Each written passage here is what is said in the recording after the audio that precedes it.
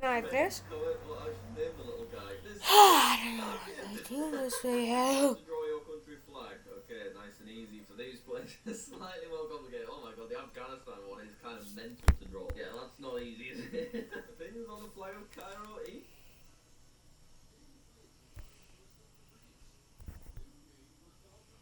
Jim, I like it. I'm generally on board with most flags, so I'm not gonna lie. But yeah, that's cool. Wait, is that Jack's geography interlude in Minecraft? Okay, let's have a look. Whoa, it's me. Where is it? What? That was absolutely epic. I redesigned the flag of Zambia. How does it look? It looks kind of cool. I'm a big fan. My drawing of Jack. You've drawn. Turn it off the Minecraft music. Did mean 16?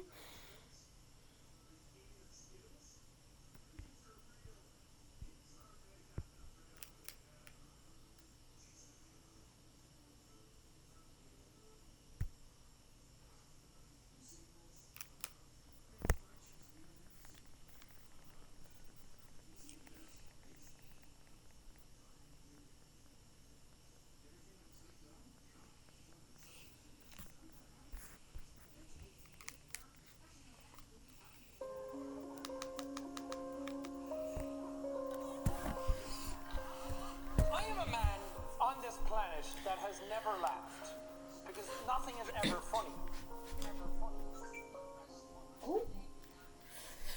So I sent out a message to the internet to give me the funniest videos that you could find, and I'm not playing around this time. Here's a clip from me later in the video where I don't laugh. See, nothing will make me laugh. Hey, you Levi, you want to buy it?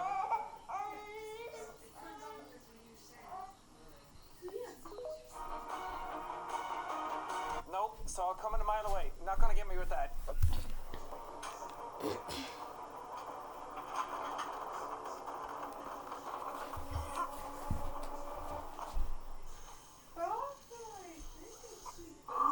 It's not funny. You know why? Because this exact type of thing happened to me recently. I had like chocolate protein milk that I was putting some matcha into. Took it out of the microwave. Handle got caught in the door. Went up in the air. Hit the ground. Chocolate milk went everywhere. And I had to clean that up.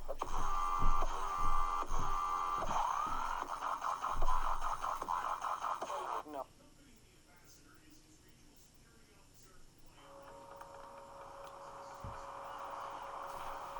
By 2050, there will be more plastic than fish in the oceans. There are 18 billion pounds of plastic waste entering our oceans every year. You've seen the images. No. Fuck them kids, bro.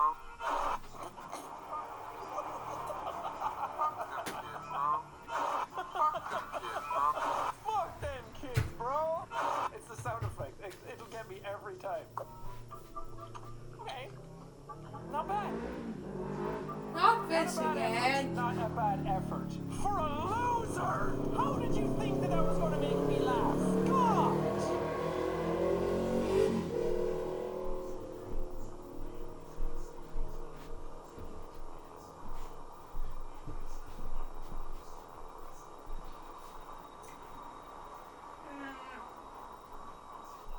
Is this it? Is this all you have? Is this all you have? Let's see the assignment once more. Put on your fucking glasses if you need them. Send me your absolute funniest videos, and I will not laugh at them in the video. It's supposed to be funny, not bad that I don't laugh. Funny! Me after coming back from recess on St. Patrick's Day and seeing what the leprechaun did. Guys, I'm gonna literally start blocking some of you. I'm not fucking around anymore. How to do the hamburger with your dick in your balls. Be in a relaxed state. You should probably be standing up. Your dick gonna need to be soft.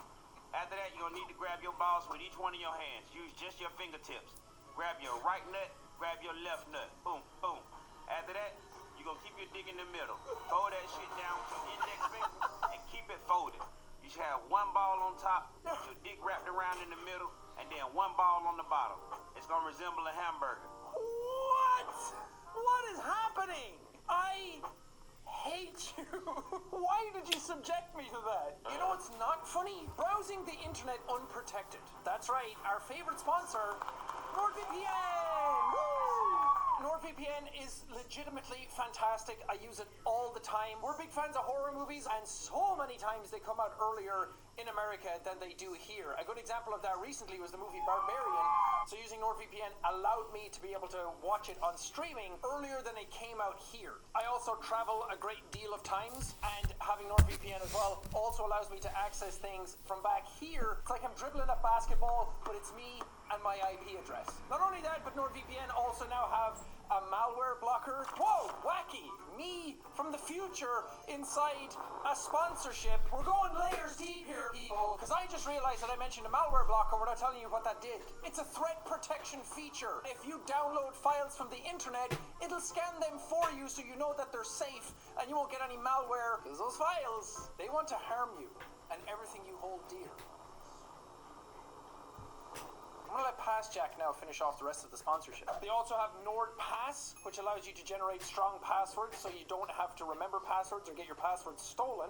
And they also have NordLocker, which means that you can upload your files and protect your files encrypted on the cloud whenever you need to access them. So if that all sounds great to you, go to nordvpn.com/Jacksepticeye right here, across my face, right here. If you click that link, you will get 4 months free on a 2-year plan, and there's a 30-day money-back guarantee. All in the description. Go down there as always, click on that. Thank you. Enjoy the rest of the laughing.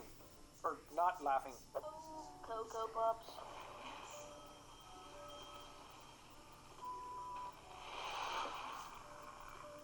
My bad. No, because you have to clean that up afterwards. Ugh. Wendy? No, more like Steve. No! I see where you're going. I see the train of thought. We might be in for some trouble here. Welcome to hell. With it.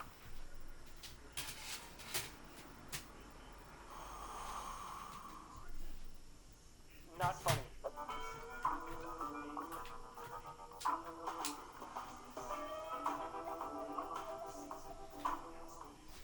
Good for you.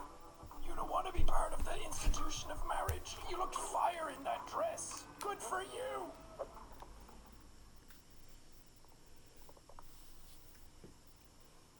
Is this it? Unless someone was going to throw another baby or fart, there's no way I was going to laugh at that. Oh.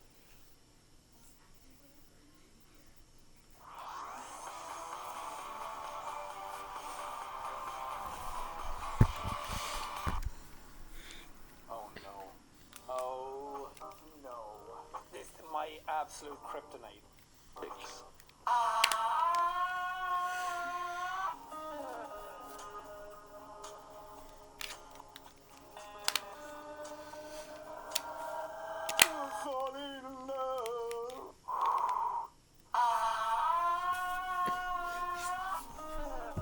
Why is it the actual note? I tweeted something like that a while back and everyone said I was crazy, saying like, have you ever farted and it sounded like your ass was asking you a question? You know, one of those like, who are you? On Taco Tuesday, we do arms. As if you want a thick body. Screaming, Ay, papi, dame tu salsa de hombre en mi cara. backseat of a Sonata. Your arms better fucking swole. I don't know what that means. Ay, papi, dame tu salsa de hombre en mi cara? You want to eat salsa in my car with me? Liver King's staying at it. After all the steroid talk, he's just still going.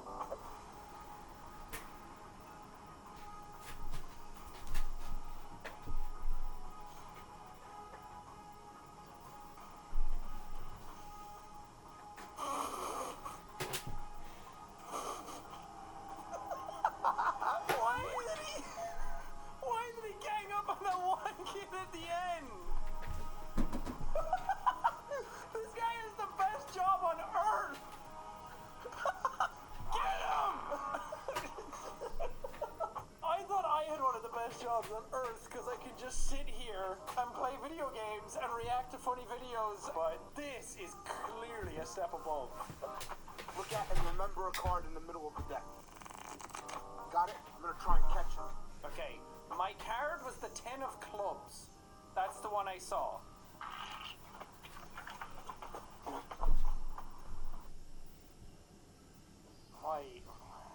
Why did I expect any different? I should have seen that coming a mile away. My parents said, you know who that is? That's the Gramscian I know.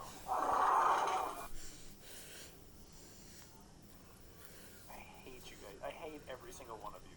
Naturally as a mouse. You're running around in the fields, you're eating natural shit, you're having a good time, you die, and then your legacy is being stuck in a cloche in Stephanie's living room in a stripper pose that you didn't ask for. That mouse never stripped.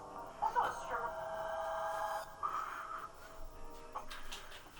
Oh, not laughing. Not laughing though.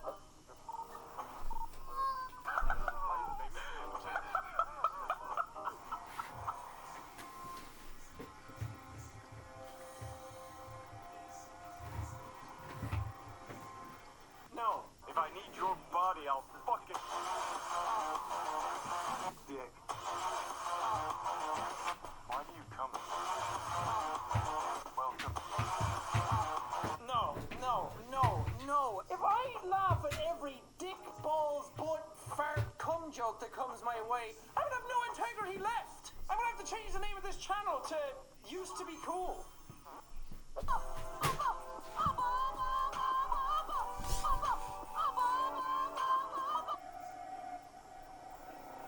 Is she okay? You didn't just sit on her face, he sat on her entire existence. She got a face full of balls. Which of these sounds better? The aluminum sheet or the metal sheet?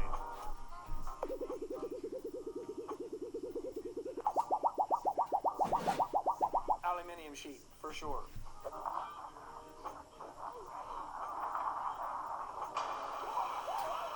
Whoa! That's so freaky! Whoa! That transitions so well! Oh, somebody has to put a scare like that in a horror movie.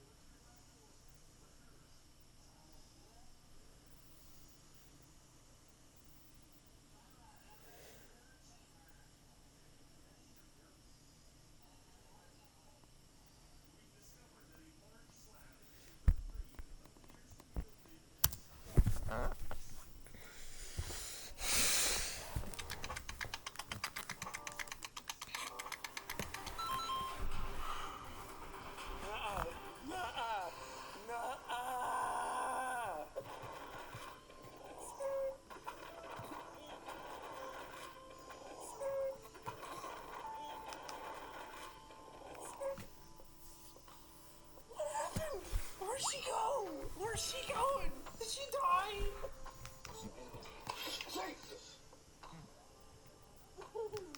You can't be popping up on me like that. You do that too much. That's so creepy.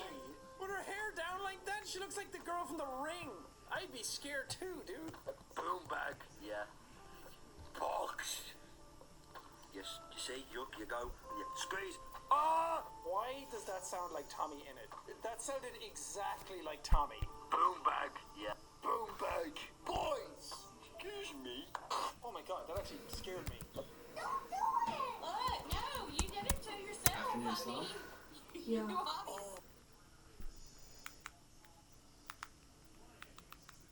Drawn the U2s, you've done a delight.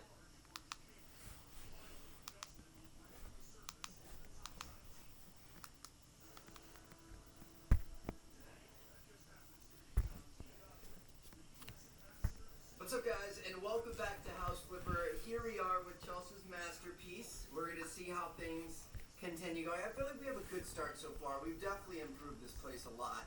Yeah. So we came in, it used to be a bunch of hallways. We kind of opened everything up. We've got a bathroom here, bedroom in here, and then the master bedroom with bathroom ensuite here. So overall looking pretty good, but now we're going to have to start kind of painting, getting some flooring down, doing that sort of thing. So Yeah. what's your mega vision? video, What are you going with here? Modern. Modern, okay. Yeah. Do you want to take a look at flooring first? Do you want to do colors first? Yeah, do you want to let's do do furniture flooring first? first. Okay. And we have to put in a kitchen. Okay. So we've got floor tiles, which are a little bit more bathroomy, No, I don't like or we've got tile. the panels and coverings. So here, what I I like like to that do, one. is I'll just set up little batches, so you can kind of see it in your head and figure out which one you want. Oh, that's this one already. So those are kind of the four main ones. This one? Yeah. You want this one? Alright, you want it all the way through the entire house? Yeah, the whole house. Alright. Even the bedrooms? Yeah, do it all. Okay. Is that weird? It's easy to clean up and it's beautiful. I think it's, I don't think it's weird. I think it's pretty. I trust you. Do it in here as well. Make sure you get the other bathroom with all the different tiles. Which one? Beautiful. You want the hardwood that goes into the bathroom too? No bathroom tiles or anything? No. You're a weirdo. Alright. See how this works out. It's a bold strategy, Cotton. You don't think it's gonna sell? I mean, it's guaranteed to sell. It's just how they get Bull it. strategy, Wow. Cotton. At It's not a, least let me not know and let me feel good about it's it. not a measure of skill. Alright. I think that's everything. Okay. Now, you want paints? What do you want to do? How do you want to do this? Well, can I see the options for the kitchen first so I know what we're working with? Sure. Okay. So we'll go in here to kitchen. Okay. So a lot of this stuff you can change colors. Like if like all these sets go together, and if you do this, you can go cream, you can go orange, you can go black, you can go gray, white, all kinds of stuff like that. So we've got those. We've got something kind of like this, which you can change the colors of. Ooh. Kind of cool. It's like a big thing like that. Oh, but we have to be conscientious of the mirrors. Or the The windows. windows. We've got something like this too. That's Yeah, I like the black. Will that fit? It's a T shape, which is kind of weird, but there's an Oh, L-shaped yeah, one. that's weird. Yeah, Here's an L-shaped L-shaped would one. be better. So you want black? I think so, yeah. Is that weird? I don't think so. So black like that, Yeah, black and stainless steel. with white handles. Yeah. What kind of tabletop? Granite, Not orange. Get rid of that. marble, I like the light colored marble, yeah. like that. So it's something like this.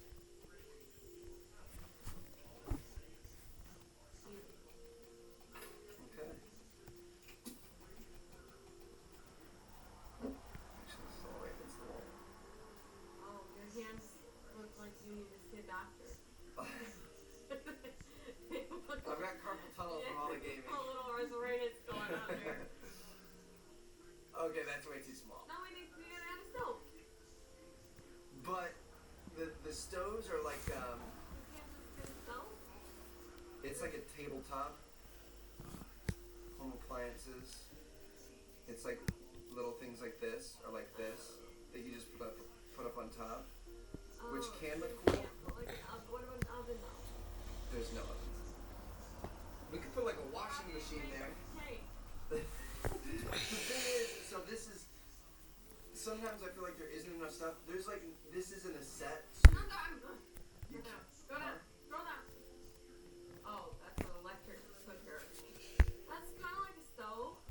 Yes, it is. I actually. Oh no, look, it's got the. I haven't seen that. Okay. No, but I just feel like this is gonna be really small. okay.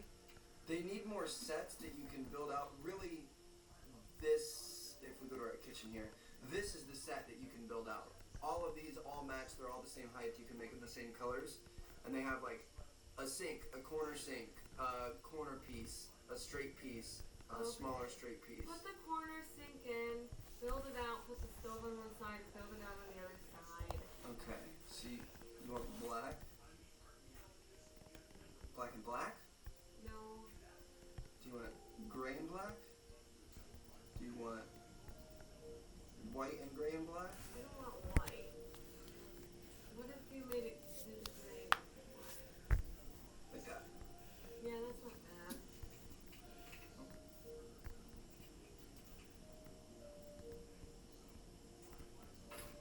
So we'll go like that. And then we get this piece. And we're gonna do. You're gonna do it by door? Yeah, that's kind of weird. We want gray and then we want the doors black. Yeah. So then we can just kind of run these. How many do you want? Or do you want like the stove there and then another one, or how do you want to do it? No, I would do another one and then the stove. You don't want the stove in front of the window. That'd be weird. Because then you can't put a hood. Ah, good call. See, those are the types of things that women think of. So do you want a little, We'll do another one more, a yeah. little half one? Yeah, just make sure you cover that window. Like that? Yeah, now you can put a stove. Okay. That stove and oven one, I think, right? The electric cooker. That's what it's called. Never heard of that before, but Right there. I like it. And then you can put up a little hood. So you want the hood? Which one? The exhaust hood. It's more modern. This is my comeback. Start yours at purdueglobal.edu. Heat sensitivity is so common. It immediately feels like somebody's poking directly on their nerve. I recommend Sensodyne.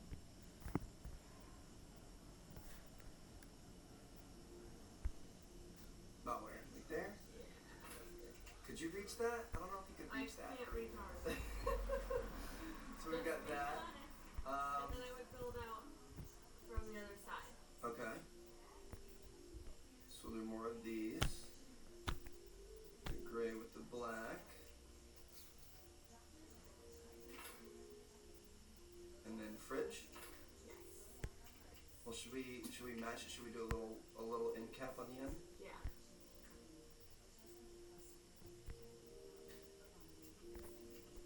I don't know if I've ever seen all black cabinets. This is interesting. All right, so now we're gonna want home appliances. There's this, which I think you can go black and black, all black fridge, or there's one that's a little bit more of a stainless. I like the stainless. Good. It's still a pretty dark stainless. Yeah. So we've got that. And then you should put one more end cap on the other side of the stove. Where's the light switch? Hold on. Where's the light switch for this room? We threw them all away. Oh, we probably did. Alright, so we'll put a modern light switch right here.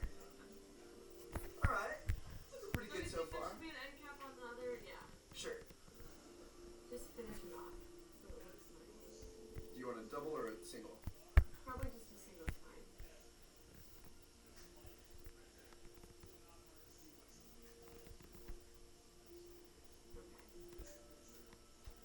Yeah, that looks better. Now it looks finished, Okay.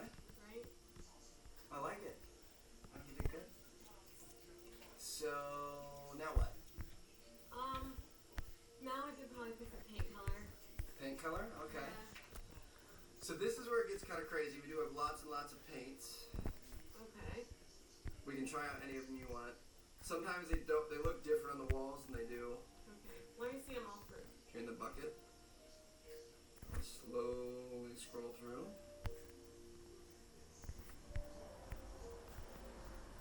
should pick an accent wall, right?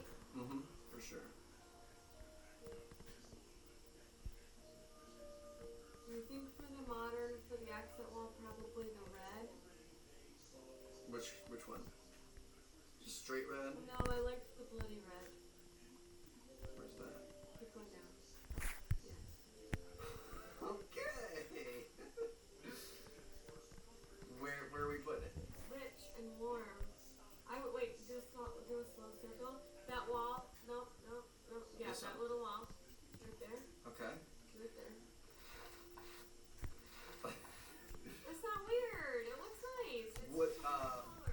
Red induces hunger, actually. It's one of those like colors that induces hunger. That's why McDonald's uses it. So it's interesting you're putting it in the dining room because that's where it makes the most sense. I'm a smart cookie sometimes.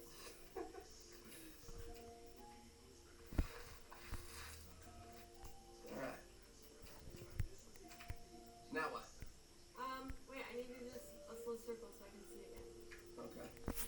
Slow circle. I'm thinking like a light, put the red on that orange wall, Okay. and then a light gray for everything else. Good job carrying that.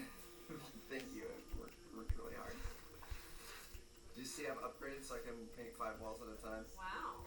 Isn't that kind of Your impressive? wingspan is very large. Leave it there, right? We're done? I actually kind of like that color. I like where you're going with this. And then It's I think different. a really light gray, so it's not like a stark white, but it's not like dark, super dark. Okay. So gray is going to be way... I'm wondering if this natural beige shows up a little bit more gray.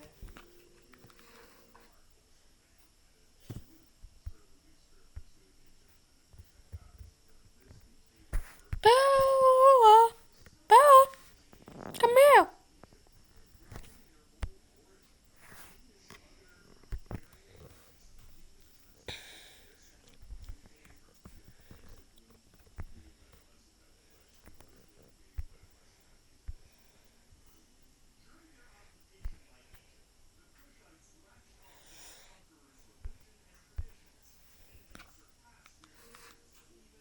Like that? That's good. Yeah, I just didn't want the stark white. Okay. And there we have it. We're all done, girl. The painting is done. The floors are done. The kitchen's looking just about there. We're doing all right. Okay, so you want to move on to the living and the dining? Yeah, I think dining first. Dining. All right. So we'll take a look at the tables we have. This one's super small.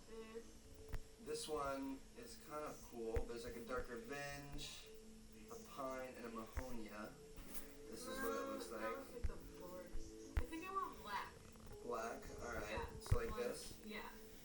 You just want black. All right. We'll just put it over the room. A little lost. Bella! Hi!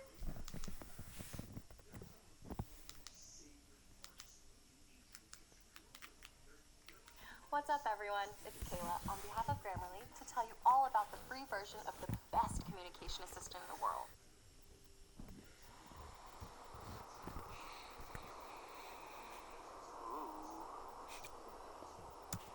I have a lot of memories of this YouTuber. Is our stop coming up? There it is.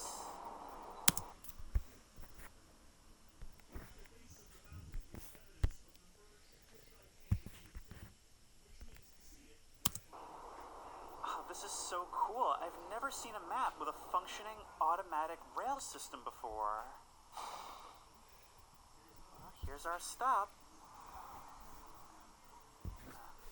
Hello, everyone, and welcome back once again to Gary's Mod.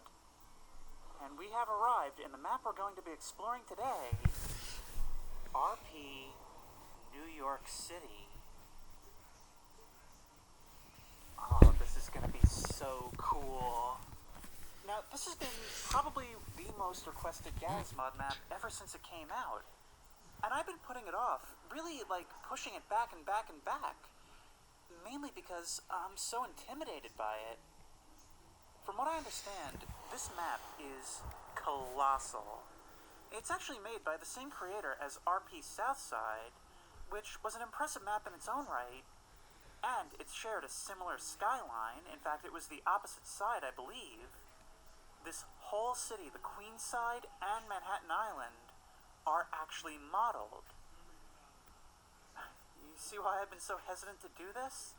This is going to take such a long time. In fact, I've been told that it may even take multiple sessions.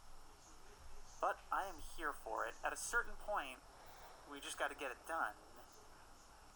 And I'm not going to be relying on trains the whole time, as much fun as they are. Although, I may actually, due to the scale of this, have to call in some help at some point. And I like this city already. The stairs are clipped. But I will say, as the excitement from arriving here dies down, and I'm forced to look around objectively at my situation, we can hear the wind, the trains, occasional sirens in the distance. It's like it's all the sounds of a civilization still going, just without the human side of it. Well, there is also, I suppose, the dull squeaking of that rotating faded sign.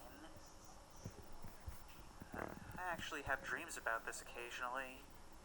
Being in some rundown city, left alone at night, no one on the streets. It doesn't seem abandoned or anything, it's just empty. I'm telling you, in some ways, an urban street at night actually creeps me out even more than a dark forest, knowing there's no one around for miles. This way you know there's people around, you just haven't seen them yet. So it's a question of, is it because they don't want you to see them yet? But I can see that the creator has actually put just as much detail and love into this as they did Southside, if not more so. Oh look, we can see all the reflections of the buildings and the puddles in the gutter. Oh, this is so cool. And that manhole cover is extremely three-dimensional. I wonder if we can actually open that like we could on Southside. No? Maybe not, but I'm gonna keep trying them because, well, even on Southside, not all of them opened. It's so weird how all this stuff just keeps running with no one on it.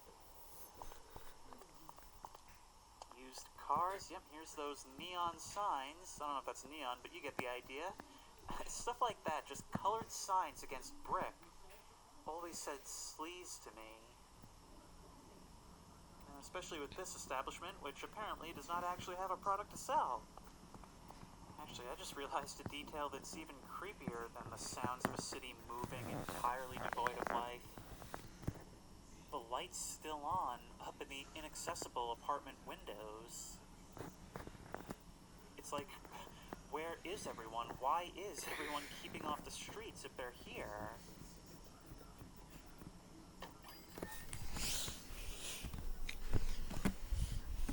Like this actually remind me of that one episode of Courage the Cowardly Dog where they go to that apartment where there's that like roach creature. Eustace stays with him watching TV while Courage gets sent on some kind of errand, and he gets sent to this rundown apartment building with all kinds of horrors lurking inside. Alright, I think if we make our way to this intersection we'll start to see a little more I actually thought I could perceive a little bit of movement on your head. One of those urban aesthetics, huh? Oh, I suppose I was right.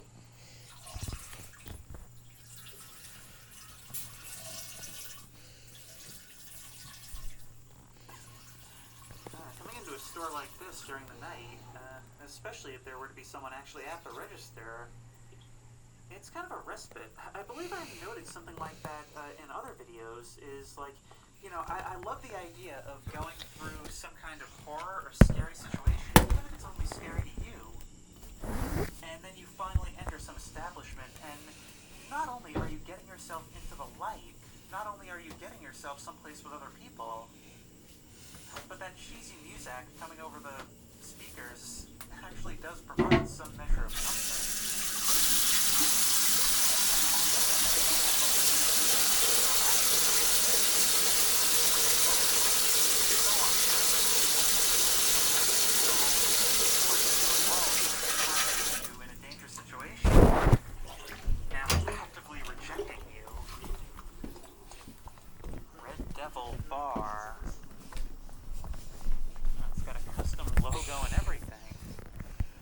this is like. Even though I don't drink, I have always found bars to be very comfy spaces. I mean, just essentially public areas where you can kind of crash. It's 5 o'clock somewhere. Oh yeah, and this is no exception. Wood floors, dimly lit cushioned booths. That really crunchy creak of the floorboards under my feet suggesting that this is a place where good times have been had for a long time. And the slow-turning ceiling fan overhead meant to lull you to sleep. But the party's over here. I actually like this. You crash over here, you know, you sit in a booth with your friends. If you're really sleepy, you go in the back so that you can lay your head down and insulate yourself from the aisle by having people sit on either side of you. But if you're a little bit more energized, you kind of work your way over to the bar. You know, you're not quite ready to knock out yet, so you're sitting over here. Or, if you want to do more, you come over here where it all opens up. And this is where the party is. Here's a stage worthy of the final moments of a Twin Peaks episode or something. I just love the architecture of this place.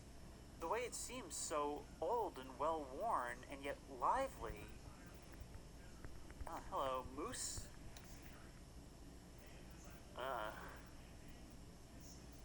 You actually appear to be kind of shriveled and faded. I mean, no offense. You do got all your fur and skin on you. For a second I was actually wondering if you might not be an asset from Condemned 2. That one had a creepy moose on the wall as well in one level. And here is the promised pool. I wonder if this is actually playable in Gary's mod. Probably not. Yeah, these are just props on the wall. But I'm sure there's add-ons that allow you to do this. I always think it's really cool when maps actually have, like, architecture that enables the use of add-ons. Like stuff that is complemented by it. Now, what's up here? Great place to chuck beer bottles from and claim you didn't do it. And here are the restrooms. Single use, which is kind of strange considering the size of them. We kind of got to keep this on a quickened pace, don't we? And thankfully it seems that the doors remain open on this map, which is really useful for keeping track of where we have and haven't been. Sooner or later we're going to get over there. Now, what's going on over here? Ooh, look at that! The way the flag billows in the wind. I gotta learn how to do this on maps. The way to get, like, trees and all these objects that move in the breeze. That simple feature right there, and it is always the simple features. Just allows a map to feel so much more lively. On RP Southside, I pointed out the fact that simply the streets being realistically done adds so much to the realism. I mean, look, we've got, like, a little hatch here on middle patch. Concealed firearms are prohibited in this facility. Well, what are you gonna do about it? Ain't nobody here. I'm Robert Neville. I can do whatever I want.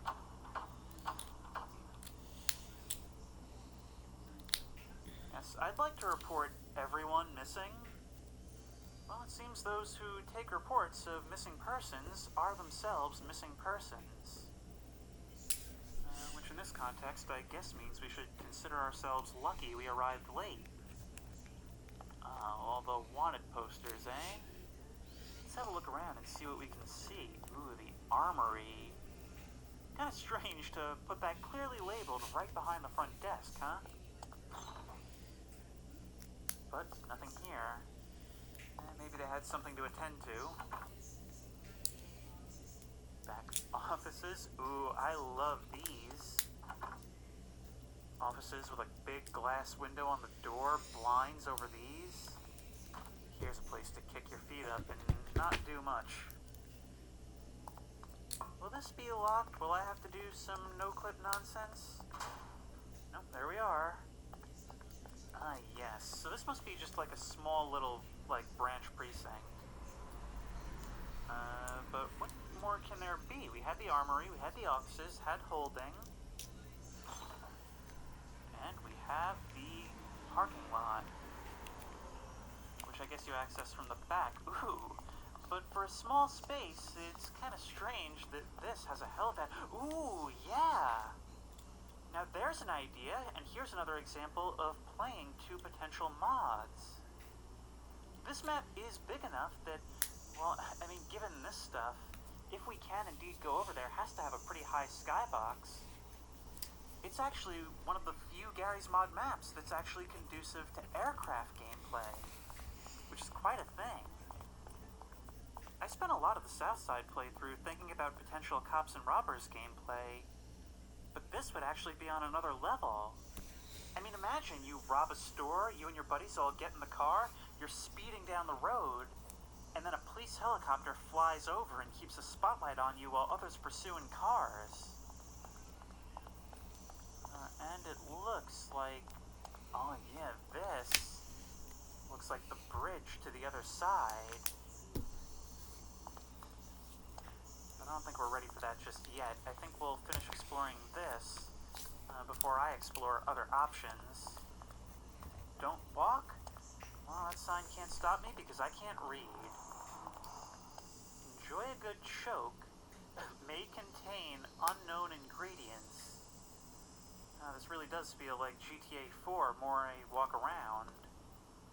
Actually, I wonder if that overpass doesn't maybe actually go underground. Like maybe there's like a tunnel that goes across the river. This seems to be a little public basketball area. Throwing in VR doesn't really work too well, especially in Gary's Mod. But let's see if we can't maybe get something going here. Yeah, this is not going to work too well. Let's actually see if we can't get a decent riverside view. So let's sprint down here. All this probably passes under the bridges and such. Harbor Drive. Yeah, there actually is stuff over there. Helipads and docks. I may not be taking an airboat down into that river. Look at the way the water passes underneath, reflecting the moonlight, and that being our only measure of just how fast it's moving. Oh, there's the Statue of Liberty over there, much closer than it is in real life, towering over the Brooklyn Bridge. And it looks like there's actually more walkways down below. Is there anything to actually explore underneath the bridge? A classic 70s New York barrel fire. Minus the fire. People always joke about how, like, dirty and disgusting these hot dog carts are. These guys actually pay, like, a fortune to be here. They're, like, super regulated. I wouldn't be surprised if they're cleaner than, like, you'd get from a fast food place or something. What is this supposed to be?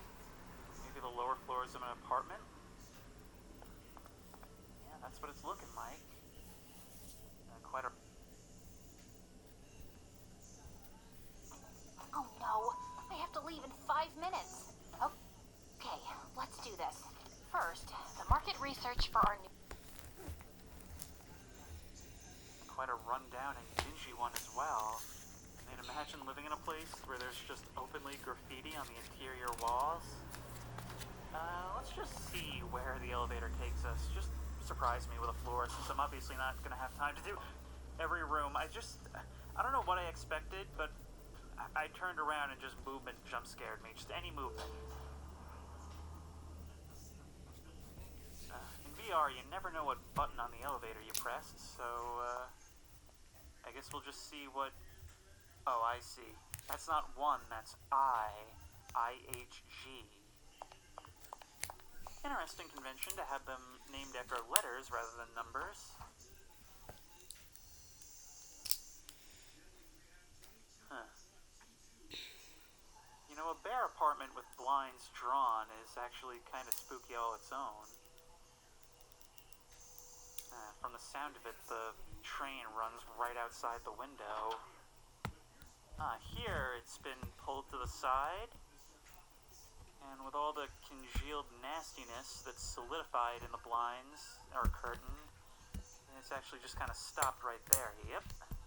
What a view. Ooh, we can actually climb out onto the fire escape. That's cool. Huh. You know, the noise sucks, but the view is actually quite gorgeous. I wonder where that lands in terms of pricing. And the answer is this thing's probably like $3 or $4 grand a month if you're lucky.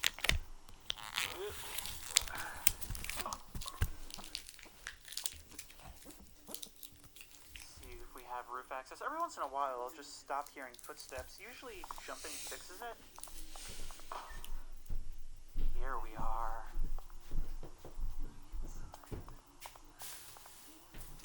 Oh, it's actually quite dark up here. Look at that. Oh, from here we can see the rolling landscape in the back. Oh, this is such a neat skybox. And, Cops and Robbers gameplay in mind, we can actually jump down onto the ventilation below, breaking our fall and making our escape. That's the cool thing about these city maps, I think, is that you can design it in such a way where there's always potential to keep running. Anything that seems like a dead end, give the player some kind of out, something they can do. For example, that is really triggering my vertigo. I think it's actually worse, because a lot of maps have, like, really far drops, but it's not often there's so much detail to contrast the ground I'm standing on with. Alright, we can jump down to here, to here, to here, and oh yes! Yes, you can make a train getaway!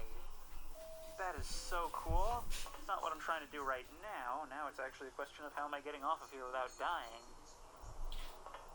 Whoop! Never mind, it'll just drop me off. Well, you can't have it all with physics.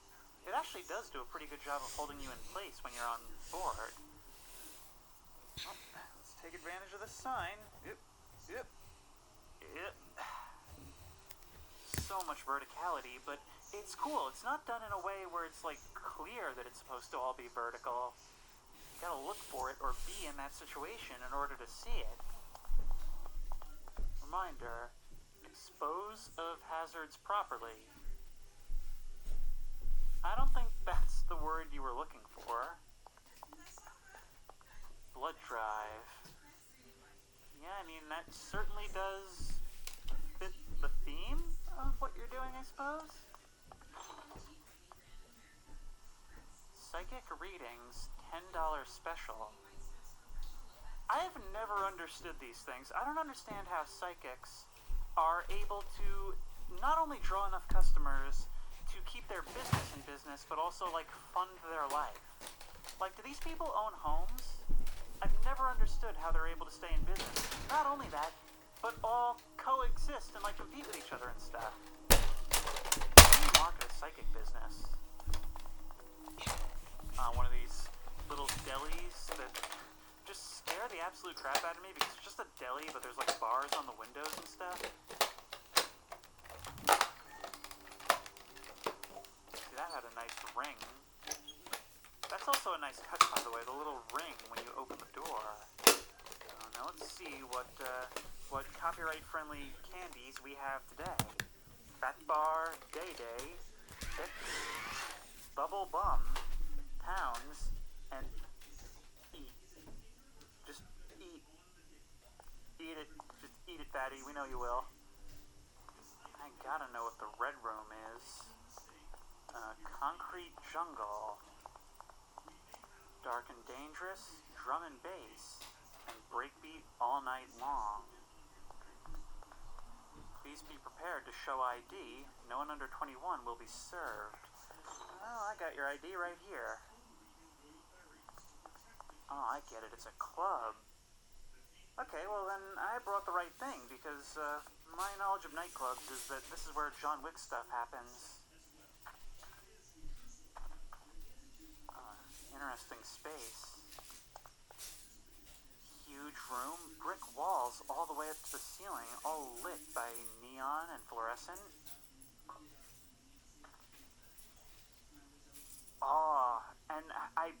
much like the club in Southside, I bet we can actually mess with this. I mean, I don't want to for fear of playing copyrighted music. But this is really cool. Look, we can even play with the different effects and stuff. There we go. We can cycle between those. We can change the light color and light effect. That is not... There we are. Oh, this is so cool. I love it when not only is the architecture really unique, but so is the functionality, so that all of these spaces can actually be used for their intended purpose. So here's the bar, and here's the bathrooms. Wait, so then what's over here? Because I assume the bathrooms would be down this hallway. And I don't think this can lead to a back alley because we've gone underground, haven't we? Ooh, there's a VIP area. Alright, well, we'll definitely want to check that out. No. Oh, I see. It's on a hill. So the lower floor is actually ground level. But it gives the illusion that you're going underground. That's kind of cool. Now, what's with this VIP area? Ah, yes, all the nice couches are reserved for here. As well as all the empty space, apparently. But from here you can make eye contact with the DJ, stare down at all the peons dancing below, while you don't dance, which I would assume would be the thing you came here for, but whatever. So what's up here then? Is there maybe some kind of, like, roof access? Oh no, here's the boss man's office. Oh!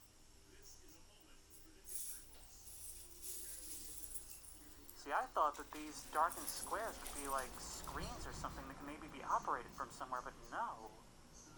Tinted windows that look down from above. It's just always been really interesting to me how architecture and perspective can sort of influence your whole perception of a space. Alright, well, after I rifle through your drawers for some good dirt on you, no doubt, let's keep going up to what is presumably the roof.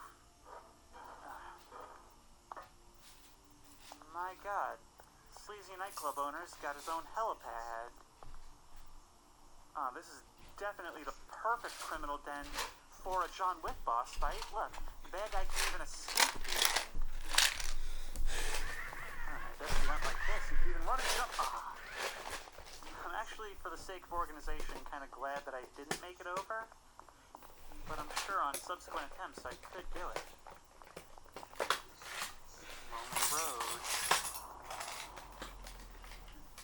That it certainly is. There's like hardly anything here now. Seems like we're coming down into a more industrial area. Oh, look at that building over there. Almost looks like a plant bud rising out of a pot, doesn't it? Wait, does the moon still do the thing? Yeah, it does. It still does the thing where it seems to be tied to my head's rotation. Oh, it's a Project Zomboid player's dream. But nothing else here much, though. Why is that bench so lit?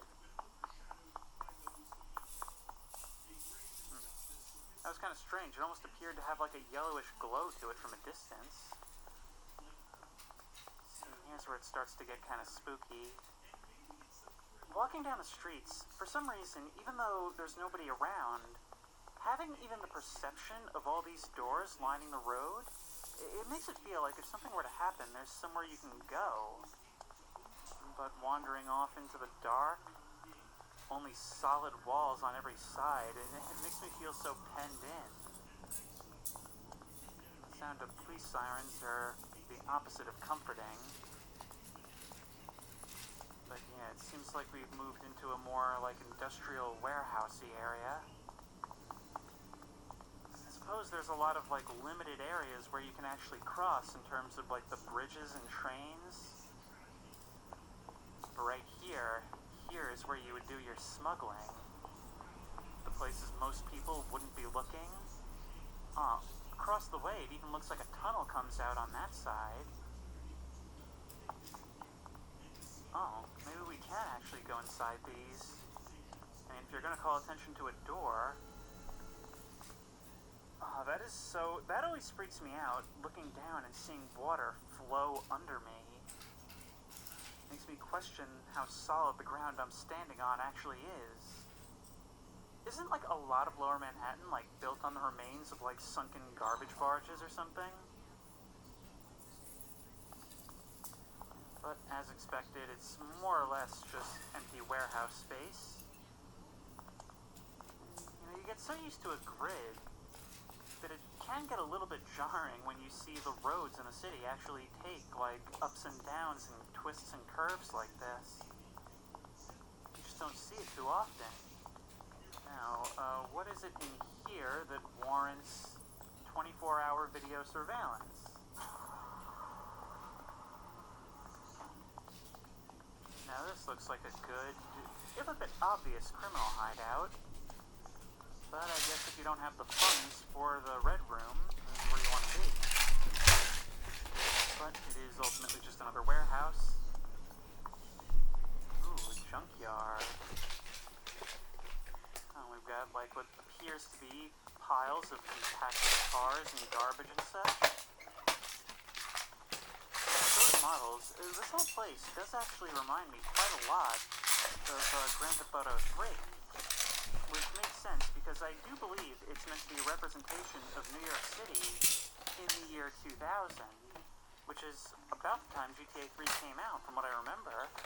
A tunnel which leads to Southside.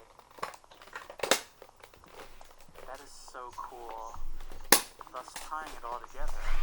Although I guess it sort of makes it so that Southside can't possibly be the west side of the river, the west side of Manhattan anyway.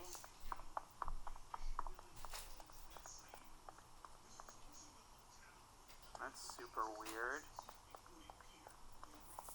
Oh, these windows are just like boarded up. But it doesn't look like we can actually see inside. That is beyond strange. Alright, this time let's do the mystery box. Let's enter from a back alley, and then find out what kind of establishment we're entering. Someplace we've been before? No, but it's someplace certainly very nice. Alright, here's the kitchens. The freezer, which I wonder if it actually hurts us if we close ourselves inside. I actually have no way of knowing. I mean, the map Trouble in Terrorist Town Exclusion was doing damage to me without telling me. Yeah, this is really nice. A room back here for all the dealings Italian-American business owners are known for. And if we come to the front, there's probably a restaurant, right? Nice place, too. I'm not a huge fan of most Italian food. However, I will say that Italian restaurants always have the best decor, like hands down. You know what it is? It's not even that I don't like Italian food, it's that I don't care for tomato sauce, which sort of locks me out of really enjoying a lot of things. I mean, I love pizza, but you don't really taste the tomato sauce in pizza a lot of the time. Now, what else is there? Because it seems like we've looped back around. It's time to get happy. Starting at $1.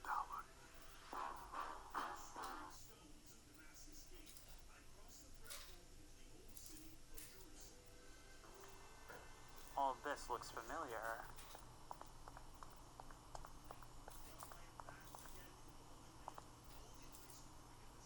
Yeah, there's plenty... See, what I love about this map, from both an RP and an exploration perspective, is how there's plenty of places that are just like open store space for players to do whatever catches their imagination.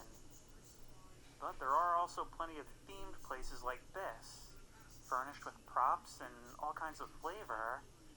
In this case, literal flavor. But still leaving enough for players to do what they want.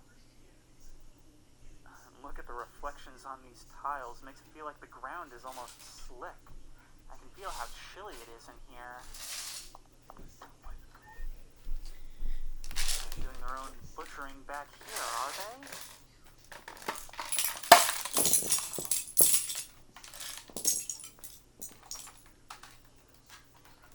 I bet the restaurant across the street makes use of this place quite a bit, doesn't it? Here's their own freezers, their own smaller freezers, I guess. Excellent for temporary meat storage. But, you know, less visible temporary meat storage. And I see they've got the tools.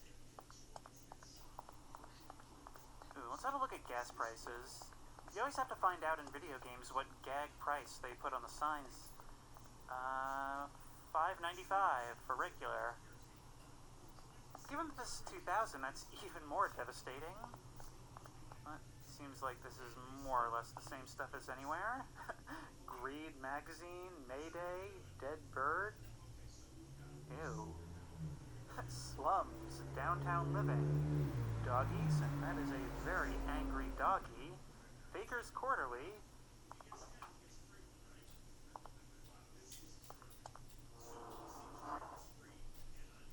Now this is a freezer to get trapped in. Oh, that would be hilarious. You're just like pounding trying to get out. Nobody can see you because this mist is so dense. There's so much potential for humor in being able to walk behind the freezer shelves in a convenience store. Actually, you know what that reminds me of? You remember the one dude in The Simpsons Hit and Run when you went into the Quickie Mart and there was like some old guy just frozen in the freezer? You know, where you freeze things? Now, I had talked in RP Southside about how it really is special when you have an RP map that's actually big enough to be conducive to driving. So it's even crazier that this one is big enough to allow for flying, as well as all the driving that RP Southside offered. And you know, like, I've been going through this last section feeling like I'm almost done exploring the map, but I'm not. Oh look, we've even got a tunnel we can walk through where the lights dim and yellow. It's a change that you only notice when you're already in it, and then start wondering who's going to be there when you reach the end. Always thinking about that one Hey Arnold episode. The man with the hook for the hand who waits at the end of the tunnel in the park.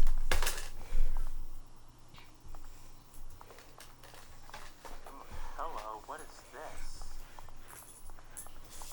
That looks like some kind of mansion. A mansion with see-throughable windows. Oh, I did not expect to see something like this. Oh, it even triggers a doorbell that goes off on the property.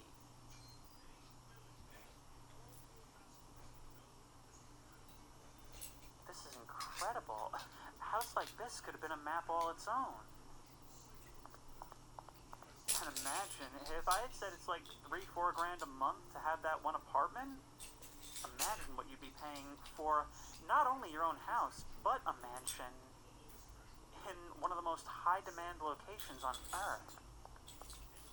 Have your own garage, your own massive driveway. Like, at this point, you're just showing off owning all this space.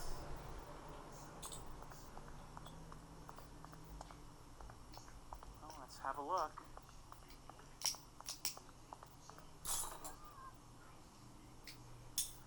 Wow.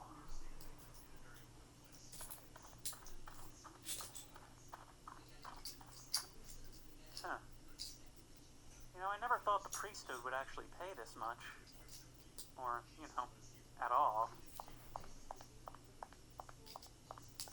Nice wide kitchen. Island in the center, so plenty of space for preparation. Although this place, too, appears to have been left bare. So the players can furnish it however they want. And those doors do look less residential and more, I don't know, businessy. Maybe it's a hall that's meant to be rented out for events and such. Oh, you've got a wine cellar. You've got a dark, moldy, spacious wine cellar. I hate rich people, I hate rich people, I hate rich people. Why do they build things like this? Oh, this sucks. This sucks, this sucks, this sucks. I didn't expect to pivot into horror this quickly. Even if it is only horror in my own mind, but is there a light switch or something? There is. I won't be using it. It's more fun this way. Why is this behaving this way? Is there maybe something I should know about here? And room for more. I'm telling you, a house like this could either be owned by the local criminal mastermind or the target of the low-life thieves. Although I'd hardly blame them. Let's close that forever.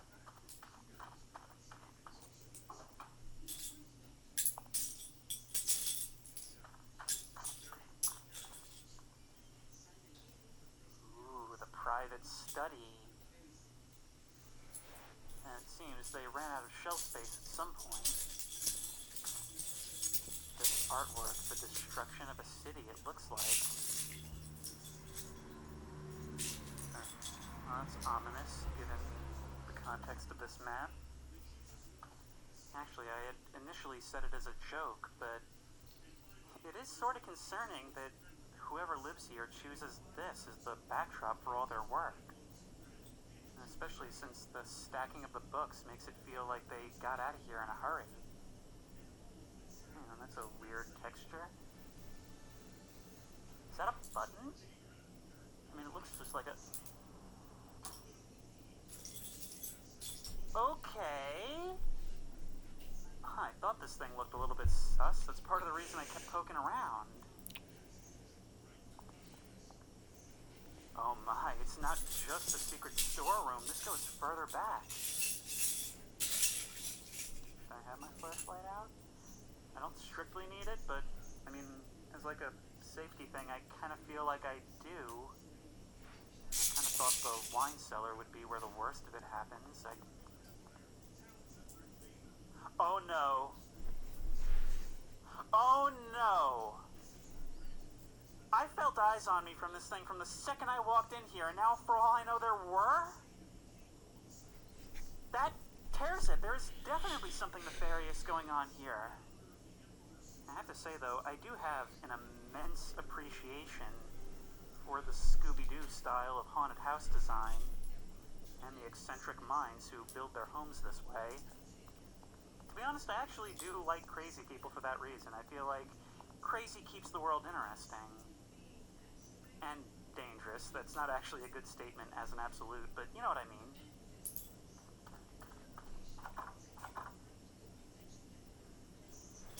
What a kingdom to look out over. Ooh, you guys have even got your own little pool area around the side. Honestly, this kind of looks like the kind of thing I used to build in The Sims before I furnished it. I would hope nobody deletes the ladder. Oop. You know, it's just on a whim, because it has historically been kind of the precedent for doors with lights next to them to have working doors. Oh my god, we can actually enter these houses.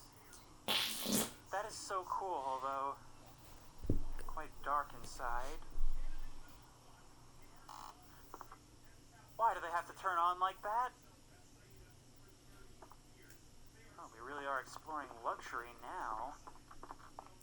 This is quite a lot of space, although that window is fake. I suppose you take luxury in the ways you can get it. But they have their own garage.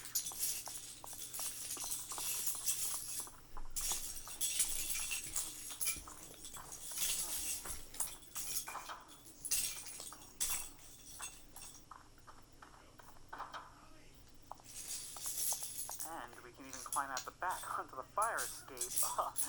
Cops knocking on the door, we climb out the back window and slither down into the alley.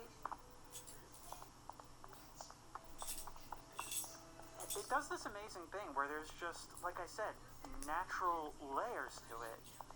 If you're driving on the streets, it'll look like one thing.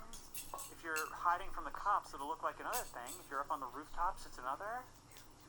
And it all does this very seamlessly. Like, that's something that always fascinates me, is maps that look completely different depending on who you are and what you're trying to do. But it seems like that's about all we have to do here. And we're gonna have to make the trip into the city proper. I don't really feel like getting on those creepy trains again, at least not now. So I think I'm gonna have to call for a ride. Ah, there's my ride. Ooh, and he's coming in a little bit hot! Hi. You must be my... who am I kidding? It's not like there's anybody else around. Hey, Times Square, please?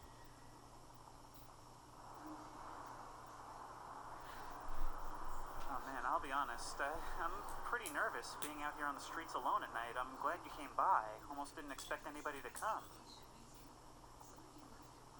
I'll be grateful for the conversation. So, you've been, doing this a long time? Cool, cool. I'm in good hands then. To be honest, I was a little bit nervous with how quickly you came in, but I guess that's just me not being used to the city life. You been to this place up here before, the Red Devil? Huh.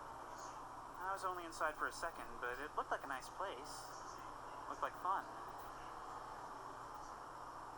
I think you were actually supposed to make a turn back there. I'm lost. You're lost? What do you mean you're lost? I thought you said you've been doing this a long time. I didn't say anything. I guess. You know, I'll be honest, it's kind of weird that there's nobody on the streets, right? Forget about it. Are you saying that I should forget about it, or are you just reading the sign that we passed under? Forget about it. I don't understand city life at all. Awful quiet tonight. Yeah, it sure is. Is it like this every night? All night, every night. Only night, no day. Oh. So how long has it been like this? What year is it? That's a pretty lady. What do you think? Sure is. Yeah. She doesn't talk much, though. Is that what you do? Try to talk to the only other car in the city? Yeah, sometimes. She got a pretty face. Doesn't complain too much. She's not the only one. I've been stuck in this cab for as long as I can remember. Wait, you're physically stuck in the cab? Yeah, I can't open the door, nothing. How'd you get in here, by the way? I just opened the door and got in. Your door opens? Yeah, have you never tried? I've tried. I try every night. All night. Every night. Only night. No day. Is the door actually stuck, or did nobody ever teach you how to open the door? You know what? Don't worry about it. I need you driving for now.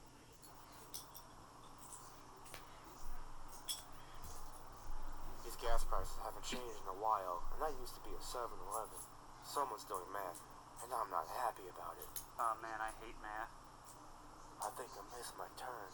Yeah, just take it back around.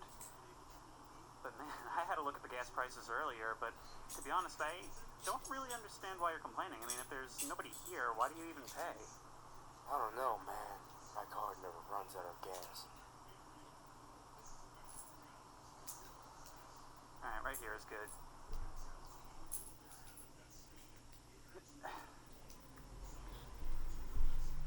Alright, well, thanks for the ride. Here's your cash for gas, I guess. Hey, you ever walk around the city at night? You see the subtitles on the bottom of the screen and they say, door open? I don't play with subtitles, but I actually don't know then. Man, there's a thought. What a weird guy. Oh, they've actually done it! A representation representation of Times Square. This is so cool. Hi, Bella. Not only that, but a representation with all the lights and moving signs, all the scale and verticality of it. This is absolutely nuts. I never thought I'd see something like this in Gary's mod. I mean, it must be an absolute feat to get this to all work in one map. I mean, remember, Source is such an old engine. To be able to do all this without loading screens, with all this detail, with all these interiors, and actually have it run well, even on modern hardware, just the way these things work, it shouldn't. Honestly though, for those reasons, this place, more than any other I've been to on this map so far, just makes it all the more jarring just how empty this place actually is. All the scale and the lights, the sounds around us, it just does not compute. It's just not an image you'd come across. It's like your brain is desperately trying to tie these associations together, and it just isn't happening. Lights, sounds, streets all mean people.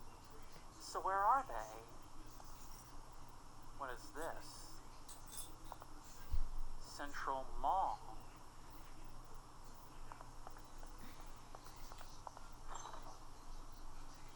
But space available is ripe. All these stores are empty.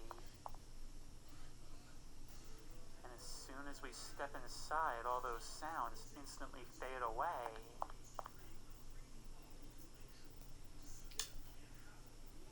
Well, not all of them.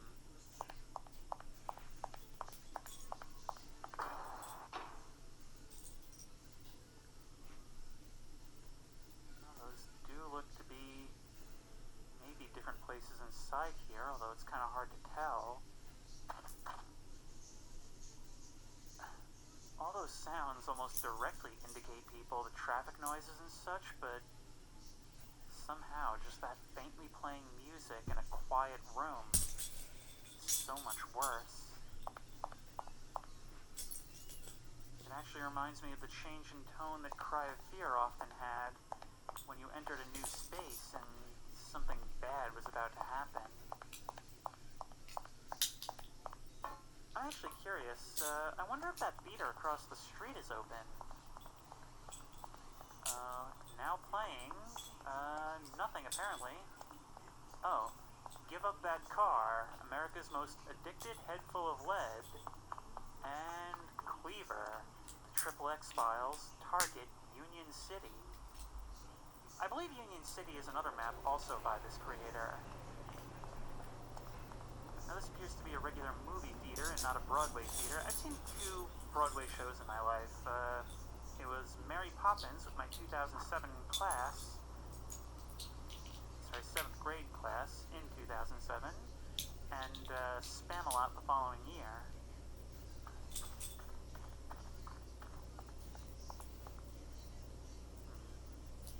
Only one screen?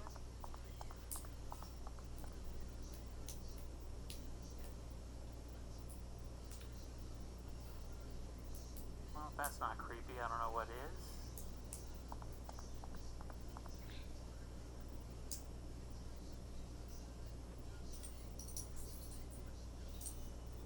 Imagine you wake up one day, find all the systems of your city still running, but no one around. Finally make your way to a movie theater, see this. Sit down in one of the chairs, and notice as your eyes adjust to the room around you, the transparent figures have faded into the seats. And you start to get the feeling that you've done something to yourself by staring at this image. Hey, if there's nothing on the screen, I'm gonna come up with my own story, alright? King Fries. That reminds me a lot of the Enterable restaurant in GTA 4. I mean, I know they're both New York City, but I wonder how much inspiration this is actually taken from the GTA games. More or less a regular fast food place. What else is around? The thing is, from this central location, I'm not actually sure how to structure this. before I was lucky enough to kind of start in a corner, and there are subways about the place, but I'm probably going to want to save those for near last to see where they can take us. I guess we head over to the river and try to go from there, right? It feels really, really good to be able to just walk in the middle of the streets, but it still feels wrong. Oh, it looks like we can come in here. What kind of place is this anyway? There's a paid parking area. I can't figure out what this is supposed to be. Maybe some kind of high-end residential or hotel?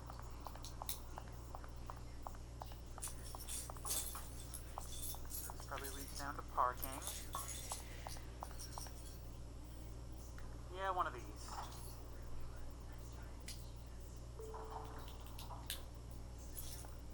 Yeah, definitely high-end residential.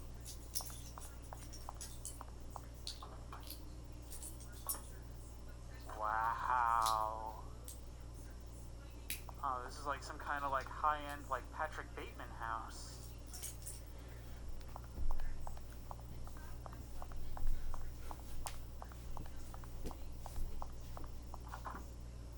Look at this view. And right over Times Square. That is sick. And I love that advertising that I'm able to see from here. What appears to be a lit cigarette atop a sign. I don't think they allow advertising like that anymore. This is incredible. Look, it wraps all around. These full glass windows. I don't think I can make that jump to intrude on anybody else's apartment, but I don't imagine this is where that kind of crime takes place. All a matter of perspective. It's crazy to me how a player performing one activity on this map in one location can have such a different experience to somebody playing the same game on the same server. I just love how there's like such consideration in this. For every play style, for every desire. And just room for players to use their imagination as well. That's the coolest thing about this. But there is our initial goal, which was the river, and that is quite a dark alleyway. Here's an unrealistic thing, a grassy alleyway on Manhattan Island. Oh, I don't like this. Can we get through here?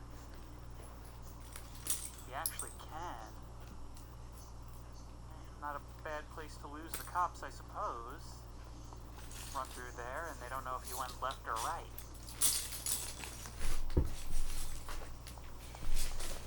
If we look over here, you've got the heliports and the dock. Actually, which reminds me, I need to head over to the far south and see how we actually get down to that dock area over there. The one that's across from the warehouses and presumably used for smuggling. Okay, come on, you cannot tell me that that tree would be there. This is weird. A 7-Eleven that is only the gas station component. Is that the real thing that exists? Like, is there actually a 7-Eleven that doesn't have, like, even a convenience store? Actually, I don't know of any gas station, period, that doesn't even have a convenience store attached. Okay, but if there is a way down to the water, it would have to be through somewhere like here, right? Oh no, this is a construction site. Well, guess I tripped the silent alarm, got busted for trespassing. Wow, that was actually so directional, I almost expected a car to come pulling around the corner now. Especially now that we know we're not the only ones around here. Okay, that elevator probably takes us to the top.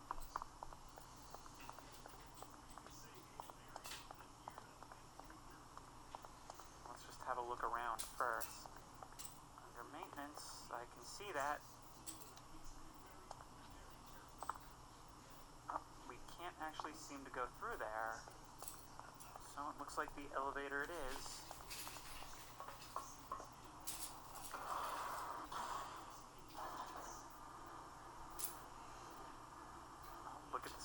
rising up around us.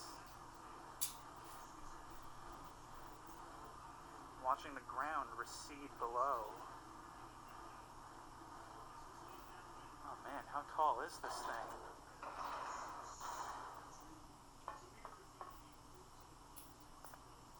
Now up here is a great dead end for a final confrontation.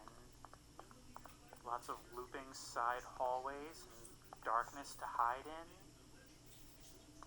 When you reach the end of the road, there's nothing left to do but fight.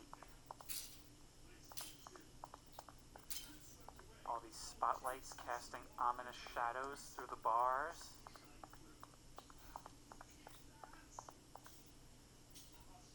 And we get full roof access. Or, what may not be the roof by the end of this, who knows? But there's our view. Oh, look, from up here, we can see across to the other side. Make out the silhouettes in the fog of buildings that were our whole world before. That's the thing. From high up, I mean, it really is true. Everything looks like ants. And so what could be like your amazing story, your RP story that you tell for years to come, could just be happening in the distant background of what somebody else is doing. I think that's what Gary's Mod RP, and really all open-ended multiplayer experiences are all about. It's about creating stories for each other to tell for years to come. I mean, I always think about the time I was with my friend on RP Downtown V2, and we had a bar in this little back alley, and we started getting extorted by players who were like mob bosses. We would have to give like a huge cut of our profits to them. Of course, unbeknownst to them, and even to my friend, I had like a counterfeiting operation in the attic. And then the police, we told the police, and they wanted to set up a sting operation where they set up like cameras in the bar, and then they went to the attic upstairs to like have their whole little operation. And of course, when they set all that up, they noticed my little counterfeit operation, and it became a whole thing. I still remember that like over a decade later. And I think a map like this, had it been around at the time, I mean, I'm just imagining all the stories people will have about a place like this. A place that gives them so much freedom, because that's what I think games should strive to do, especially multiplayer ones, is just give players the tools to create these emergent stories. That actually looks like it goes downward. Oh, maybe this is actually how we get down to the dock. Alright, let's try this. Yes it is. This is what I was seeing from the other side. How perfect is this for smuggling operations? A place away from most player activity? A place where you can actually cross the river unseen. And then again, crossing this river would be quite scary in the dark. And I know something about being lost at sea in the dark being scary. I still remember on RP Southside, I took the airboat to try and explore what was out there. People on the Discord started making DJ Khaled memes. More boarded windows. You're putting boards over bars. Seems a little redundant, don't you think? And a moldy old mattress crumpled against the wall. Where does this stuff lead? We must be able to access some of that stuff, right? Oh, we can. It's very hard to... Ooh! Ow, my bones. It's very hard to get her in VR, especially where you want to be. Let's just jump off right here. Yes! Imagine if there was just like a horrified family just staring out, sitting at the dinner table. One kid's meatball falls off of his fork. But this place looked nice from the outside, but it's kind of run down and Silent Hilly from the inside. Also, very strange to have been walking along this place, seeing the lights in the windows, but then coming inside and finding no one here at all. I mean, I had been taking the lights in the windows as signs of life in this city, but if even that's not true...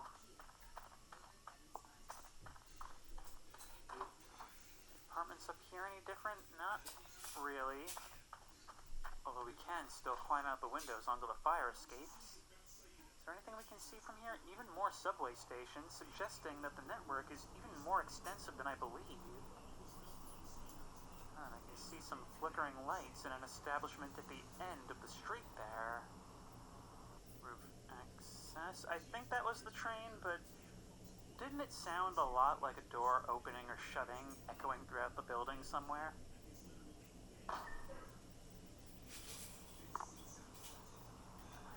I never expected it to be so dark when I come up here. And such a wide space. And just nothing to stop you from going over the edge. I hate heights so much, and VR definitely makes me think about it more than I otherwise would in a game.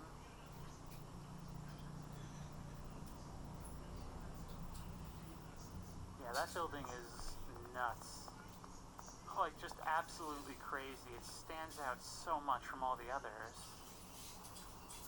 Alright, well, back at ground level now. The den, keep out. Okay, well that sign means must have gun out to enter.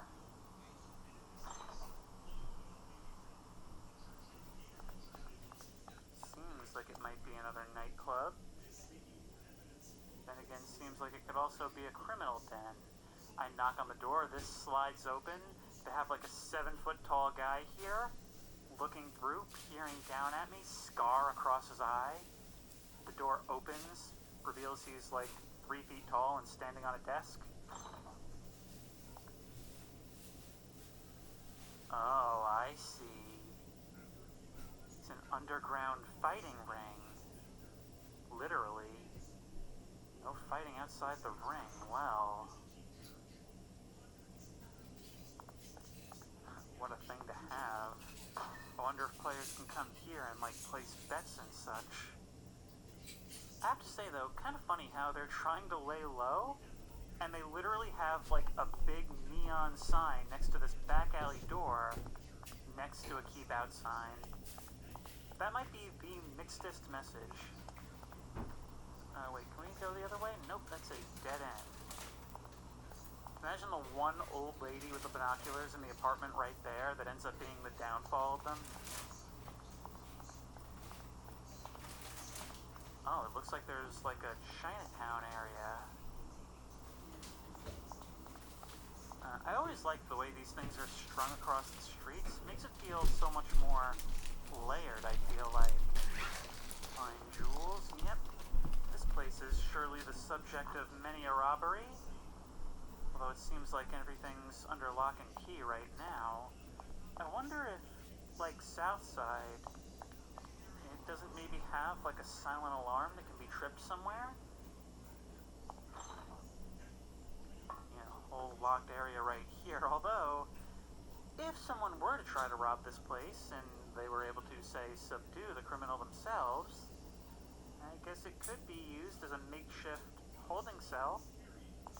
Maybe even ship them off to the fight club, fight on the owner's behalf, make them some money.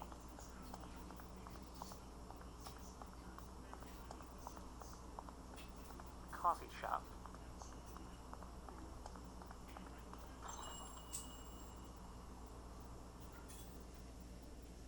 Seems like more than a coffee shop.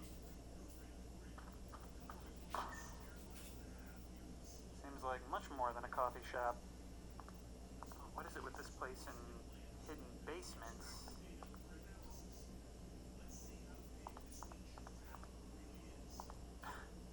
Guess they grow their own stuff here. And another exit out onto the alleyway. Ooh.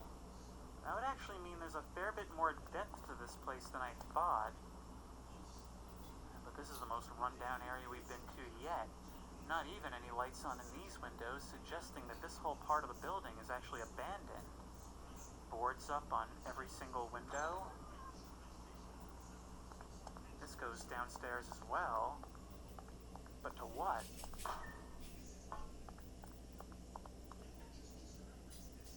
Kitchen?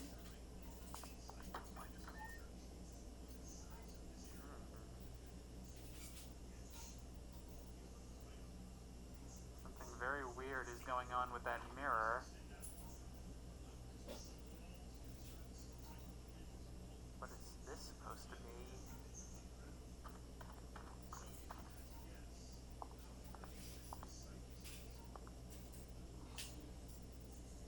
Well, here's the boss's office. Complete with sword. There's no way that back alley entrance was actually the main entrance to this place, right? It's gotta be up through here. Man, this map is absolutely insane. I just can't believe how every time I've slithered down some dark alley, there's always been something to find. I don't even have to really, guide myself because everywhere I look, there's something new to see. It actually sort of makes me question, from a gameplay perspective, if there's not such a thing as too big. I mean, a map this size, you've got to have 30 plus people in order to even encounter each other, right? A gun shop. These things are, of course, all over New York City, especially Manhattan. But I wonder if this place doesn't have a gun range as well. Nope, just all these shady, straw-filled shipping crates in the back. Writers of bad checks will be shot. It's been a long, long time since I've been in a gun shop, but I wonder how well a sign like that would actually fly.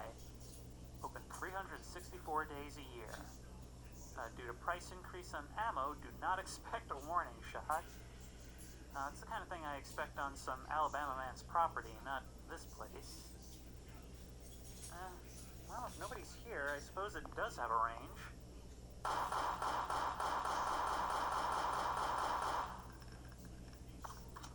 Good.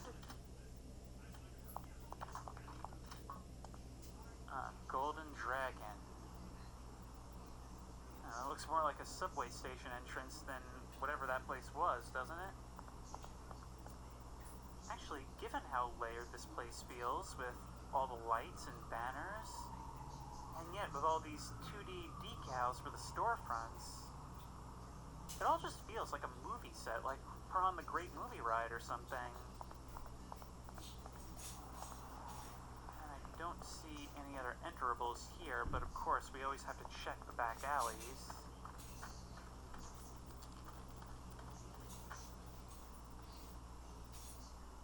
Is this perhaps openable? It is.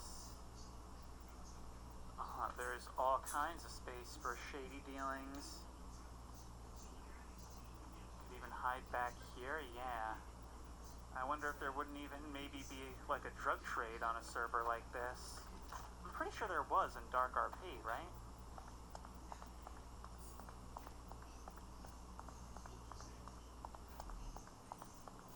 Yeah, a whole lot of generic stores down this way. Oh man, it is starting to become agonizing just going street by street trying to see everything. And granted, I'll probably be cutting a lot, stuff that doesn't really go anywhere or that I don't have anything to say about. But good lord, this map is huge. I mean, I probably could have explored Southside twice over by now. This is that place that had the flickering lights at the end of the street, but I guess the flickering was just a product of VR. Oh, that's weird. It's like that place was calling so much attention to itself, and then it just wasn't. Oh, a church. I've always been fascinated by these really old churches that are just in the middle of Manhattan Island. Just something that you could never build now, something that wouldn't be there now that they're trying to maximize the space for the most efficiency possible. Went from somebody to somebody. I absolutely love Gag Graves. Lived up to his name. Okay, well this is clearly dig-upable. Come on. I know there's some interaction that will enable me to open you up. No.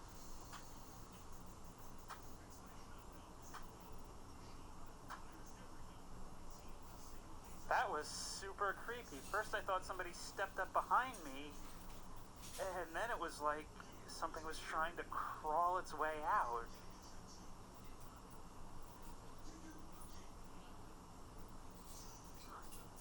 Well, we can get in, I suppose.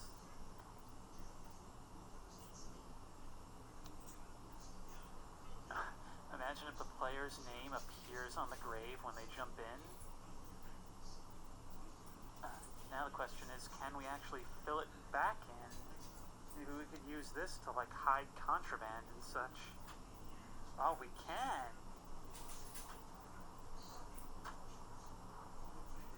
That's a neat and unique map feature. That is so cool. And has really horrifying implications, actually.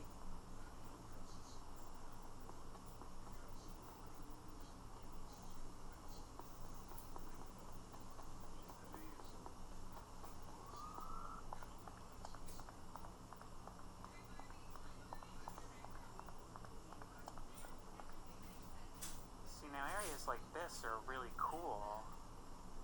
Where it's commercialized, this is probably all like second floor and up like office space. But it's not all publicly commercialized like storefronts and such on the ground level.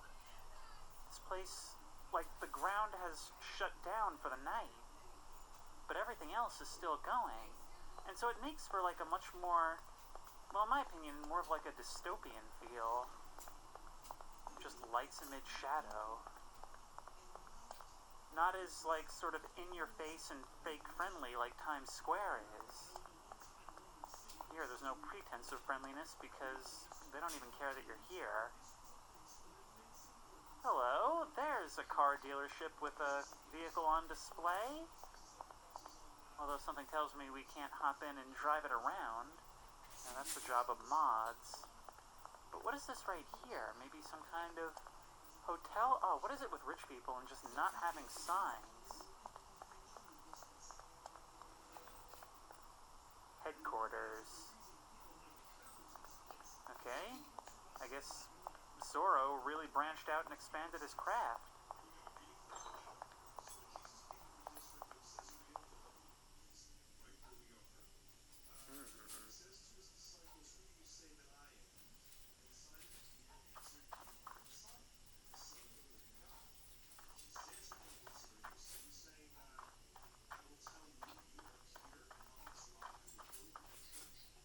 No such luck. With these swords at the front here and, well, the boombox over there, I imagine that's to set the mood for sparring and duels. Maybe this is how these gangs settle their differences. What's going on, though, if we take the elevator up? I imagine this is going to be one of those times where you end up at the top of a skyscraper. Panels for key cards. Oh, and that goes even further up. This is the kind of office I want. Right in the corner, able to see out the huge windows on either side. Straight down into Times Square. Imagine what a space like this must cost. This is true 80s cool right here. Screen on the wall for video conferencing. And then you realize what's downstairs, and you wonder just what kind of place this is. Here's the boardroom. They probably just talk to each other, like, from that office to here on that screen. Like, the big boss just refuses to stand up. But let's see what's up these stairs. What must roof access in a place like this look like? Oh, not roof access. Further rooms.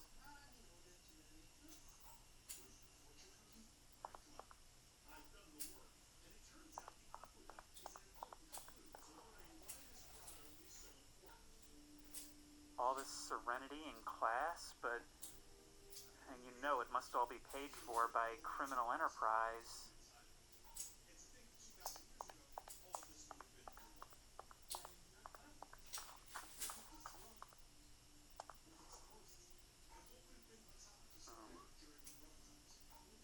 Yeah, that seems like this is what it is. It's a tower high above the city where you can't hear the trains and the traffic noise. And you can just relax after whatever gruesome business you're taking part in. Or at least that's what it feels like. Then again, I seem to be associating every place with criminal activity. The richer, the more criminal. But this is by far the most insane view we've yet had. Right underneath the Trade Center. I got jump scared by a rock just now. Didn't expect it to come into view like that.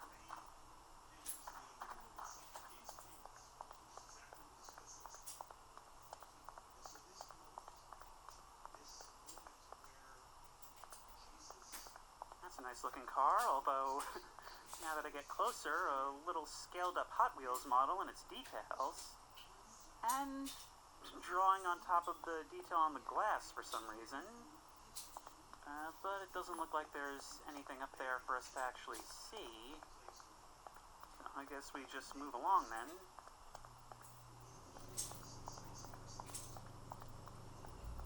It's no Central Park, but it's certainly nice to see something green in amidst all this concrete. And if this were realistically dark, or if it were not for those lampposts up above, this would be quite a creepy tunnel to walk through. I guess it's a little bit short for that. Although, why would you put this here? And why does it have to be this dingy? This is not at all what you would expect from the beautiful park above. Or, well, beautiful is a strong word, but you know what I mean. This would have been a bad place for me to get jump scared by my reflection.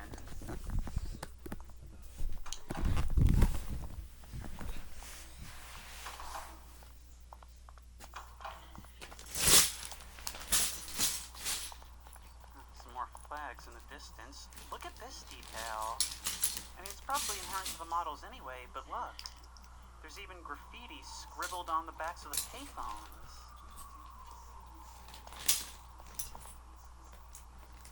What a place. Flickering lights lowering their star value and all.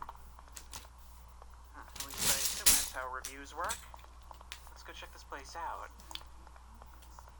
Oh, well, it certainly seems like it deserves that 4 star. I mean, look, you've got a hanging fountain in the lobby and everything. Although I suppose it's not much of a casino if all it is a few slot machines in the front room. Let's have a further look around, shall we? This is more parking garage than actual facility. Well, I suppose that is somewhat realistic.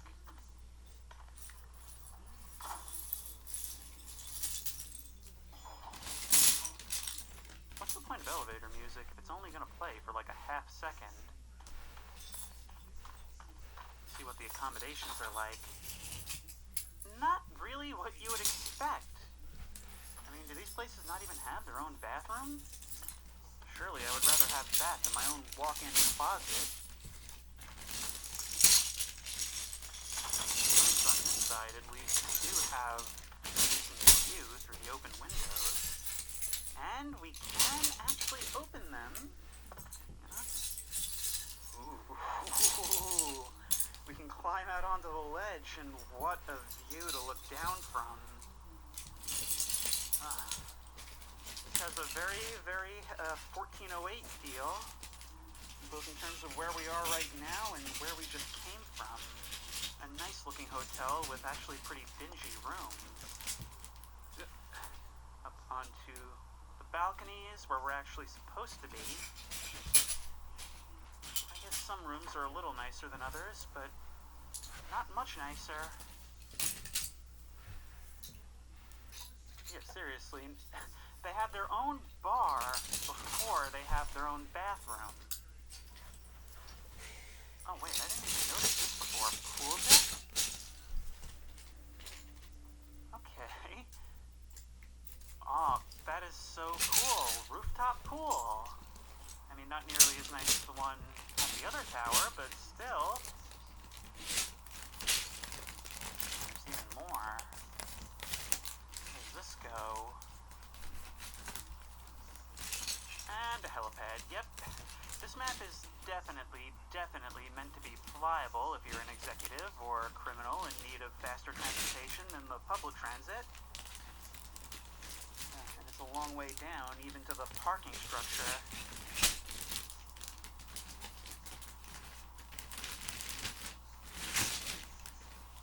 Yet now I'm starting to see the reason for that flickering star. This is a place that presents really nicely at first.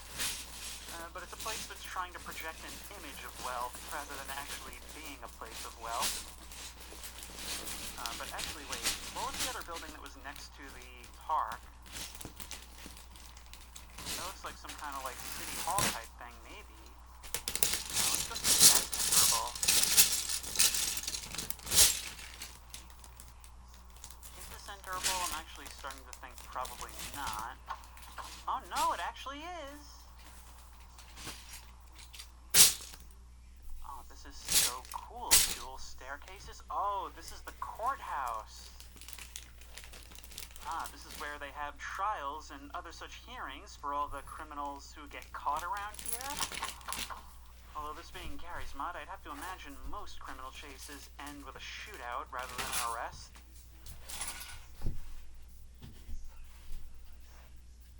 But once again, even if it's not something that would normally be used, especially in matchmaking, or sort of, I guess, like just server browser, it's still giving players the tools to do these things if they so choose.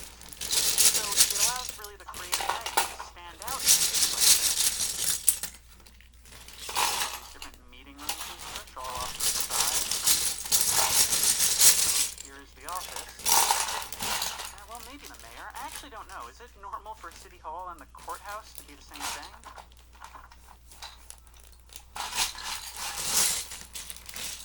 Even though it's low to the ground, the open space right in front of us and the park across the street actually does give it kind of a nice view all its own in its own way. You know what's an association that I've just come to realize? These kinds of like really wide tiles and these types of offices and reception areas, I can smell that certain smell. I can feel that certain air of, I just don't want to be here. Like, you know, I'm here, I got some kind of business I have to attend to, but I really just cannot wait for this to be over. I've been dreading it all week, and now it's just something I gotta deal with. Wow. Crazy how well this map has nailed that feeling. There's a hospital across the street as well. Let's have a look over there. Now, Southside actually had a pretty extensive hospital, and I believe some of you informed me in the comments for that video that there is actually a set of medical mods that can actually necessitate something like that beyond the use of just health packs. This reminds me a little bit of the lobby from Resident Evil 3. Outpatient ward and elevator. Here must be the ambulance entrance.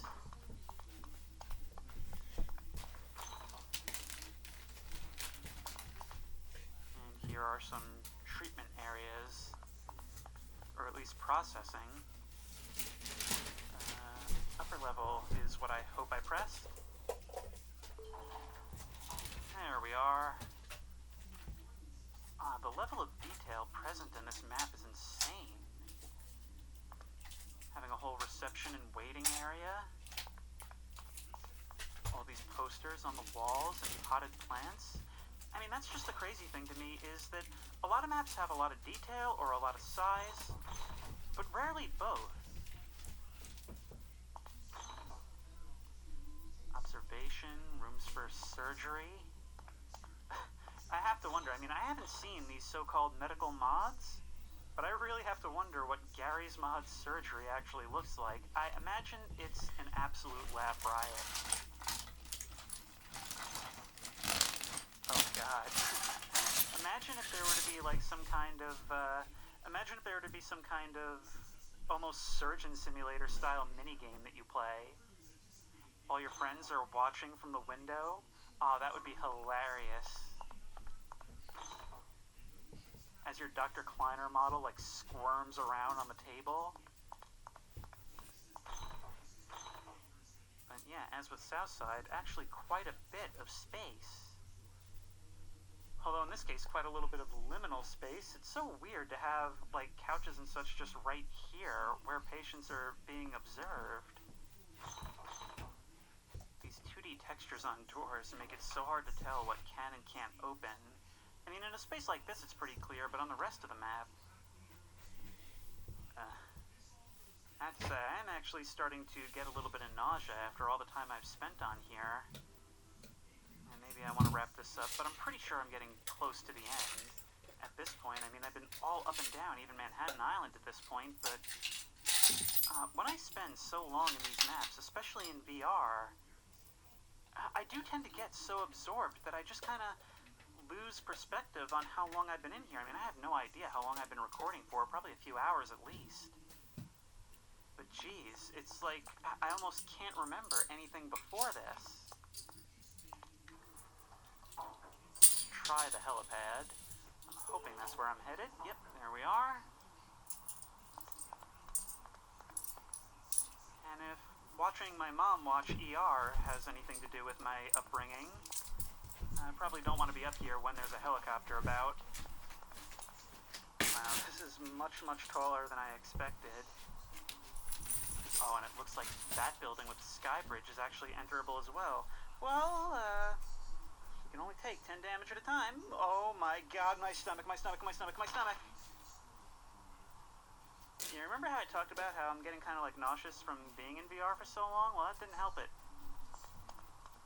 I wonder if maybe this isn't the actual 4-star hotel. Millennium Tower. See, a real hotel doesn't need to show off how many stars it allegedly has. It just needs to show off how many locations it has by keeping time on all of them. That's how you know a place has true class. You know, like the Hard Rock Cafe. Take this elevator up. This can't just be a teleport, right? This has to, yes. Oh, look, this is so cool. I love how these elevators actually take advantage of the map around them. And actually, you could say that for a lot of this. It's not just every area being individually designed for use with itself. It feels like everything kind of takes into account the space that it inhabits. It really takes account of the fact that it's part of a larger whole of this map. Oh, it is so nice. I can already smell that, like, freshly cleaned carpet smell. Windows that go straight from the ceiling to the floor, making you feel like you're standing on like a cliffside almost. Were somebody not slacking on cleaning these windows.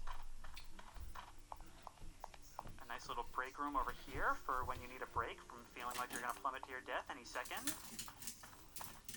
And a sky bridge for when you're ready to get back to feeling like you're going to plummet to your death any second. Oh, it's so crazy looking at the buildings over there and knowing we can actually go there. Walking over this whole bridge, and to us it's just a hallway, but from an outside perspective, knowing the absolute drop that's underneath us. Man, then you look over the edge and it becomes so clear, and I do not like that one bit.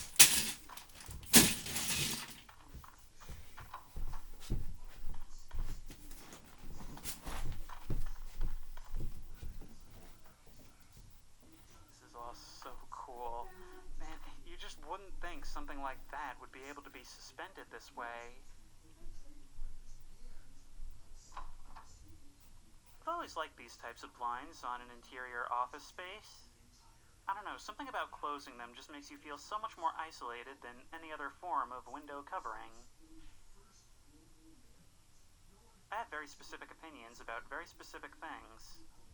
Here's a question. Do these windows break? They do! Oh, man. Oh, the potential is here for all kinds of shenanigans.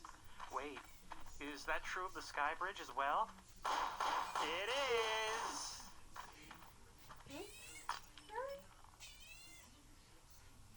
Okay, this is even worse than before. I will not be taking the same way down as I did the elevators. Imagine during an RP game you come up here, you put one bullet through each of these, maybe people don't even notice, and just like inadvertently end up walking straight through. Like I almost did, even though I was just completely aware of it. Is this door behind the desk openable? Oh, it is. Probably roof access. And this clock, 11:05, I believe that. Although it does appear to be stopped. Now, the clocks up here in the offices probably only keep the time of this location. Personally, I don't like that. As CEO, I actually think that each clock in the building should tell a different time from a different location, with no labels. I feel like that would keep the employees on their toes. Makes those deadlines real quick.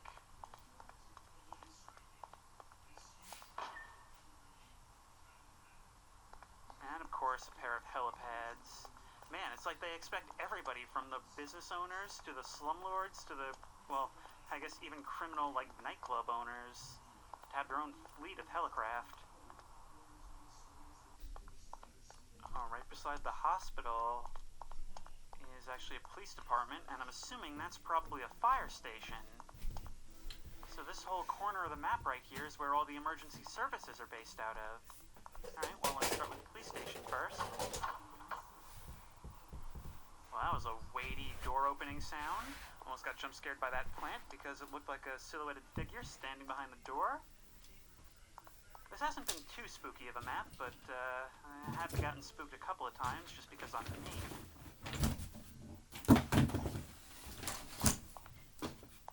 Oh, look at this. There's even a room for a police lineup.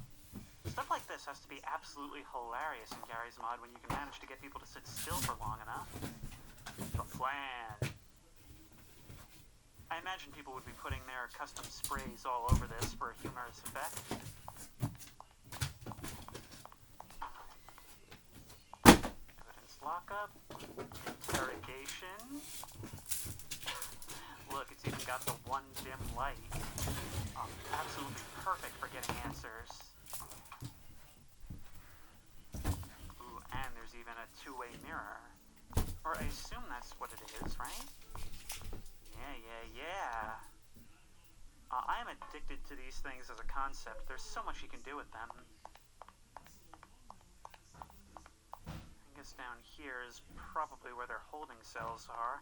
Man, with all these New York buildings, I've noticed this in real life too. The basements always seem so much like deeper and steeper than you would expect them to be. Oh wait, is this actually a firing range? Ah, hey, cool. I wonder if it actually... Ah, they do actually get knocked down. Alright.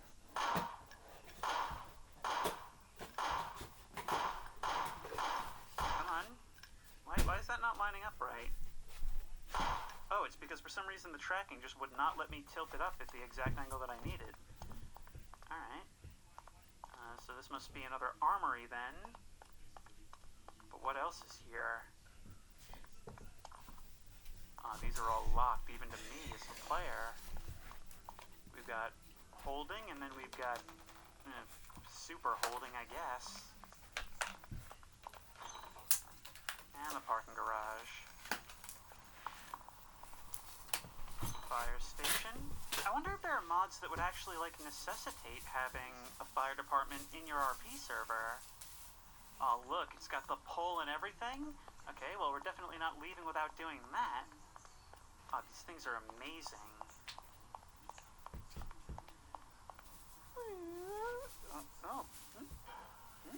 Oh, it's an actual ladder. That was behaving, well, not nearly as slick as you would expect. But then again, part of that might be on me. But yeah, I think that might actually be just about everything above ground taken care of. Well, unless of course there's some other crazy skyscraper. Just how many of these things does this place have?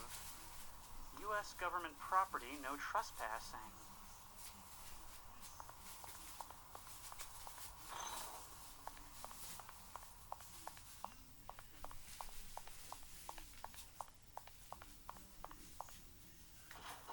Imagine this elevator goes down and it turns out to be like Men in Black or something.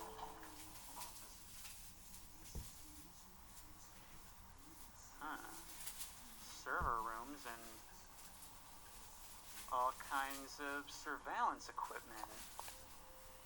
Big heavy metal doors. What is all this about?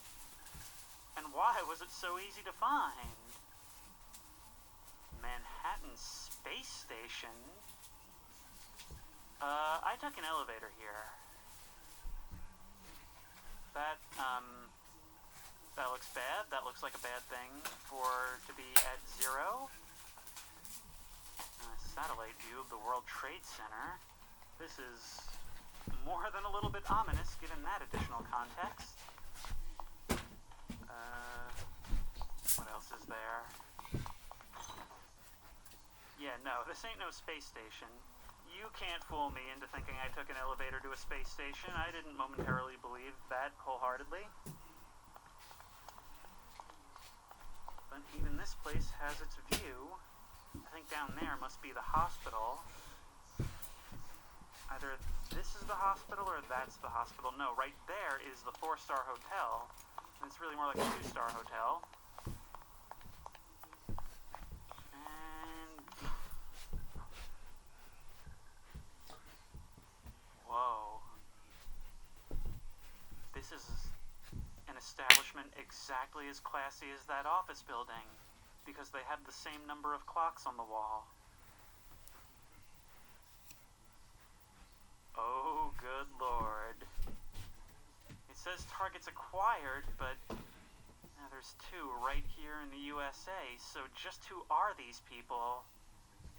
Maybe that sign saying U.S. government isn't exactly accurate. This is a straight up... I mean, we've been in a number of criminal lairs, but this is a supervillain lair. Well, I guess I'll just do nothing with this information. Actually, now that I think about it, it is super weird that I came down here thinking that I was below ground, and then you look out and you find you're actually high above the city. That was a bit of a shock, and I just, barely even commented on it because I was too busy talking about the other thing. Just what of the other map can we see from here, actually? And thanks to the fog, not a whole lot, which is probably necessary for performance. But I think it's just about time, if I can't find anything else on the surface, to head downstairs and... well, actually head way downstairs. I'm talking about to the subway, and see where that takes us. Just a couple more things down this street, it looks like. High-end clothing store. Yeah, this literally looks like it's ripped straight from GTA 4. All these suits on the racks, the store that doesn't really go anywhere in the back. City Bank of Central District.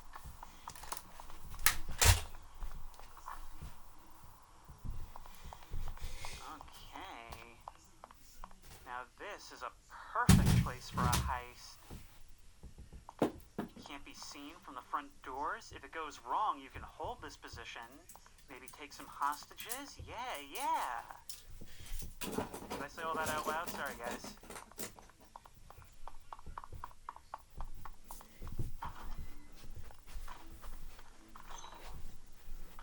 Back office. Hello, what is this? Oh, from over here is where you open the shutter to the vault.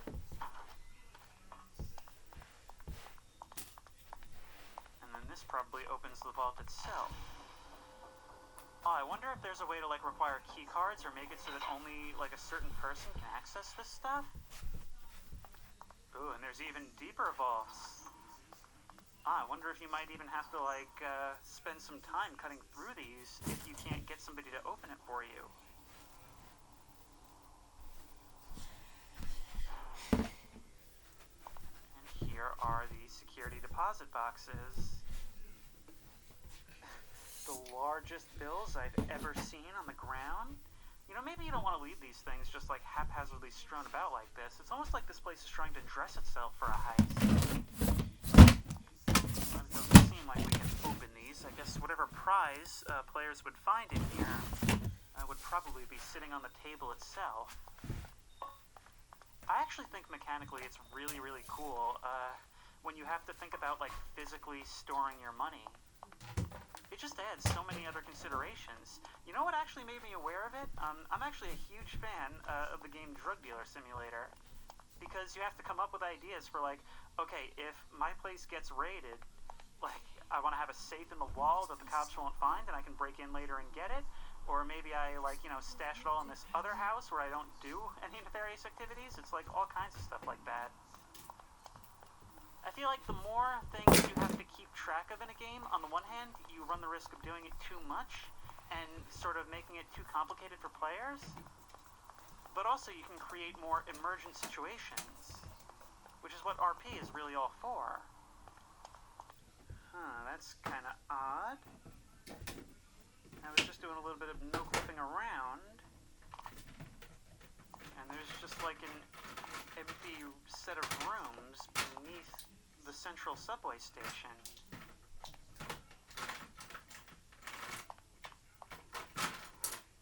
That's a little bit creepy. I have no idea what something like this might be used for. Whether it's something left over or meant to be an admin room or what. Well, in any case, I think it's time for us to head underground and see what the underground is like. For all I know, I'm just getting into this, like, whole huge other thing. And I see the attention to detail has not stopped here.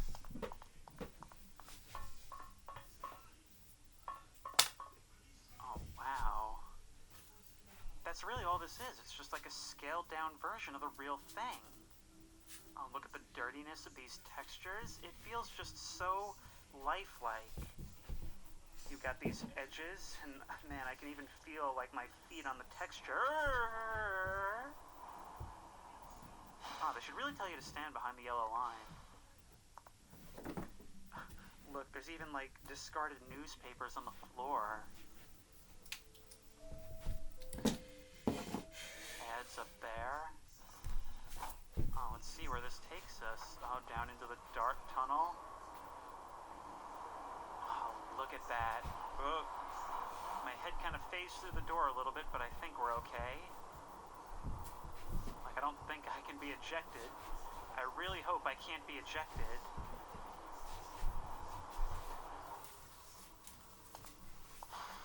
And this is Central Square Station, which should probably be Times Square, right?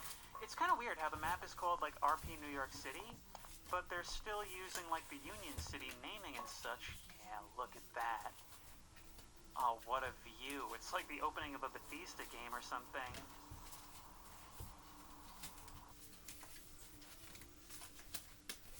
Look at me just sitting on a subway platform waiting for a train. This map is incredible. Are we coming? Yep, there you are. Wow, you really got some crazy brakes on you. Alright, now I'm just gonna keep taking these things around and I'm hoping that at a certain point it can maybe bring us right back to where we started. I think that would be a good place to end the video. But man, it is just nuts to me that this is something I'm experiencing on a Gary's Mod map. Waiting for my train, riding the train, seeing the scenery pass by around me. It'll be even nicer once we actually get above ground. I just think that, like, so much of the creativity of the PC gaming community and the Source community, and gamers in general, just feeds into itself. I feel like Gary's Mod is something that, it's not just something that has stood the test of time because it's fun. It's because it's constantly reinventing itself through its community. Oh, wow. Dark, dark, dark. Light again. Downward. Upward. Oh. Oh. Oh, that was probably a teleport, right? But yep, I heard the creak and I recognized the sign. We are back where we started. But yeah, so that was RP New York City. And man, what a map. To go back to my point of what I was saying.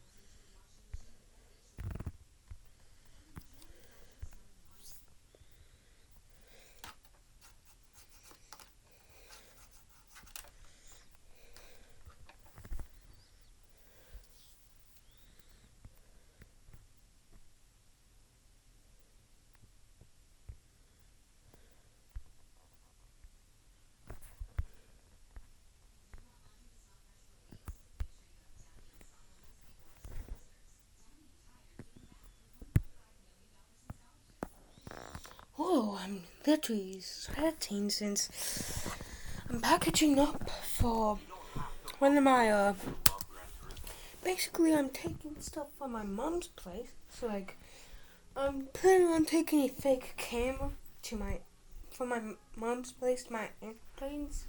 Since my mom's going to move to a different apartment, but basically, on the same lot. So basically, I'm taking actually a lot of my stuff in my bedroom to my aunt's house to basically sell it. Then, basically, once I'm out of stuff, basically I would take the 2 boxes and also a book bag that I have, and I would take it back here. Basically, just take a bunch of stuff, like clothes that don't fit me, or just random stuff that I don't need. Then basically I would take it there and sell it. Then I would come back, take stuff there, sell it, and basically I would have enough money to buy more stuff for my stall so I could sell it back. And I am planning on selling Coca-Cola, Sprite, and just a bunch of drinks too after I'm done selling all my stuff. But right now, it's like the max I can actually like do.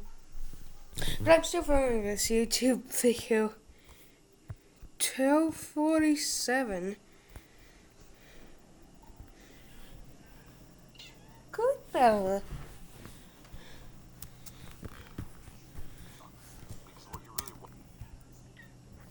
But also, I am planning on like just getting it himself and selling it.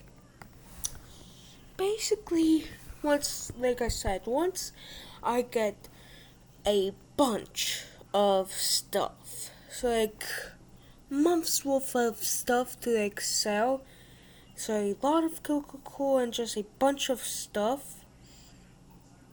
Basically, it could be a lot, but also I would have to go back to my aunt's spa.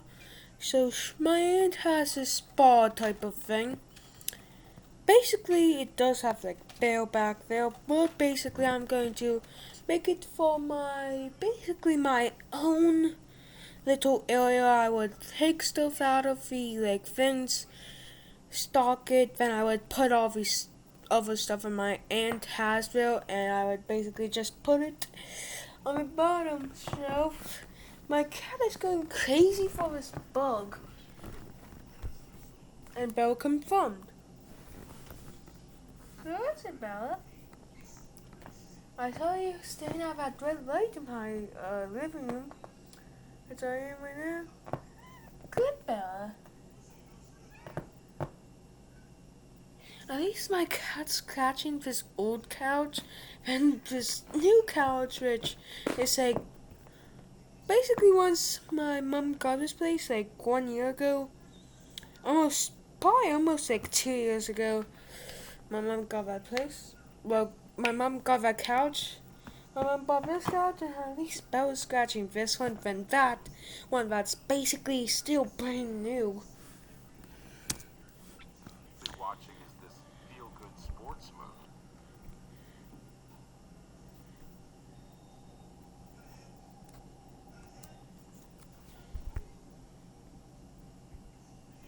How many, like, how long have I been? Okay, it's 1 gigabyte. Just delete that, delete that. That was from yesterday. I should have uploaded that. I uploaded all these videos, so delete. From there, so that's my main. Okay, empty trash, and yeah. Now I have more storage to have this video, but for me, my limit is like 10 gigabytes long. But I am planning on talking for a long time, but also just talking for like 18 minutes could bring out to have like insane amounts of detail to your video, and I might fall off this couch, I might. So if you hear something falling, that would just be me. And my cat said okay. Meow.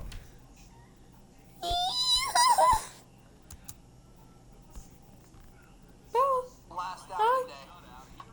Looks like it's gonna be the last Good out of the day. kitty. Alright, well, hope you guys enjoyed.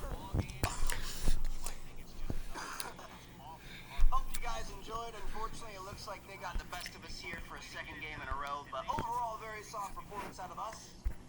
We've got a good season going so far. We're putting together a pretty solid set of stats, and hopefully this continues. We'll start seeing some movement, maybe move up. So I'll see you guys in our next episode. Bella, do you want to be sold? Okay, very next video, please. Alright. This is my whole career YouTube.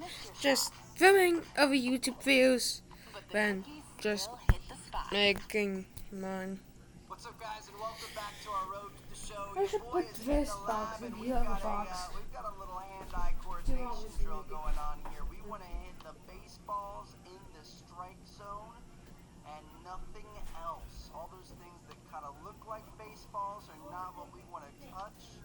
We want to touch the actual baseball. Oh, that's a planet there. Almost hit that one. Pulled away at the last second. Okay, so we've got a bronze so far. That's not a baseball. Dude, this is kind of sketchy. I'm not gonna lie. The red and white stripes are not fun. Ooh, that was a good one. I think we missed a baseball though. Oh shoot, we missed another baseball there. That's not a baseball. Oh my goodness, dude, this is so fast. Okay, where are the baseballs at? Thank you. Got one there. Got one there. Got one there. A bunch there. Oh baby, I think we just got all of those, dude. That was impressive. Okay, well, we ended up getting a gold. We'll take it. Wow. Yeah, that's a good This job. is like Got a triple reward for base games for our play vision, which is definitely going to help us out with seeing the ball and hitting the ball and that sort of thing. And we are going to be moving on to face Tennessee. 17-8, the Tennessee Smokies. Dude, we are going to have our work cut out for us here, huh? This is going to be kind of a tough matchup. I'm looking forward to it, though. I always like a nice challenge. Good to see if we can put some plays together on each side of the ball, and let's just get it popped. It looks like we've got a 1-0 lead here in the first, which is good. Ooh, look at that reaction time, baby. That's what I'm talking about. We got him. Go sit down, homie. Here we go. Coming up to bat. The singular better get on base after taking the first pitch. Okay. I guess I'm down for that. So your boy's just gonna take this pitch. Just gonna have to take it. Looks like the game hooked us up. All right, we'll take it. 4-seam slider change up at a 2-seam. Let's see what this guy's got. That's outside. Gonna lay off that bad boy. We got a 2-0 lead. Couple of active perks. This is exactly where we want to be. It's going to be a high four seed. Oh, well hit ball, and it's deep. Let's go. That's going to be a ground rule double. We'll take it, baby. That is exactly what we like to see. Leading off in the second with a nice little double. Going to get in scoring position, and we've got 3 chances for somebody to hit us around home. Oh, dude just got whacked in the stomach with his popcorn. That would have hurt so. Imagine a ball like that just coming and hitting you straight in the stomach. Oh, that would not be a good day for him. So we've got a pretty good day going so far. Looks like Eric is going to end up. Oh no, Eric's the name of the opposing pitcher. McKenzie, you're up, bro. Come on, let's get it. Dude, we're batting 7th in our lineup. Why is that? Looks like he's going to get walked. So we're going to have a double play situation here. It's not exactly what we want. Yeah, why are we batting 7th? We've got a really good batting average. We've got a decent slugging percentage, stuff like that. Like, we're pretty solid. Ooh, broken bat. Are they going to be able to get 2? They aren't. They are going to get the 1, though. Okay. So we've got 2 guys in scoring position, both ready to come home with a base hit here. Let's go, baby. Pressure's on the pitcher, JC Milan. He's got a double already in the game. Is he going to be able to make it happen again? Come on, dude. I'd give you a big fat kiss. Let's go, baby. He's going to pop it up. We're just going to run. And it looks like that's going to be an easy out with the left fielder. All right, that's fine. Still got our job done, you know what I mean? As long as we're performing out here, we're going to be okay. So, bottom of the 3rd is still a 1-run lead for our squad. We're trying to turn this guy. Finally. Are we supposed to cut off here? I think we're supposed to cut off. Finally. I've honestly never played first base in my life, so I need to figure out exactly what. If you guys could, down in the comments, tell me on specific plays where I'm supposed to be a cutoff or something, which one is it? I remember seeing a comment in the past, and I forget what it is. Oh, yikes, dude, this is not good. If we can, we're going to try to go home and try to save that run.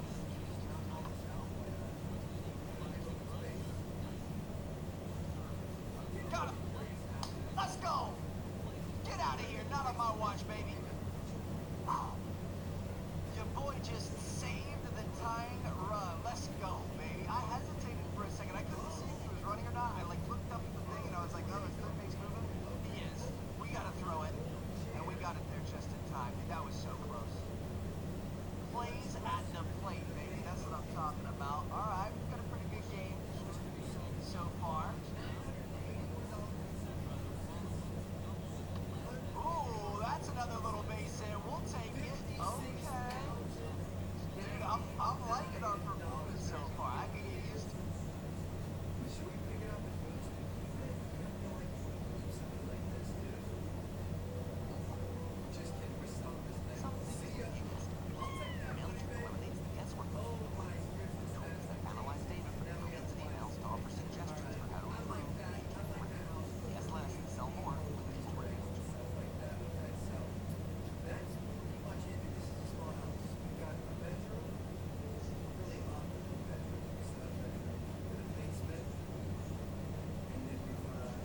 It's on at T-Mobile because new existing customers get the amazing iPhone 14 on us. And with Apple TV Plus included, you can catch all the hottest new shows. Get iPhone 14 and Apple TV Plus on us at T-Mobile.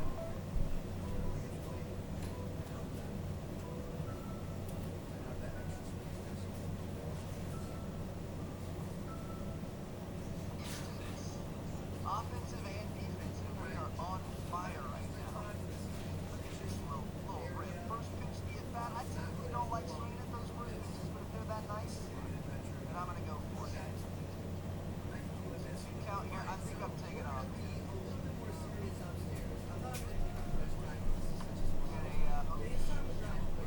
Oh shoot. No, get back.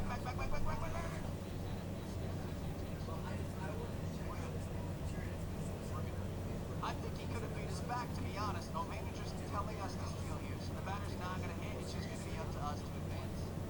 Good jump. Looks like we're going to be in there. Let's go, baby. All right. Beautiful work. Look at Speedy McGee over here. Getting it done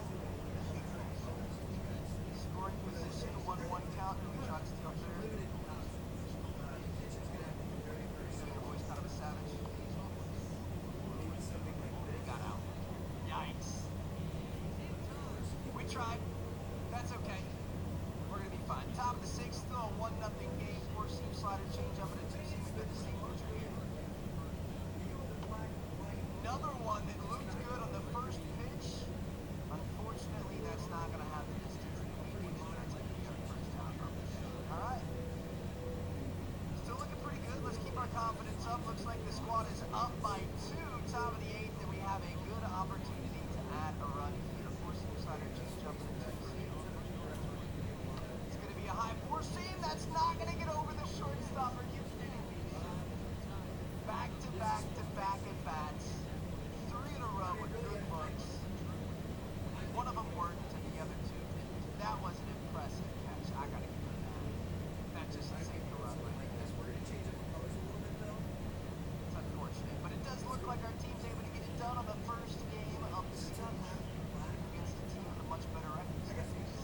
All right, game 2, baby. Here we go. Already off to a hot start. Already got some important plays to make. Let's get it. We've got 2 men on and 1 guy up. We're going to try to turn 2 here. Looks like that's going to go to short. Got it. Was that short or third that made that? I'm not sure. It doesn't matter. We got it done as well. Good defense so far. Looks like we're off to an early lead again. Maybe solid contact before a hit. He's going to work towards our Maverick personality and a little contact. So forcing the curveball change up. Let's get a good hit here. That's going to be low and away. We're going to be able to lay off of that one. See what else this guy's got for us. That curveball, I saw it floating and I just wanted to destroy it, and it ended up not even being anywhere close to where we thought it was. High 4-seam, here we go. Oh, baby. That had some power on it, and it's going to drop. Let's go. Nice. No, well, it wasn't solid contact, but hey, I'm more worried about getting on base. 3-2 count here. If something's going to happen, I'm taking off. It's walking, and we're safe. Oh, we're definitely going to be serious. Back in, back in, back in, back. What? No, no, no, no, no, no, no, no, no, no, no, no, no. That is not what just happened. Hold on, let me come over here. Let me see this.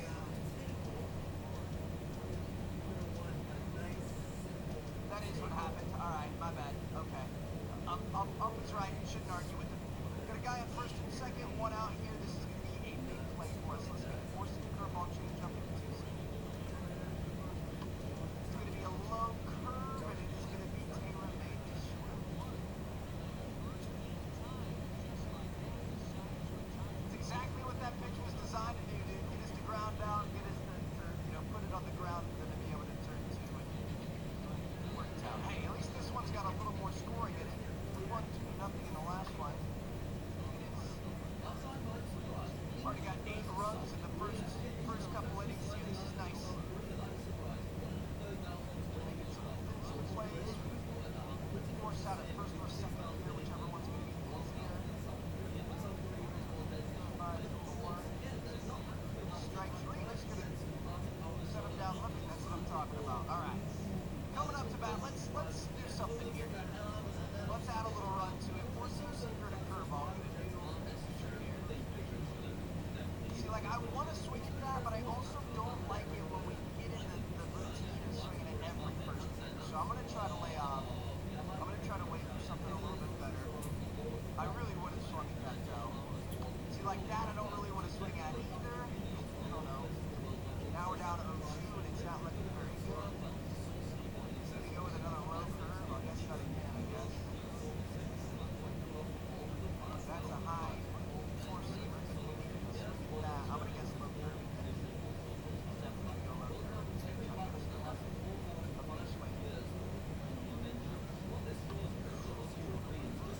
Waited on it, collected ourselves, made it happen, not able to get the guy home. Honestly, probably should have sent him around the corner.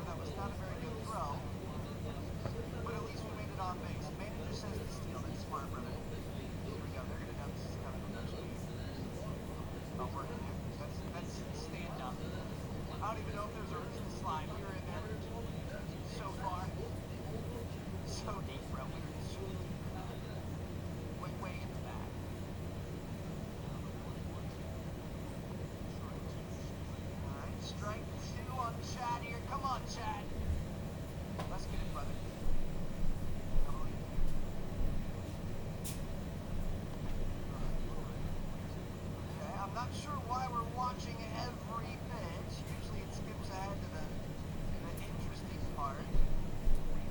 We need you, Chad. Alright.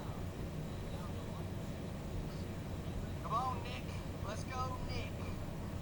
We need a hit here out here. Technically, we're in a good spot. We're up by 3 runs, so I'm feeling pretty confident, but anytime you can add extra, it's a good thing. I'm just going to run around. Alright, well, we tried. I feel like we're getting on base, so we're getting stranded out there quite a bit.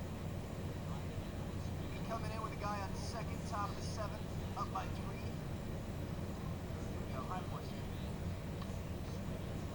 Gotta pass the third baseman. That's gonna be worth 2. He's going home, right? Oh, what? Let's go.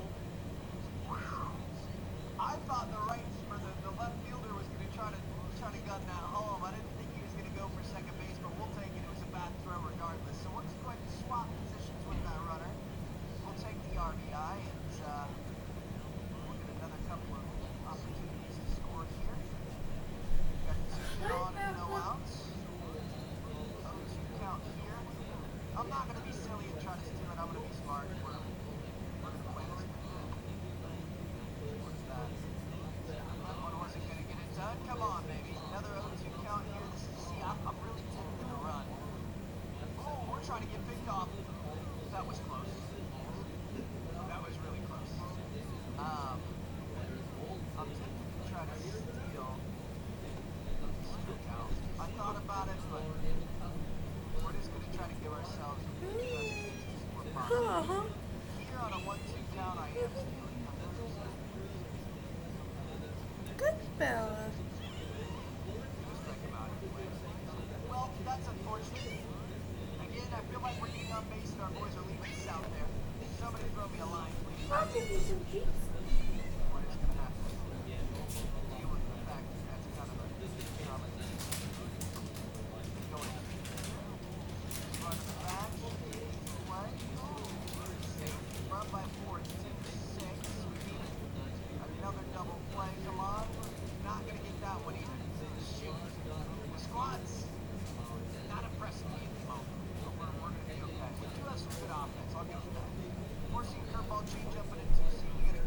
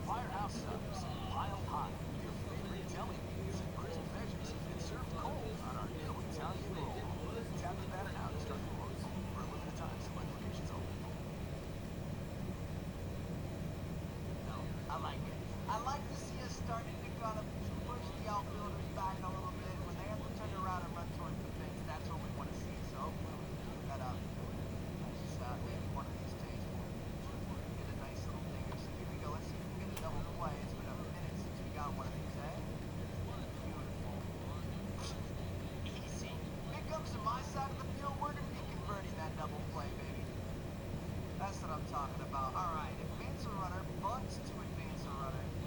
Advance a runner to third or better. And I'm gonna try bunting. I've never tried bunting before in this game. I don't think I ever have. And I think it's triangle, yep. Shoot. Low curveball, probably not the best one to bunt on, and now they're gonna be expecting it. I think we gotta do it a little bit sooner than that. That's outside. Gonna lay off that. Ooh, good play by the catcher though. He was that up out of the third. I'm gonna guess low fastballs. Hoping he does. I honestly don't really know what I'm doing when it comes to bunting. I'm gonna try it out. We're gonna see what happens. I'm gonna guess an outside slider. That's low. I'm gonna let him go. It looks like he made it in there. Okay, so we don't want to bunt now. Now that he's on second, we're not gonna bunt. We've got scoring position here. We don't want to give up the outs. Here we go. Well hit ball, and that's gonna get it done. That should there it is. That's an RBI. I mean, we're gonna fail our challenge, but coach, come on, bro. You gotta tell me that I did a good job. Like, there's no way you can say that we didn't do a good job in that. Still on this base here. He's gonna try to pick this up. It's not gonna happen, bro. I saw you from my today. You've been kind of jumpy over here. You know something's up. You know we got some wheels on the system. Oh, God. See ya. Right there. That's what I'm talking about. And now look at that. We started with a guy on first. He stole second, scored. Guy on first, stole second.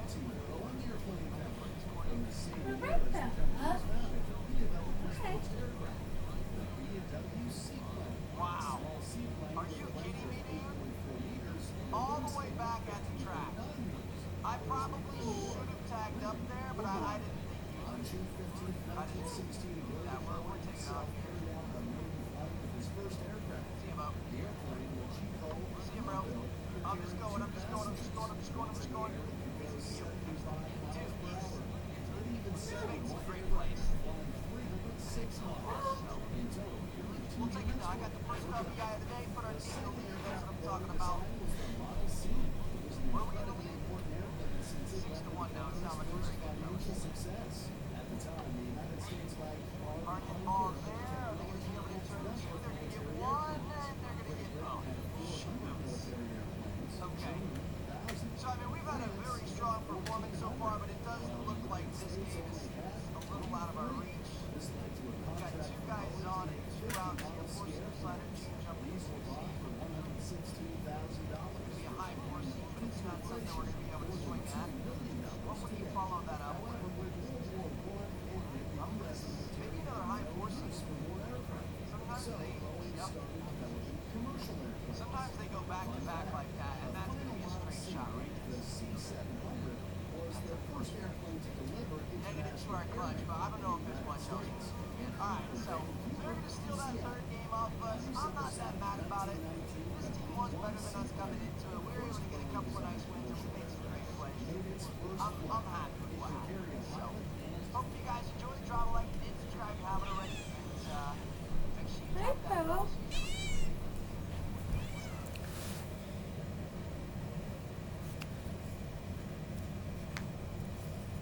Solar isn't about the Ritz crackers. It's about the backyard barbecues and the Ritz crackers. The years have achieved a lot of stuff, but not a lot about like YouTube. Actually, I'm gonna Google something right now.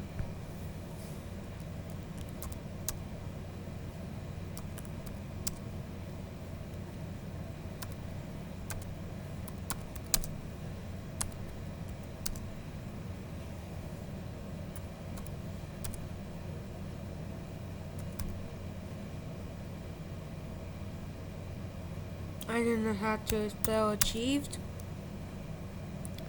with YouTube.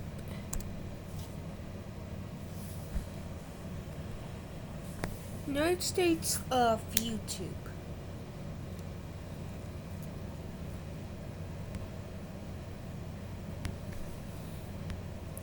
I'm probably just going to make. I probably make a lot of history. Well, a lot of history about the USA since I watched a lot of videos and I did create a bunch of stuff. But look, $45 billion. Wow, and 49K plus channels did that. It's basically the US just did a lot about like YouTube. And also I did achieve a lot on YouTube and it will make the USA more unique, but also will make my channel more unique.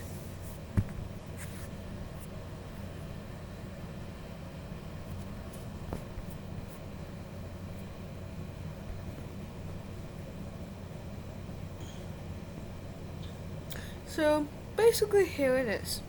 The most popular video sharing platform in the world.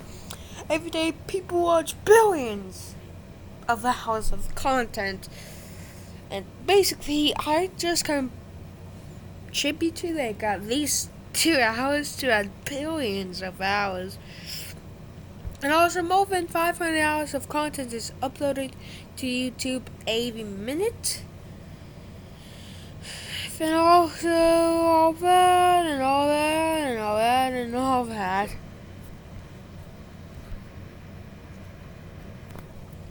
Actually, this is one of my favorite parts to do.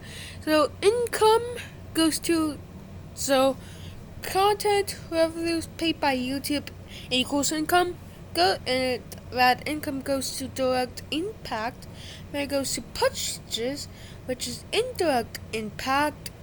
And also there is one of the lines that goes to jobs and GDP, the percentages, and also to consumer spending. Then induced impact goes down to jobs and GDP, and it goes down to total impact, and it's 45 billion plus stuff and 390K plus full-time jobs. So yeah.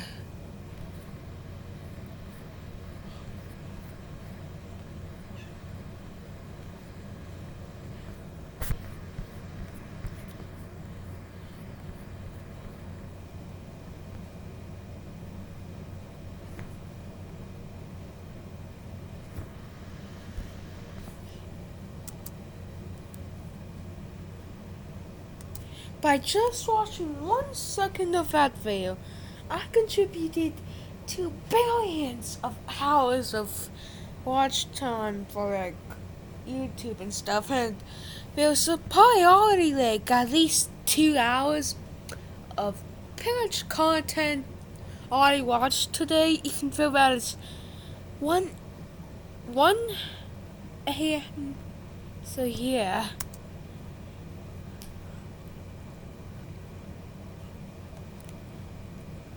You know, I can't believe we're already getting a position switch. We need better quality. At least my videos are like 720p. We are not that far into the season, but honestly, I feel like it's a good thing. I feel like if things are progressing and they're moving us around, it means they might be trying to see where we fit best to move up in the organization. So, you boys can go for it. I'm gonna go with the heart and soul response. I'm not actually fully watching like this video. I'm actually also watching this evolution of bowling, also known as the history of bowling. I'm watching a 3-part series. I'm on part 1. It's 2 minutes and 44 seconds in, so that contributes to billions of hours, plus 24 seconds of this contribute to billions of hours watched. And it's surprising that there's only 24 hours in a day. And usually, when you watch a YouTube video, there's usually like 1 or 2 other people watching that same YouTube video, so it would give the creator more money, but also it would give YouTube more money, and it would just make the platform bigger, and yeah. Hope the platform just continues on for pretty much ever, because if it ends, well,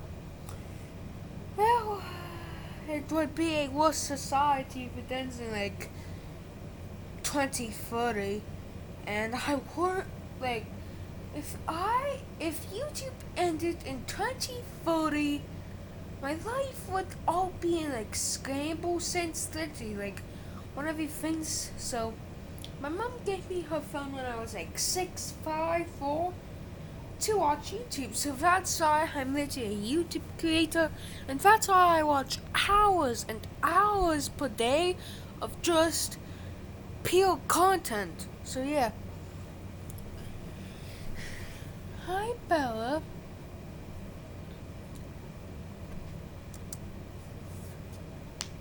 So I'll always put the team first, coach. And also this video is probably only like 2 gigabytes long. I'll put the team on my back. If this is what's gonna help us win more, I'm down to it. Perfect. Well, for now it's just a whim, not a need. Only if you feel like trying something new for a week or two. Sounds fun. Let's do it. I mean, I'm not against it. Could take a couple of games for you to settle in, of course. Just give it a try for a couple of weeks. Try to have fun with it. Sure thing, Skip. Sounds very good, sir. So we're going to go ahead and get in. We are going to play our first appearance. Here we go. Let's see how we can do, boys. I'm a little bit nervous. Hopefully, I mean, I'm not against playing outfield. Like, we've been moved to outfield before. I think we were moved to right field before. So ideally, I would rather not. But if it helps us move up quicker, I'm totally down for it. So this'll be really interesting to see what happens here. Get all the way out in the outfield. Might as well just throw me on the pitching mound, coach. See what I can do there too, because both of these are things that I signed up for. You know what I mean? Here we go. So we got a guy on first base. Gonna be trying to catch this. Beautiful. Good job. First one's not going to be coming at us at all. That's okay, though. I mean, outfield is fun, to be honest. It's nice to be out there. You get to work on your cannon, be able to throw it into home and stuff like that. 4-seam curveball, change up, 2-seam. Nobody on, nobody out. Leading off here. That's low. It's close, but I think we can get better. I'm going to say outside curveball. Nope. Low curveball. Yikes, and we were playing some golf out here, man. No big deal. I don't know why you're swinging at that. That's low. We're going to lay off that one. You're going to have to pitch me something better. I swung at that once. I'm not going to swing it again. Well hit ball there, but that first baseman's going to be able to make the play. It was right out of it. See, this is why I kind of don't like playing the outfield as much, because I feel like we skip so many defensive possessions. Not skip, but you know what I mean? They don't come to us. The first baseman has a piece of so many different possessions and so many different plays and stuff like that. Like, it goes to right field way less than it normally goes to first, and you guys are seeing here, we're not really playing any defense. You guys let me know what you think. Ooh. Let's go, we'll take it. I'm going to second. You better keep on running, buddy. Just keep on running. We're in there. It's a nice little double. We'll take it. But it's not necessarily a bad thing. Like, I do like hitting. Obviously, that's one of the more fun parts of this game. But I feel like the episodes are a little bit more balanced when we're seeing both sides of the ball. Got 2 outs, so we're just gonna run on this thing. It looks like that should be an easy catch for him. But we tried. Gonna be able to get a defensive position, defensive play. Nope. Just coming right back into hit again. It's just a non-stop barrage of hitting. 4-seam slider, 2-seam. Here we go. That's low. I feel like we can get something better out of him. I feel like we can get something better than that. Come on, baby. Little lefty. Just gonna put this on the ball in his glove. Follow it all the way in, and ooh. We had it, but we were a little bit late. Outside slider. Try to get us to swing and miss. That's what I would do. I guess for a lefty, it's an inside slider, isn't it? It's typically what they would throw. I don't know.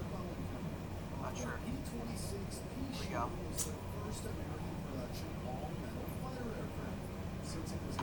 Woo! Got a piece of that one. Drop, drop, drop. That's gonna find a nice little gaff. All right. I mean, we've already got a 2-run lead, so it's not like we're hurting for these, but we may as well. We're going to be careful about our lead-off here with this lefty from the stretch, but we are going to take off and get a nice little steal. We're in there. All right. Come on, bro. You got this. I believe in you.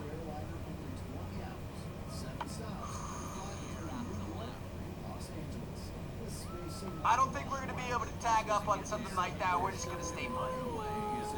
I mean, if he would have thrown it and had a bad throw, we could have potentially tagged up, but I think that might have been a little aggressive. That wasn't a very deep ball. Here we go. Philip, Yakita. Let's go. Let's see what you got, bro. Oh! We made it all the way around to home, baby. I thought for sure that was going to be a bad play, but we made it happen. Your boy has some wheels. That's what I'm talking about. And that's going to end up winning the game for us. All right, we'll take it. I mean, we didn't play a lick of defense. We ran at the ball once and didn't touch it, but we got to win. Game 2, baby. Here we go. The Suckers are on the verge of going under 500. This is going to be a big game for them. Obviously, they don't want to do that. Obviously, we want to do that to them, so let's get it. And I'm really hoping that we're going to be able to get a defensive play here. We're going to be starting off coming in, hitting. Hit a home run is an option. I'm definitely not going to be able to do that. Make contact with every swing and drive in a run. Drive and a run after taking the first pitch. I think we can go with that. Got a guy on third base. All he has to do is just come 90 feet. I'm just going to not. I gotta take the first pitch. Can't do anything. Just gotta do it. That would have been our home run pitch right there, bro. Oh my goodness. 4-seam slider, curveball, change up, and a 2-seam. Let's get it. He's not gonna go double 4-seam there. He's gonna go outside slider. Ooh, low slider. Okay, got a piece of it. You're on top of it and early. Low curve. Down in the dirt. It's an 0-2 count. Way outside on that 4-seamer. I'm gonna keep guessing that low curve. I think that's coming next. We've got ourselves in a bit of a pickle here. Gonna bring us out of this.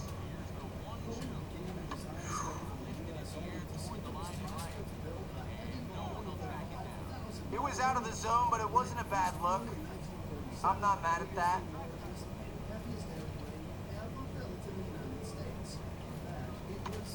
Got a piece of it, but we're gonna pop it up. That's not what we wanted. Not what we wanted at all. Okay, well, if you wouldn't have given me the dumb challenges, I definitely would have swung at that first fastball, and we probably would have guessed it. So, ooh, here we go, our first defensive player. You guys ready for this? Hopefully it's gonna happen. Good reach. A reaction. Not reach. There it is. See, like, honestly, I kind of like that. I just wish we had more opportunities to play out there. I feel like there are more interesting things. Like, first can get a little repetitive. It's, you know, run to the back and complete the double play, pick up the grounder and tag back. I feel like the outfield does get a bit more interesting, but it's a bit fewer and farther between. That's outside. Give me another one of those just right down the pipe. That's low. Lay off that one. 2 perks active. Feels like he's really favoring that 4-seam.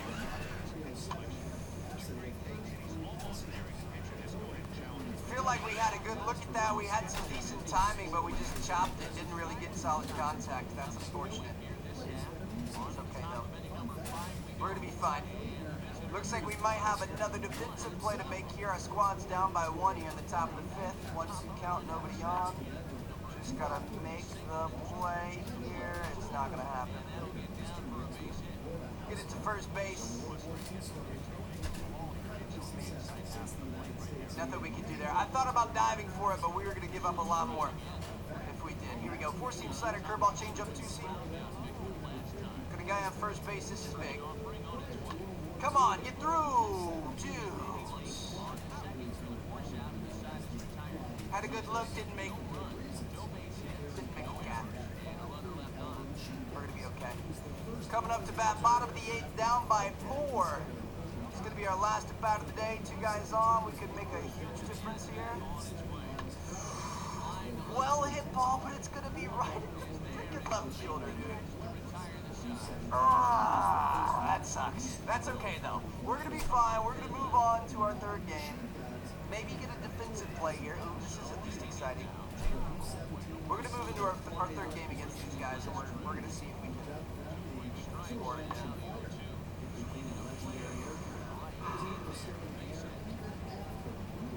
It's unfortunate.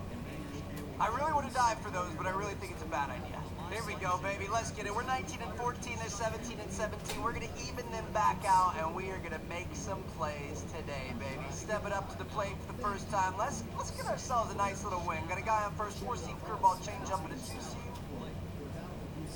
It's nighttime, so we can see this ball really well, and we are going to make some plays. Do that, split that defense perfectly. That's what I'm talking about. First hit. First at bat, getting on pace. Let's get it. Got a 3-0 count to this fella. Looking like we might walk the bases loaded. We can do some big damage early. There we go. Okay. This is going to be interesting. Full count, 3-2. Oh, man. Victor Mesa, what you got for me, brother? Come on now. Ball 4, he's going to walk a run home in the bottom of the 1st inning. That is not a good look, my friend. 2-2 count here. All tied up. Come on, baby. Oh! Keep running, boys! Let's go! That's going to score at least 2. Wow, these guys are off to a horrible start. I'm not going to lie, but I'll take it. Coming up to bat, let's see if we can keep piling on here. Similar situation as last time.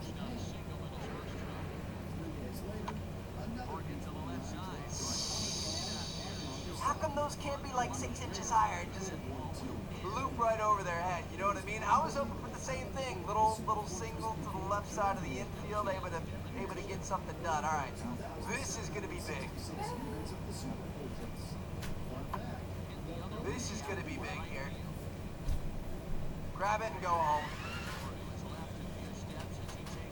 We're not going to be able to get it all the way to 3rd base, but we're going to get it home, be able to stop them from scoring. Not bad. We probably could have hit the cutoff there. We definitely weren't going to be able to get it to 3rd, though. Here we go. Up by 2, I'm sorry. 2 outs, 2 on. This guy is drained of energy. He's throwing 4 seams and change-ups mainly.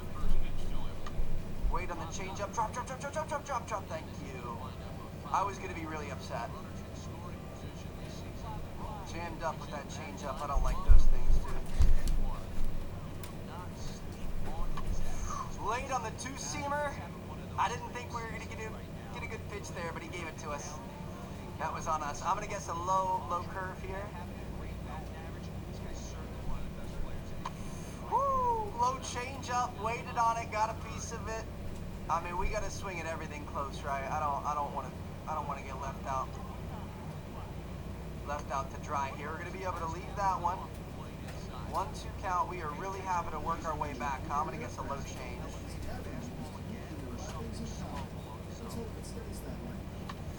Beautiful. That'll get it done. That's going to get him home, baby.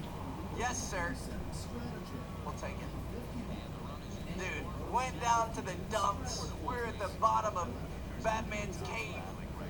It's down there in that 0-2 count. You guys know what I'm talking about. Which one is that from? The one with Baines? What was the name of that one? Anyway, that was not a good spot for us, and we were able to make it work. Dude, look at this guy. He is not doing very well, my man. 2-2 count here, kind of a similar situation. Let's see what's going to happen.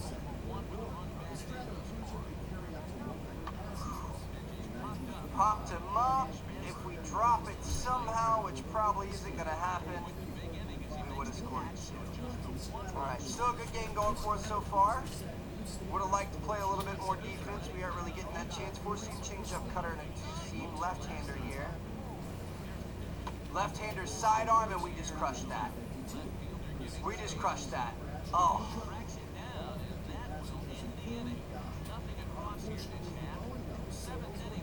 Thought that could have been the one. Thought that could have been our first home run, baby, but it's not going to happen. Here we go. 2-run lead, bottom of the 8th. Same guy. Low change-up, got out in front of it. We're going to be all right. Would be nice to get a decent little hit here, but I feel pretty confident about our odds. Ooh, right at the third baseman. Those are just so unfortunate, and I feel like it happens to us all the time. That's okay, though.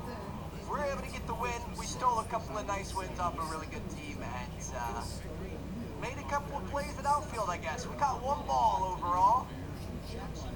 Kept the other balls in front of us, which I guess is all you could ask for. Let's see if we can clutch this thing up. Our 4th game of the day, the final one of this series. I think it was a 5-game series. We didn't play in the first one, so we'll see what we can do. If we can win this one, we're going to send these guys below 500s. We've got 2 on, 4-seam change-up slider, and a 2-seam. That's low. Lay off that. But yeah, man, it would be nice to maybe get a win here. That's low. Maybe get a win, maybe get another defensive play. Out in the outfield, this guy's got us up 2-0 on 2 fastballs. 2 low fastballs. Ooh, another low fastball. He really likes that low fastball, huh? For a called strike there, it should be a 3-0 count. That's inside, 3-1. This dude is all over the place. What are you doing?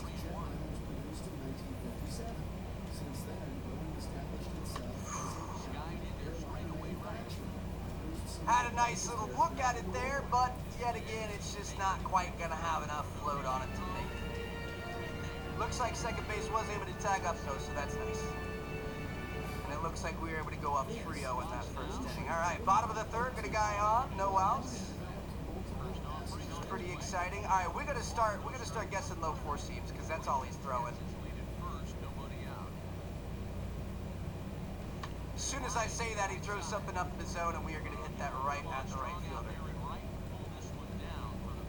I mean, we're making good contact. We can't be upset about that. Ooh, here we've got a defensive opportunity. Let's get it. Nobody on. Just catch that ball, Trev.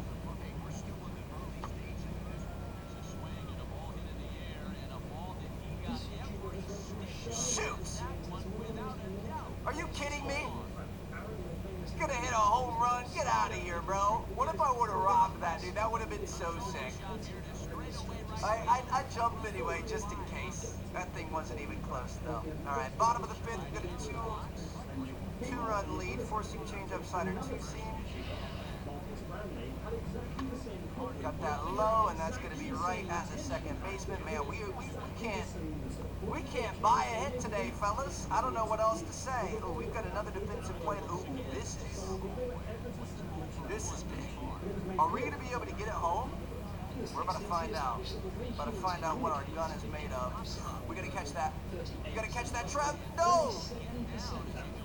Shit. I was really hoping we were going to be able to reach down and catch that and then gun it home and be able to stop it, but wasn't able to make the play. We've got to make it here.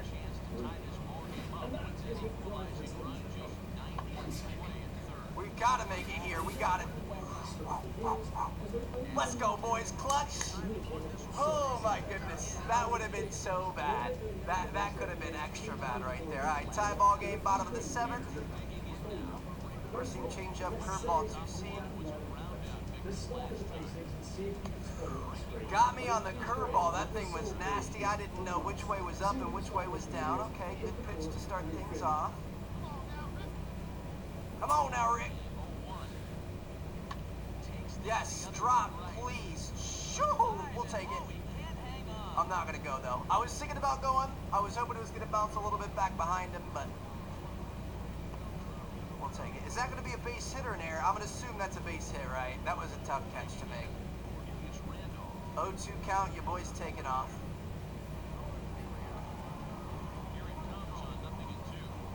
We're gone. We're in there. Not even close. Okay. So now we've got 2 opportunities to bat this leading run home. Let's go, baby. Come on. 3-2 count here. They're probably going to walk him, I'll be honest. They're probably looking for that double play. Ooh. Not going to do it. They're going to get him out just the same. All right. Sean. 2-2 count, brother. I'm taking off. Just in case it's a short single. Oh my gosh, dude. Usually they won't show the ball there. Usually it's guaranteed to be the strike. But we got it, dude. We are all the way around to third. Holy cow, that was nerve-wracking. I didn't know if we were gonna make that. Whoa. Oh. Dang it, dude. We're trying. Squad's putting together some good plays, and it looks like we were able to do enough to get it done. Let's go, boys. So that's going to put them under 500. That's going to give us yet another win. Playing a new position. Let me know what you guys think down in the comments. Drop a like if you guys enjoyed, subscribe, ring that bell so you never miss a video. Thank you guys for all the love on the series so far. I'm having a great time. And hopefully, this move to right field means we're kind of making moves in our court. I'll see you guys tomorrow. Please like all the content on your blog. It takes a considerable amount of effort to open up. What's up, guys, and welcome back to our road to the show. Today we've got a pretty exciting matchup. We're going to be going against Montgomery, who are 24-16, which is pretty solid. I'm not going to lie. There should be some good competition today. But before we get into that, I do want to customize our equipment a little bit. We're going to customize the appearance of our equipment. So we waited to do this until we knew what team we were on and we knew what the colors were going to be and that sort of thing. And I feel like we've got to kind of make ourselves look a little bit better, primarily in the glove and in the cleats down there. So let's see what we do. Looks like we have to have the first baseman's glove, of course.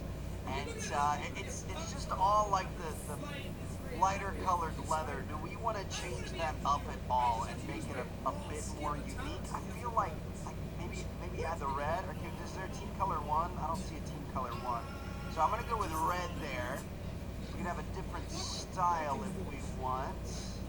I feel like the Pro H is kind of cool, I guess. Web color we're going to be able to change. Can we go with like, I don't know if we want a pink. I don't want to get too crazy, but I do want it to look interesting. You know what I mean? I want it to look a little special. We could go with the light blue for the water. Okay, I like this so far. Trim color, the inside. Should we go red? I feel like the red actually looks pretty dope. Okay. Glove figure out? No, that drives me crazy. I couldn't do that. Batting glove underneath? No, we're going to keep it as is. Alright, that actually looks pretty good. Let's go ahead and save that up. It might be a little crazy, but we're going to start with that for now, and then we're going to edit our cleats. So this gets pretty crazy, I'm not going to lie, with the different colors and stuff that you can do. Let's look at our main body color. I'm kind of liking that so far. I'm going to have the red with the blue. I think we should go team color 2 for all of these. I feel like overall, that's a pretty sick fit. So it looks like we've got a bit of time to ourselves before our series here. I mean, I'm tempted to keep working on like our plate vision and our contact and power and stuff like that, but I also feel like we should start looking at some of our perks. I'm going to keep working on our heart and soul perks here. You guys can see we're getting there. We just became friendly with Braxton Garrett. That's pretty exciting too. That'll help us out. And I mean, it's a balance, bro. You got to work on yourself in the gym. You got to work on yourself on the social aspect with the team, and we're just going to keep doing our thing. The Montgomery Biscuits, baby. This is going to be interesting. This is going to be a tough series. I'm excited for it, though. I like a nice challenge. So we're going to come up to the plate, start things off. Nobody on it, 2 outs in the bottom of the first. 4-seam slider, change up, and a 2-seamer. Got it. That's going to be a little base hit to start things off. Right back up the middle. We'll take it. Dude, those cleats. cleats are looking so... I didn't even think to look at the cleats yet. I just noticed them. Those look so good, bro. I love it. Oh. Alright, 3-2 count with 2 outs. We're taking off here. Everybody knows it. I'm just going to keep running. I'm going to round all the way to third, and we are going to be in there like swimwear, baby. That's what I'm talking about. Got the wheels, able to make it all the way around. Let's see what you can do here, bro. 1-2 count, please don't strike out. Let's get a nice little lead. We're going to need everything we can get against this team. Oh! He's safe! Let's go! No way, dude! Alright, that was a pretty successful inning there, I'm not gonna lie. Coming out to bat for attempt number 2 of the day, bottom of the third, holding on to that 1-run lead. I'm gonna lay off that called slider. Home umpires are doing us a favor there. We're seeing slider change up at a 2-seam. Low and away. I'm gonna lay off that. We can get something better. That's low. Oh, come on. That's karma for the first pitch, dude. He's gonna go outside slider. Nope.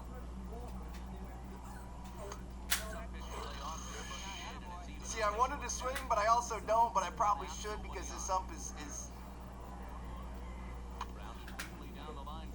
Got a piece of that. He's a little inconsistent, I would say. 2-2 count, come on. Make it.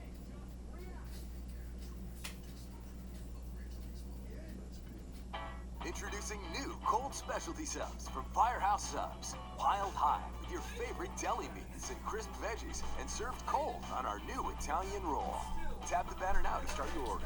For a limited time, select locations only. Firehouse Sub. Make him pitch you.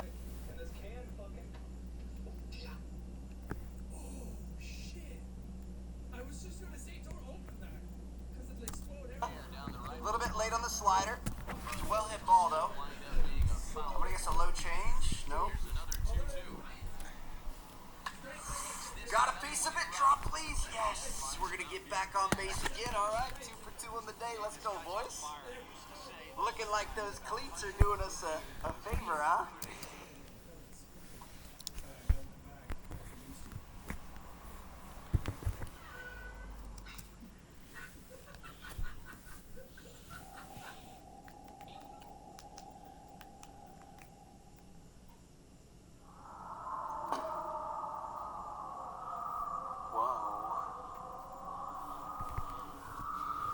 And I already feel almost like a sensation of vertigo standing in the shadow of this building.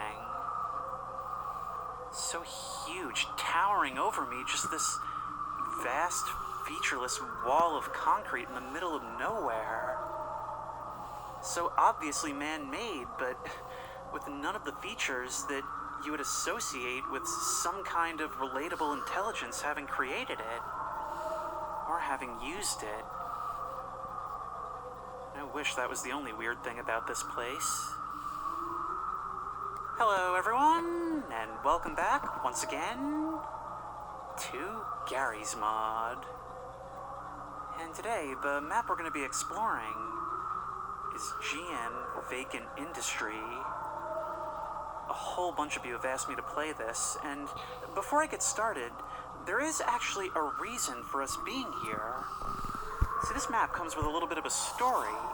The idea being that this takes place in the Antarctic, and just recently a massive ice shelf broke off and slid into the ocean, exposing this. And at the moment that it did, the smokestacks on this, what appears to be a factory which no country has claimed ownership of, began producing smoke. Now, we don't know who's in here, what's in here, or what it's all for. But we're gonna find out. So let's get started. Now, from what I understand, this map is supposed to be extremely interactive, so we're going to be doing a lot of deep searching, checking every nook and cranny if I can help it. And right away, I hear what sounds like music coming from this car. Oh, the lights are on.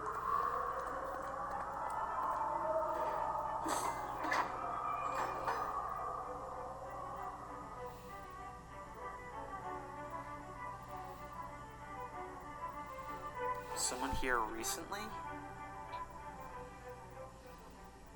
This actually almost doesn't look like it's part of the factory. It looks more like it would be part of, like, some kind of response team.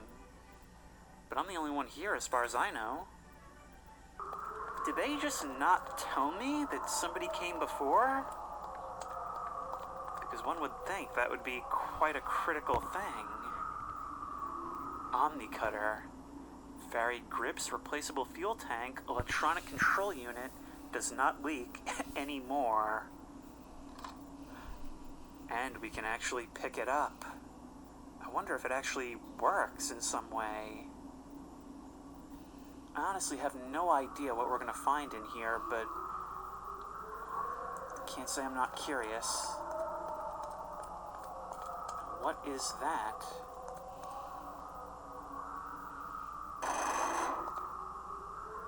Okay. And I don't suppose they're going to let me in the front door. I just saw something flash. Oh, it's almost like something's trying to burrow into my mind, some kind of defense mechanism in response to me trying to break in, to penetrate this thing's shell. But it doesn't seem to want to talk to me. I didn't know this was going to be an adventure map, but here we are. There we go. Aha. Okay, we are definitely going to be keeping this thing around.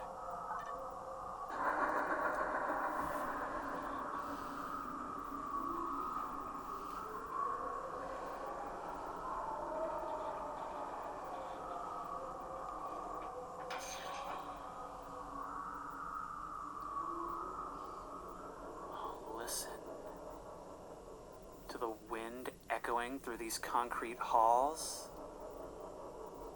It's almost like stepping into some kind of giant industrial cave. Pipes and clockwork and machinery. All the makings of some big machine, but I have no idea what it does.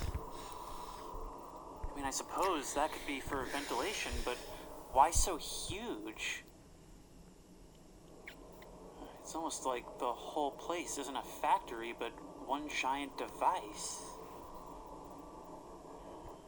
If any of this stuff is readable, I'll unfortunately never know, given the medium we currently find ourselves in.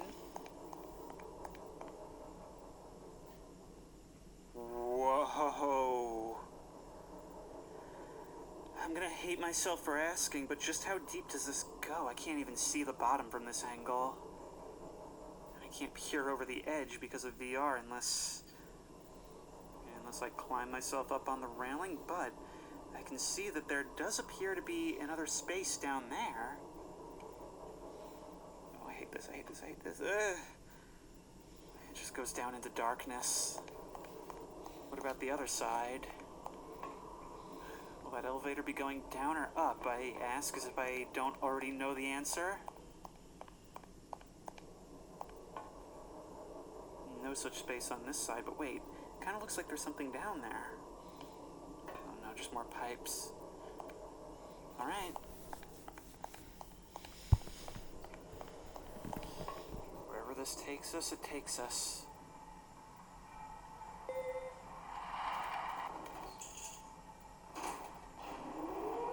Yep, how did I know? How did I know? I have to be honest. I've explored a lot of maps at this point, but something about this feels really different. I'm more immersed than usual. More tense than usual.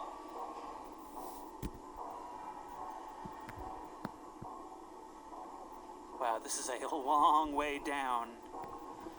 A long way down, and that was an absolutely huge building above, so what could possibly be down here?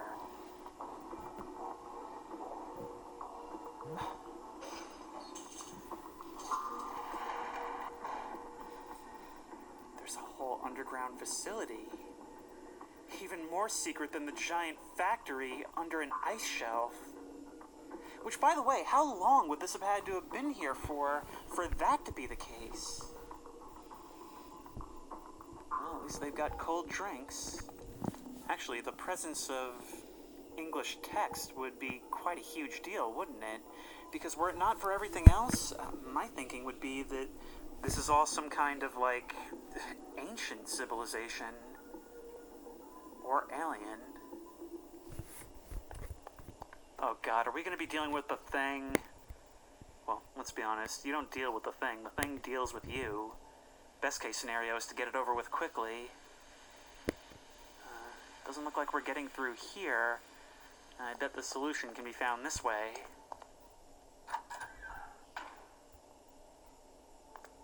Some kind of valve or generator room? Alright, let's just start turning valves. I mean, what's the worst that can happen, right? An alarm can start going off, and things can start spinning, and... Oh, God.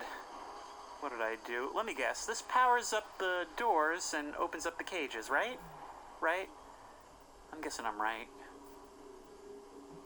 Oh, this looks like a shaft that might lead... Maybe not all the way back up, but a good amount of the way. Now, I don't know. Do we do this now or later? And it looks like our steam problem has dissipated. You get it?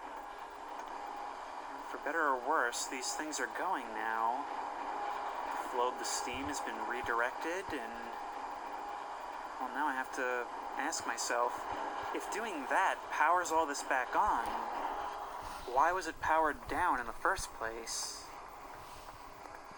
I'm going to try checking this out just to see where it goes, just because in the event of a power failure, I'd really like to be able to have some kind of exit, and I need to know where I'm going. Wow, this one really is different. I can actually go on the ladders with no problem. Huh. Looks like I found Jim's favorite hiding spot. Working hard or hardly working, Jim?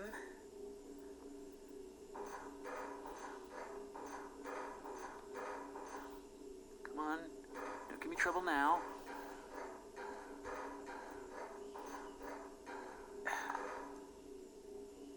Oh. This is the shaft off to the side of the lobby. It gets us most of the way up, but certainly not all the way, and well, with a difference like this, it almost doesn't matter how close we are. It's just something for us to shake our fist at in frustration while we can hear the demonic sounds of some bioengineered weapon crawling up the ladder after us. I can't stop thinking about the thing. Alright, let's start taking this place on. Huh. That one little bit of... I don't know if he's talking about everything, but once we probably like watch more stuff about, well, on this guy, we'll probably find out what the thing actually is. Bit of steam coming around the corner actually scared me a little bit. Like it was the tail of some giant monster just around the corner.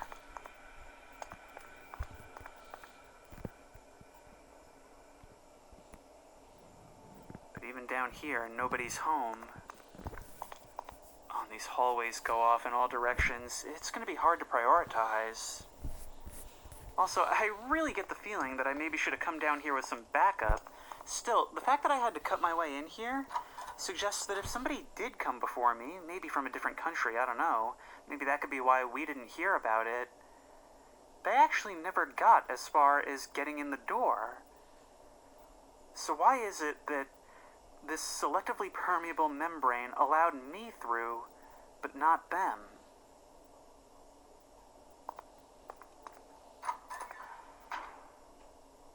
what is this? This place has the same architect as Black Mesa, I swear. And for as far down as we are, the void extends deeper still. All these huge pipes, what are they... Why do they need all of this steam, and why do they need it so deep into the earth? I mean, I suppose it could be geothermal, but how deep do you need to go for that? No, seriously, how deep do you need to go for that? I have no idea about the engineering of it. Still, what is the use of a structure like this? I mean, the cost of digging something so large and so deep, just to run these pipes through maybe like 10% of the airspace, if that? Actually, that looks to be some kind of giant ventilation shaft.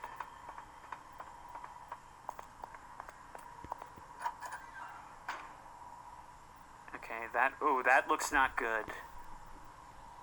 That looks not good, and the fact that it hasn't been cleaned up does not bode well for the staff of this facility.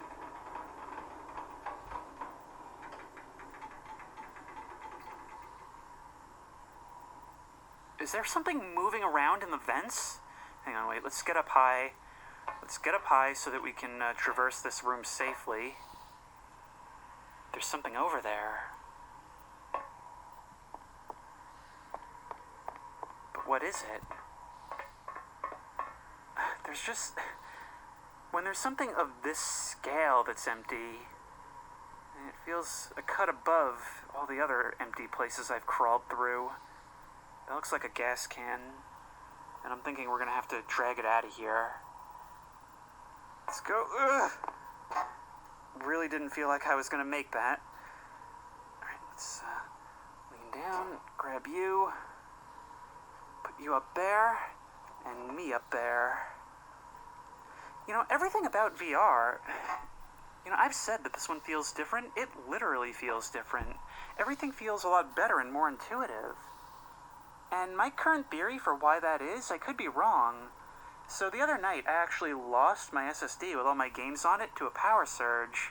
I had to reinstall everything when I ordered a new one. And I had to reinstall VRMod, including re-downloading like the modules and stuff that they make you get from GitHub. And I wonder if, because I haven't done that since I very first installed it. So I wonder if I'm not just playing like a literal 2 years newer version of VRMod, in truth.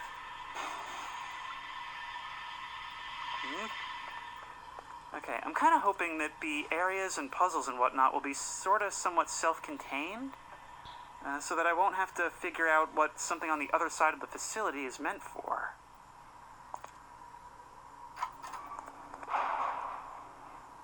Oh my. They've got vehicles down here. That means that, much like my nemesis GM Crot, they must have, like, ramps and driveways that lead all the way up there, right? But this looks to be like some kind of giant garbage disposal. Alright, well, before we start crawling around down there, let's have a look at some of the equipment, figure out what all this does. Wait, 40 minutes? We're not watching this whole thing. Okay.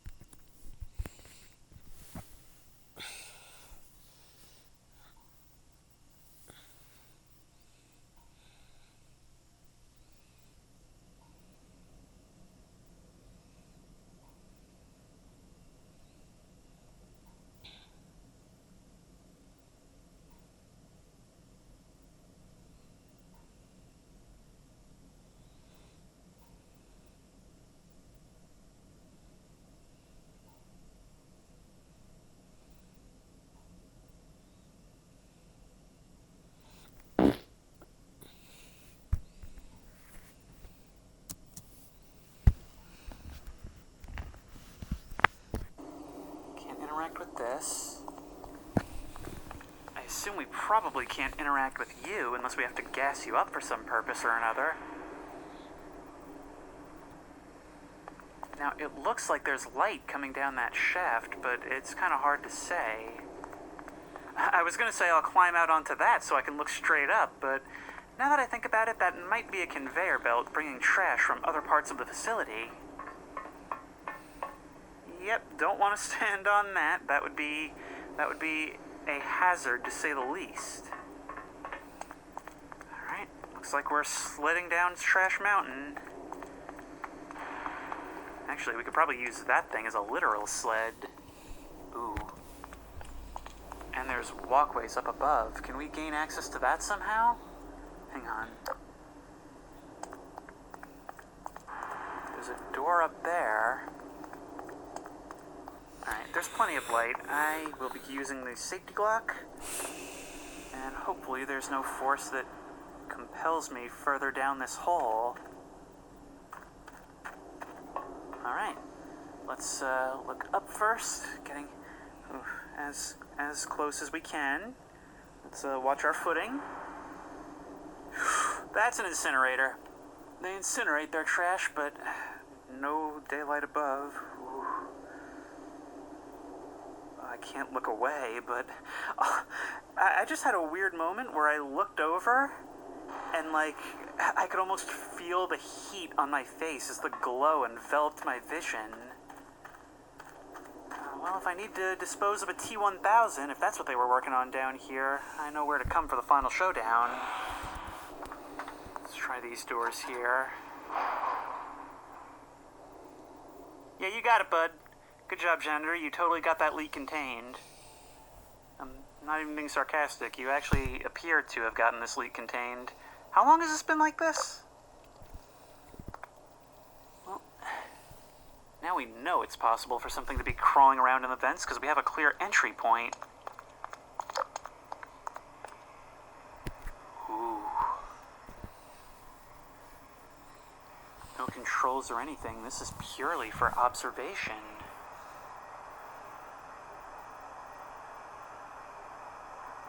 What could this even all be for? I mean, I'm starting to think that whatever steam, gas, whatever it is moving through these pipes. It's not infrastructure, maybe it's the product. Well, we haven't seen any mutant monsters yet, so thus far undeterred.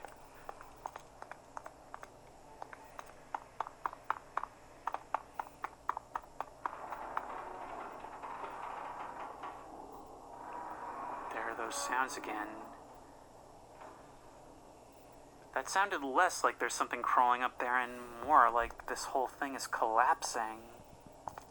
Which, is not at all unlikely given the massive weight on top of it and the apparent disrepair this place is in.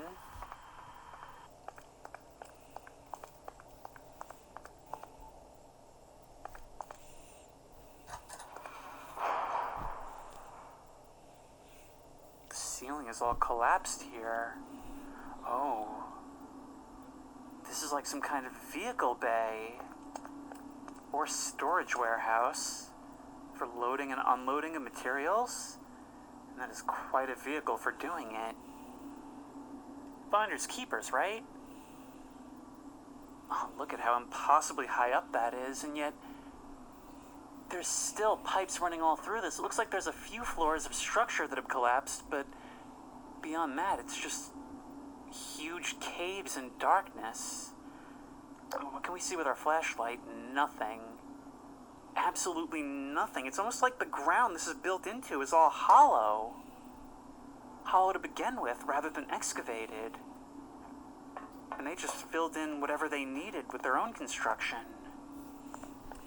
Please tell me we can climb this thing. Please tell me we can climb this thing. My life will be complete if we can. Oh, we can. Okay. Now, we could go over there, but once again, I'm not sure this actually helps us. Now, how victorious would it be to make our escape in this thing in the final act, huh? Man, I just cannot stop looking at this image. mean, how unnatural is that? And yet, it's the most natural thing down here. Snowfall and sunlight penetrating so deeply into the earth. The sunlight in this case acts as something else for us to shake our fist at, something else to be within sight and yet so out of reach. There's an elevator over there, but I think I'm gonna, just in case it takes us even lower, I think I'm gonna continue exploring the rest of this floor, do those 2 side hallways, or there may even only be one, and then we'll go on our way. Okay, creepy, doorless, windowless mystery hallway, your turn.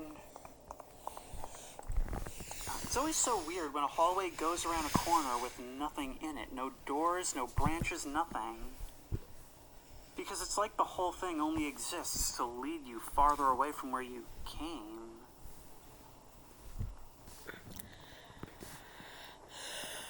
What is all this? Unless they're hosting an 80s TV store down here, I can't even fathom the purpose of this. I mean, there's not even any news on those screens to deliver exposition as I walk by.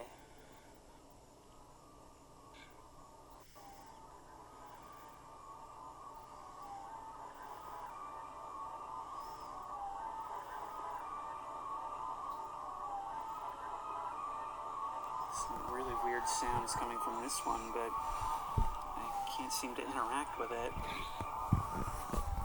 Or is it that one? Yeah, calibration screens and static, but some of them just display red or green or...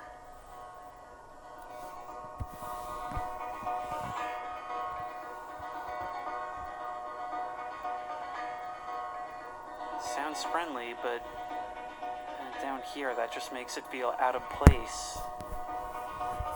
I almost feel like they're all like staring at me.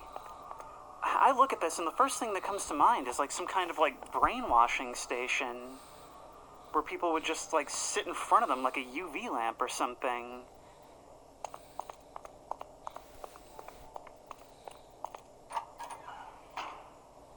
Huh, we going downward still? Cool. I like down. And by like, I mean the other thing. Oh, making me work for it, huh? Use my legs. Can't help but notice that it's getting quite a bit darker the deeper we go. The only light coming down that center open stack. But just how deep does this go? Quite deep indeed from the look of it, considering I can't see the bottom.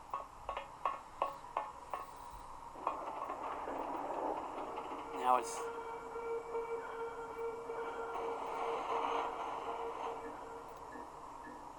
That was an alarm and what sounded like maybe some doors opening. Hi there. I don't like this, I don't like this, I don't like this. This doesn't feel like the main employee's stairwell either, especially since there's none to the surface. This feels like, even by employee standards, I'm crawling around where I'm not supposed to be. We finally reached the bottom of this pit. Oh, who am I kidding? There's no bottom. There's never going to be a bottom. Anything hidden under the stairs? Yeah, I know to check. It's the oldest trick in the book.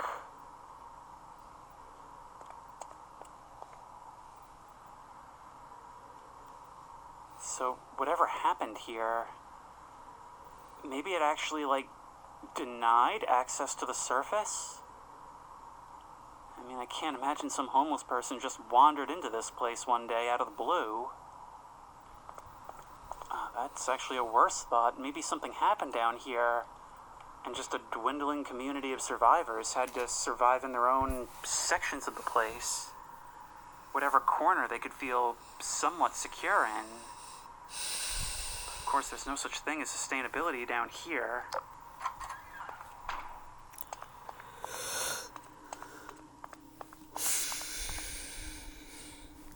Okay, so what we have here is the chasm room. Ever wanted to walk over a chasm? Well, here's your chance. We leave the sides completely unrailinged for the authentic danger experience. How much we want to bet something comes flying in from the sides or some gust of wind that pushes us off?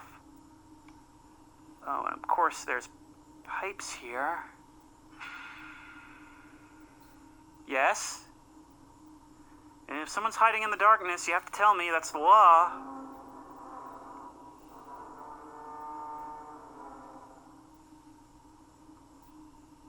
Those groans were the metal.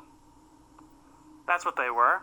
It wasn't some horrifying, giant monstrosity down in the deep that goes straight to the Earth's core. It's not some elder god that they tapped into during the construction of this place. It was just rickety metal. Which is actually more likely to kill me and yet somehow more comforting.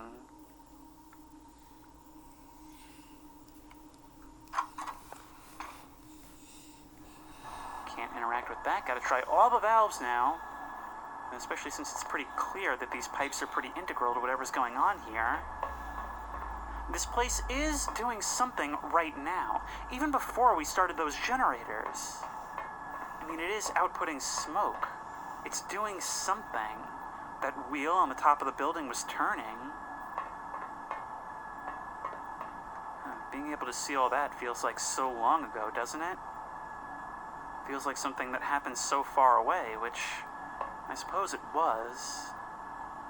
Oh, I hate this. I guess this pipe was important enough to be given its own chamber running alongside it.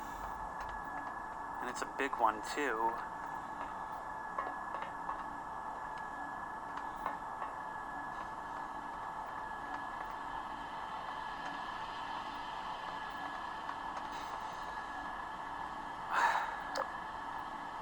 So it's like my job to explore and stuff. Sometimes I don't like my job.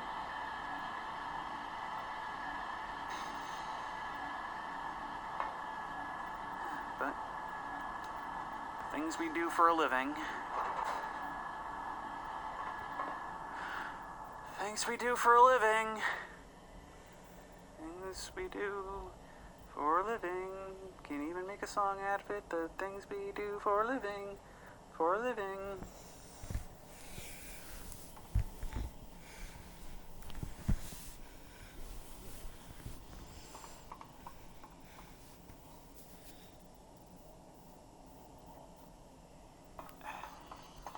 Okay, so something's removing panels. Something's chewing through things, it looks like.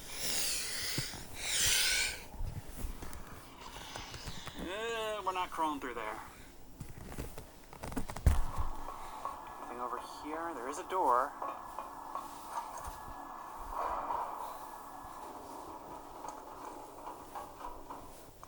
Oh, please let me drive this thing. Imagine if you could. That would be so cool. In a chase, I'd probably end up just Austin Powersing myself across the hallway, but it's a thought that counts. Oh, there's a whole bunch of them down here, meaning this level must be so huge. So clearly, this number is negative. The first floor was 1, down here is 2. I'm going to try and take this upward, just for the opportunity to see where this goes. I suspect it's the one in the vehicle bay. Yep, there we are. Okay, so we do have other ways up besides that creepy pipe stairway, should we need them. Maybe give us a head start on whatever monster comes after us. I really don't like, even though I know I'm the one that opened it, I really don't like seeing these empty, sterile hallways. Well, not sterile, but you know what I mean.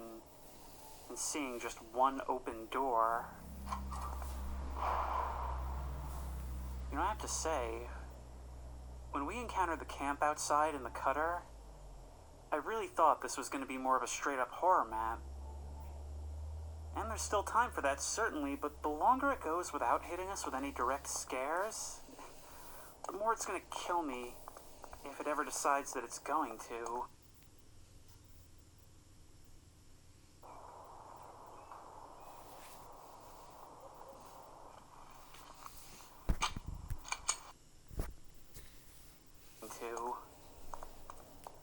Also, what is it with this place and having unrailinged drops to certain doom? I mean, there's railings around here, there's railings all over the place, so clearly they have a railing guy. They just don't want them in certain places. I mean, I guess maybe it keeps the employees on their toes and therefore more concerned about safety. And maybe ditching OSHA is actually better for workplace safety. I mean, in the same logic that they used to not give pilots parachutes because they thought it would make them perform better.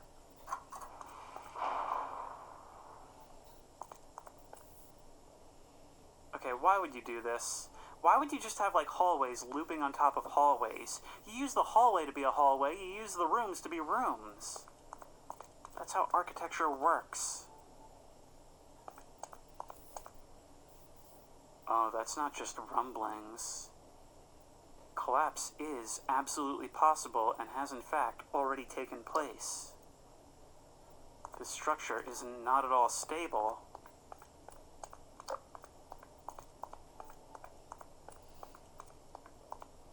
Is there some reason why we might want to go in there? You're not going to let me? Okay, well then I will not pursue this further. Thank you for doing business. Great, it's another one of those doors. I really feel like there's some kind of line in the sand, some kind of point of no return. I just reached out and touched something that's about my height, and I'm trying to figure out what it is. Okay, I think that's my other monitor. Thing is, I reached out, felt it, it moved, and it was warm. I think it's just a wobble from the first time, but I'm gonna have a real Scooby-Doo moment if I lift my headset right now, and nope, good, it's the monitor. Oh, this map is absolutely gigantic. If there are any other floors, this is gonna take, like, hours to get through the whole thing. Movement! You can't have movement all of a sudden. But what does this actually do? It looks like some kind of, like, package transit facility, but what did I just change? Oh, we redirect the flow.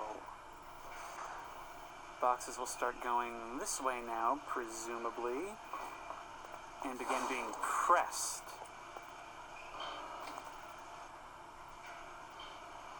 Yeah, but I'm not jumping down there. Actually, now that I think about it, the garbage disposal was a level above us. Alright. Let's figure this out then, shall we? Oh yeah, here's me just like casually actually swinging the crowbar in this episode. For the entire time I've been doing this Gmod VR series, I've had 2 mods installed that purport to do that, and I guess I've just been using the one that doesn't work as well.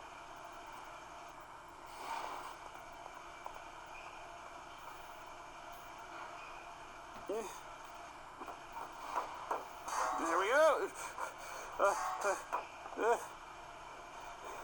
I saw that we were on like a ramp type structure, and immediately my whole body was like, you're falling into the garbage incinerator, grab onto something.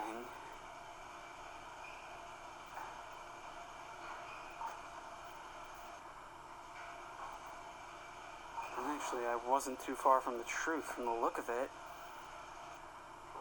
Alright, extreme ramping. Oh, this actually all seems to function as a ladder. Yeah, definitely a garbage disposal. Definitely a floor down as well. This ain't where we want to be. This map is making it real difficult to organize.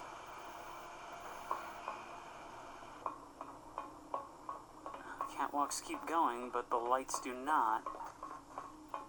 There we go. That's fine. Dead ends are fine by me. Dead ends mean that I don't have to push into the infinite darkness.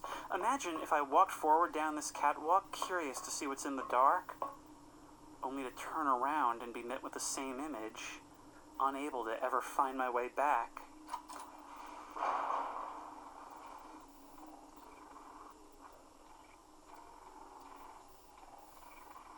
More generators of some kind? That's blood. Both sides. It's like somebody was carried through one side and out the other. Wait, actually, it's not the only one. Look at... What is this? Those are definitely like organic sounds, and it's like some kind of like meat turbine. What is this even meant to be? Well, there's only one way to test. No reaction. I really don't want to touch it. So, somebody wasn't killed here, I don't think. I think whatever this is must have just, like, splattered out all over the side of this one. I was thinking maybe we bring the gas can down here to start this up, but, I don't think it's the same. See, on the one hand, it's kind of frustrating to keep getting sent deeper and deeper when I haven't even explored where I was. But on the other, I'm not fighting it that hard because, I mean, it does feel like kind of an adventure to keep being pushed in whatever direction, to keep being forced further and further downward, each time with less and less idea of how to get back. See, every time we encounter these vehicles, it means those ramps that must be behind these doors go a little deeper. I mean, that's a plow. This is for snow. But we can't get inside. I mean, come on. If you're going to acknowledge through your architecture that you need vehicles to get around down here, at least let me use some of them.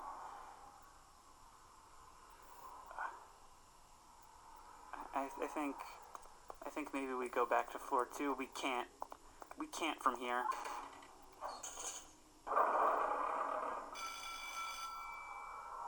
Yeah, you sound that alarm. Are there emergency ladders? There are not. Now, before we begin our forced adventure into what is clearly the origin of whatever is going on here, I'd say it's a good time to do a nice, cowardly, procrastinating gear check, don't you think? So if we just huddle in the glow from this broken switch that would lead us to safety, actually our only legit switch to safety. I mean, us having come down here through the vent and this elevator not working, we literally have to bet all our eggs on there being something down this way. Yes, thank you, deterioration of the building, giving me a sound cue to emphasize my hopeless situation. But look, this is one of the reasons why I feel like I must have gotten like a newer, more updated version of VR mod, because I couldn't do this before. This is something that Thunder Ghost, thank you again, suggested that I could do, but before I couldn't. So the procedure, if we encounter something in the dark, is that if we see something on the edge of our flashlight beam, we'll have to blind ourselves, point our flashlight down, and press down, and we'll immediately draw the safety lock, and vice versa. So now we have a quick switch that I just realized means we don't actually have to fumble around in the menu anymore. Yes, we are upgrading in all kinds of ways, unless we get the ultimate downgrade of being chewed on by a horrible experimental beast. Keep fire away. What even is this? Is this some kind of container? Oh, I'm not gonna like this. I'm not gonna like moving into these expansive dark spaces with things appearing on the edge of my beam, big things. I'm not gonna know what warrants getting shot. And I can't tell if those are just the sounds of the facility settling, or there's actually something down here with us.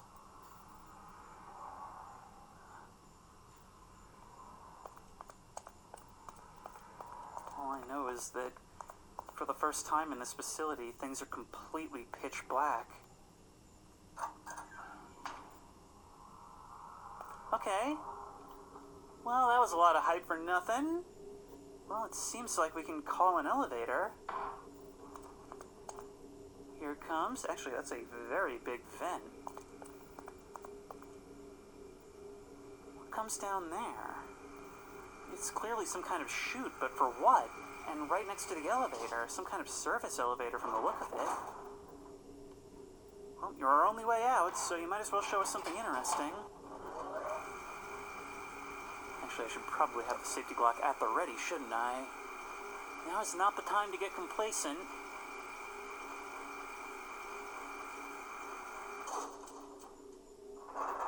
Unless it's bringing us to somewhere equally dangerous. What was down there that could flip a car? What was down there that I didn't see that could flip a car? That's the real question, and where is it now? I think we're probably back on level 2. That was a very car-heavy spot, wasn't it? And those doors are open. Hopefully that's a sign of... Oh yeah, no. That was a place I criticized their railings. Which I'm not sorry for. Okay, we're back in... well, what passes for familiar territory. I never actually really got done exploring this place. Reactor access. I mean, maybe there's something we can do if we can get all that working again. I'm still, with all the fear that I've been through and all being trapped down on level 3, it just totally slipped my mind that they have a meat reactor down in one of those other rooms. So somebody's going to have to explain to me what that was about. This is the box crusher. We've already been here. But we haven't yet been up there.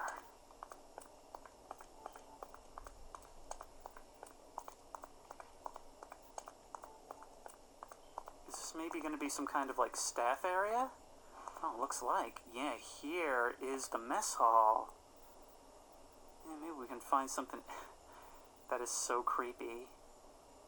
This abandoned, empty facility, thousands of miles from any other humans, left completely pristine except for one solitary coffee mug left sitting on a table.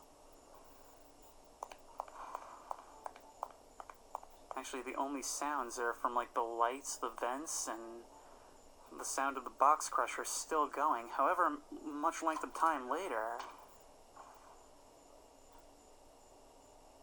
Which, I'll be honest, that's been kind of a thorn in my side for a long time now. Ever since we encountered that room, it's like no matter where I am, I can hear boxes being crushed. Oh, nope.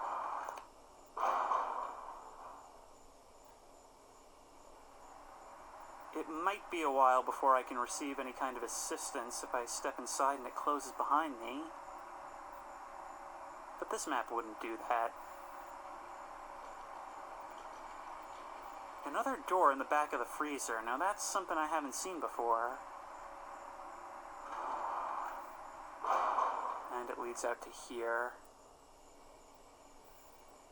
In fact, I'd be willing to bet that this probably leads out to that high-up vent that we saw before.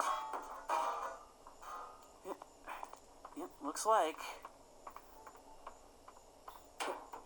Come on. But what's the reason for even coming here? I guess it's just another method of traversal.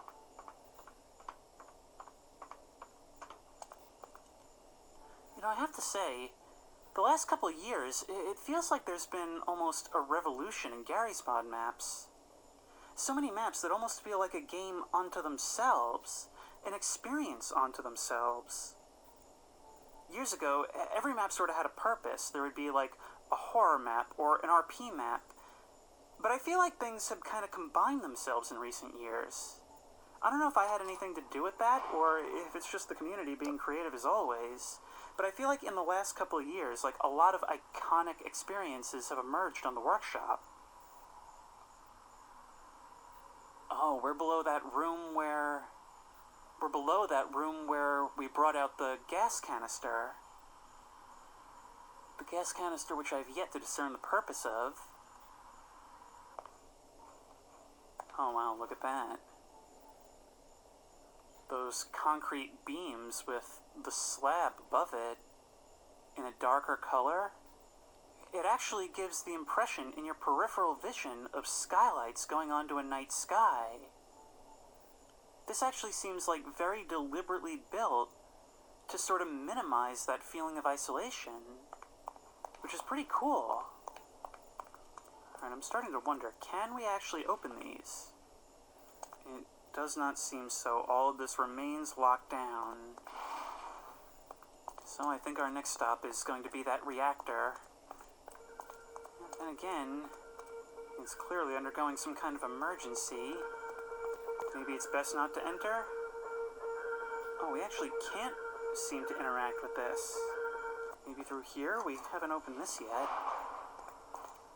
Another elevator, another service elevator.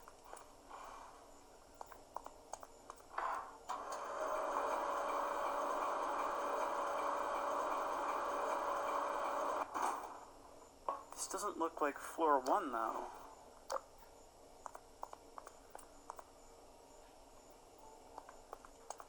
Unless it's a door we somehow missed. I don't think we moved up far enough to get to floor 1. This looks like some kind of control room. Temperature critical, heat shield active.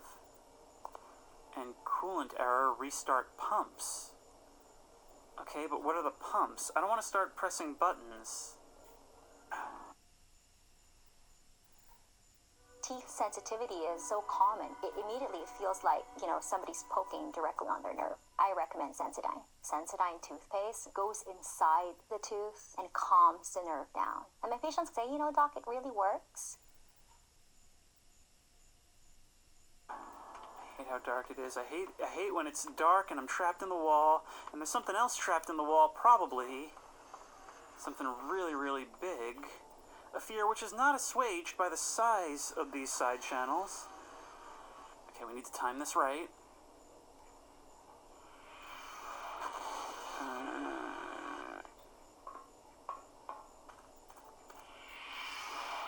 Oh, it's gonna be one of these. It's gonna be one of these. Okay. This is gonna be tough. In VR. Run, run, run, run, run, run, run, run, run, run, run, run, run, run! As soon as it goes, we have to start running. Yeah. I can see you've constructed this with perfect timing. Yeah. Now what's down there? Oh.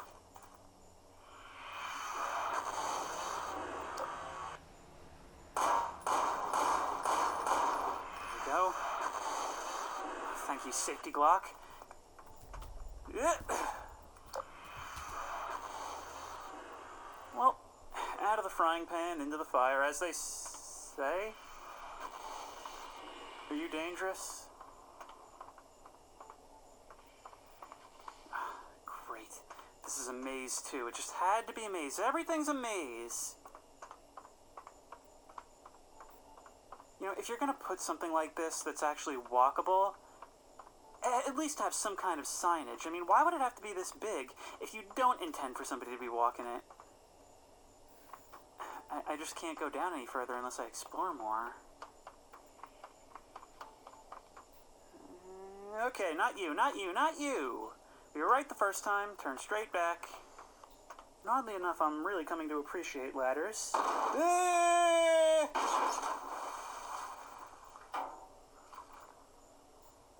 For example, they go both ways, unlike falling. How am I getting out of here? Is this... Oh god, is this a coolant tank? This probably isn't good for me. Maybe I can climb this? Yes. There we go. Yeah, this is probably it. These must be the coolant tanks. I have no idea what part of the facility we're even in right now. That has to be artificial light, right? That can't be the light from the surface. Let's start having a look at this machinery and see what we can do. Condition 0%. Condition okay. Coolant insufficient. Maybe coolant was coolant full, but minor damage. Okay, our first priority before we can start bringing anything back here, is to figure out how this all connects.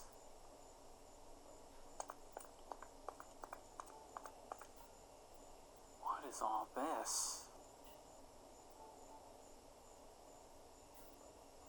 Somebody being zapped by some kind of a thing, and a thing going to the thing to some purple thing, and something going from the purple thing to another purple thing.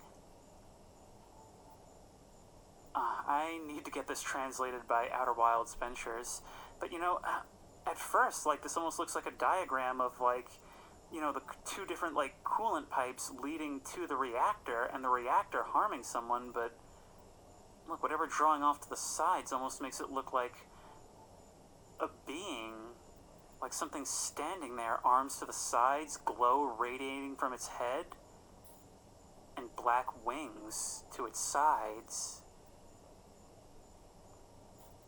I guess we're gonna find out.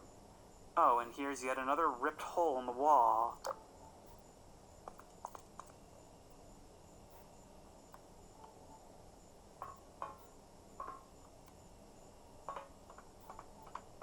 Great.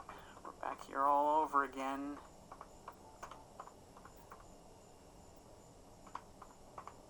Anything beyond this fence? No, nothing for a long way. I have to keep reminding myself that we can see below these grates, and that I should really be paying attention for something slithering down there. Whoa. It's like a huge observation room beneath the pipes. Actually, I'm not sure. Actually, now that I look at it, I'm not so sure that's what it is. This room actually doesn't look all that familiar. I don't know what those 3 squares on the opposite wall are, but they almost look like truck loading bays. Oh, wait. We can get up there. Alright, safety Glock, do your thing. There we are. Oh, who's a good safety Glock? You're a good safety Glock. Aww. Alright, let's go. Great, more crawling.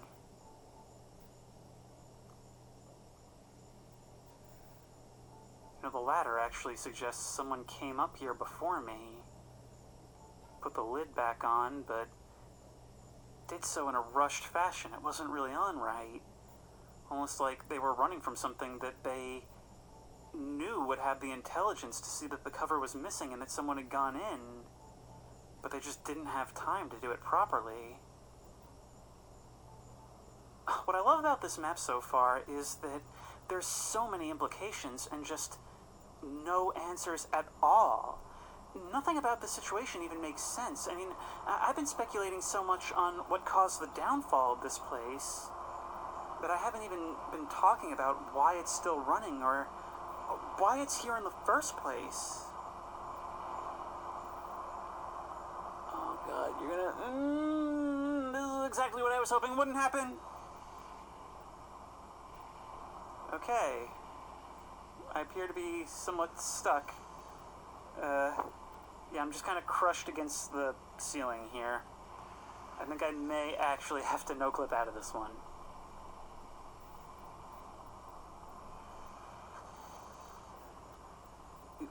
There we are. Now we can climb out here. Or, oh no, this is where we came down. Oh, there's no easy way to do this. I have no idea how I'm going to get that can down here. So for now I'm focused on things I can work on. I'm pretty sure I saw a couple of turnable valves in this area. Is there maybe one? Yes, right there. So let's have a look at that. Oh, we can use it.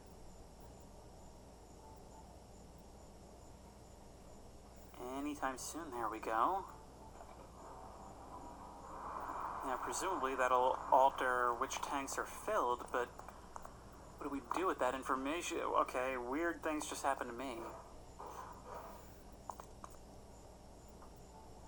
Okay, now those two are both filled, and these are not. But it looks like they still go up to the grates enough that some can get through.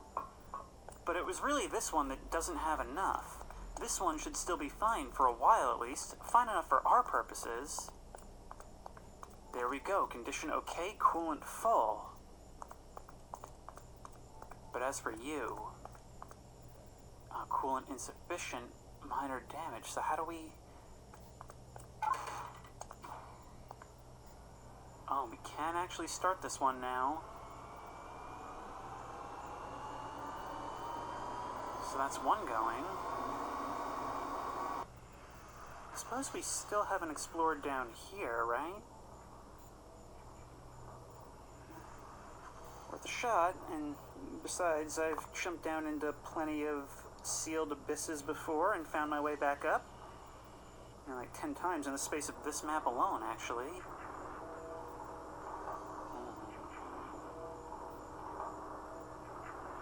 What are these, like some kind of armor plates being moved around for testing? And at least my video game knowledge says so, and this place, like I said, does seem to be made by the Black Mesa architects. There's no way out of here. Yeah, at least none that I can see. There's no way we can climb back. Oh, there's a vent. Alright. See, it's weird. It's kind of reached that state where, like, I was exploring and trying to figure this place out, but now that I have an objective, I actually didn't discover that objective until I had more or less explored everything. So now it's just about trying to get this dusty old ship sailing again.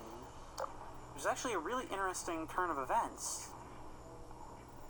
And of course, we can't ignore the fact that something presumably happened here, and this event is considerably smaller than all the other ones. Can't ignore that fact. Almost makes it seem like this is the one they don't want you in. And the other one was blocked by some kind of ion cannon. Come on. Break. Break. By God. Okay. Ooh. Okay. I thought I had vertigo at the start of this map. This ain't gonna be easy in VR. Oh. Doing this. Oh, there's a chain that leads down to those boards. We can't go up at all. Yeah, alarm. That's what my heart's doing right now. Okay, let's just try and make our way over. Oh, we've got to drop down onto it. No. Are we alive? Are we okay? Okay. It's just gonna stand up now. I don't like heights at the best of times. I can't even stand being on like a ladder, so this is pretty bad. Can we maybe do something with this now?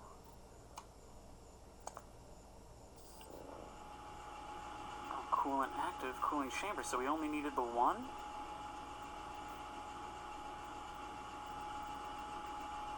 Now what about you? It still says critical temperature. Maybe it takes a while?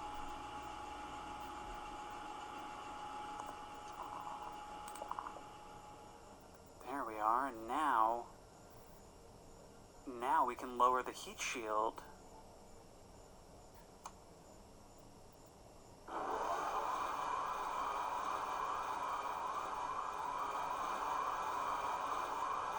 Now I know this place is the same architects as Black Mesa. That doesn't look good. We may have lowered the temperature, but it's certainly not low by any means.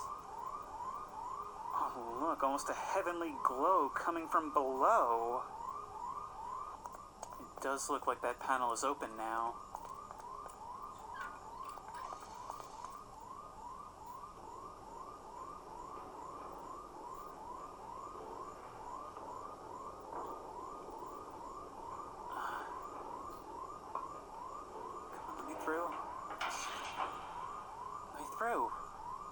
Why can't I crouch through? Oh.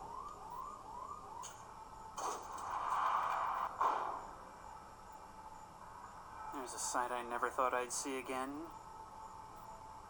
Unfortunately, I pictured this as being a triumphant moment when I'd escape the clutches of whatever beast lies in the deep.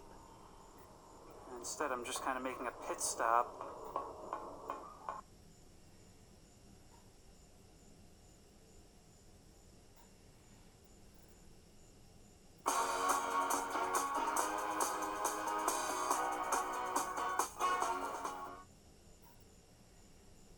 Alright, kind of don't really see why I couldn't crawl through there, but here you go.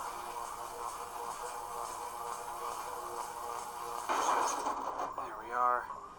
You wait here. At least you're down here now.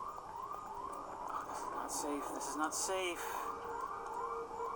I don't even know what I'm doing here. What is it that I'm even trying to... Oh no, we're still gonna need that sucker.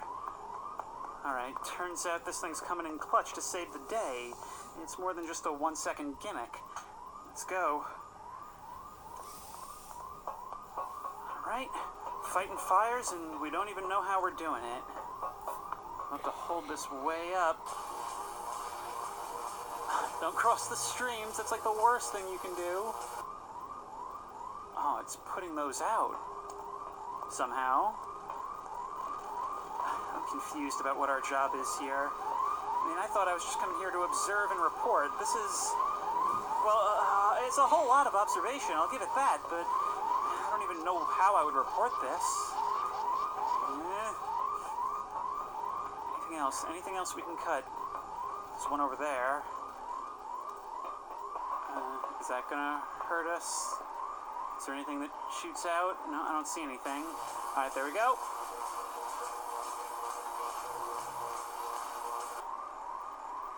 I'll probably get over there. Alright, let's climb this thing. Once again, not sure what this is meant to accomplish. There we go. Pretty epic for a custom map, though, I will say. Feels like I'm doing something, even if I don't know what that thing is, which is apparently dying in the process and going to heaven so I can be remembered as a hero.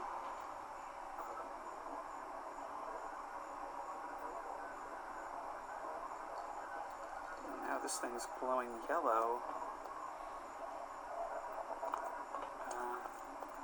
Maybe we should head back to the control room? We seem to have stabilized the facility at the very least.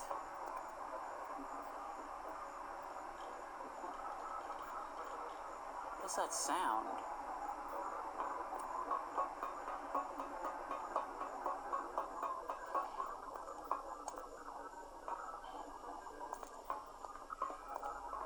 The sound is continuing throughout the place.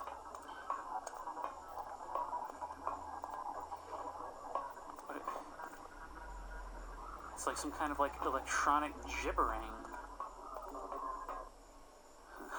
When you walk in, it almost looks like a neck, mouth, eyes of some huge robotic creature staring through the window at you. But I don't think there's anything else to be done here. Oh wait, there's a thing right there that says gas, maybe... Yeah, there we go! Now we just gotta figure out how to get you started. Ooh, openable door, that is so cool. Oh, neat. Ah, I'm like a kid entering a Big Wheels or something. Ooh. Press it. Oh. Oh, this is so cool, especially in VR. Boom. And crash. Okay, I kind of worried that was gonna crush the cabin for a second there. Goodbye, gas tank. Goodbye, cutter.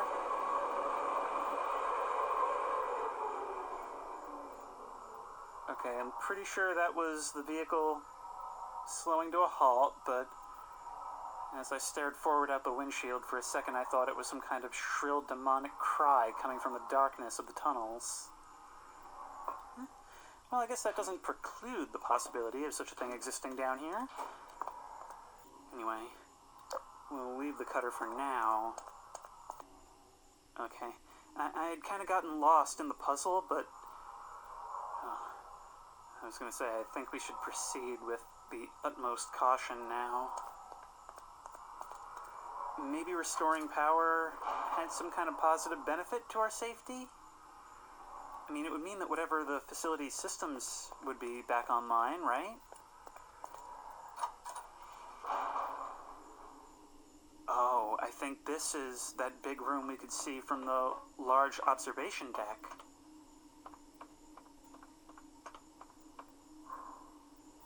Just have a look at that, will you? The way the dull light just barely falls onto all these crisscrossing lines.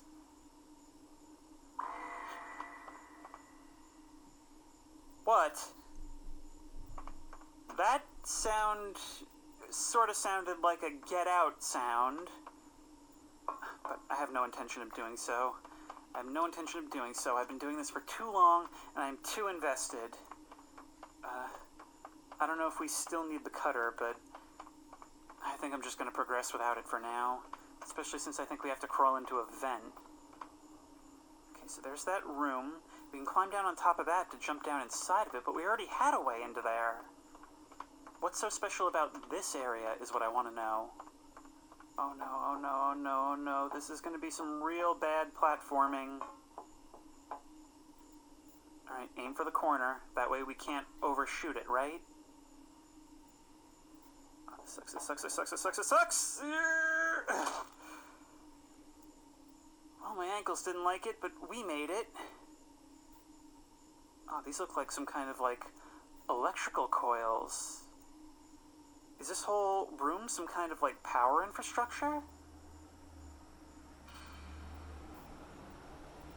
It kind of seems like there's something in here with us, but no time to think about that. I'm picturing some kind of, like, weird, dirt-covered bird just kind of hanging off of the walls in here.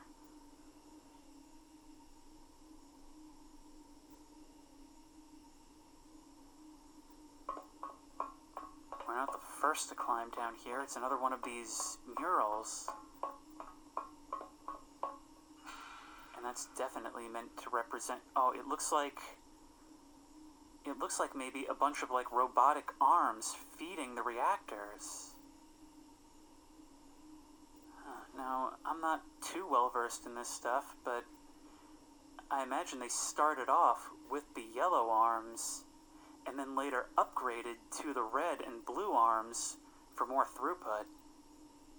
I might be thinking of a different game.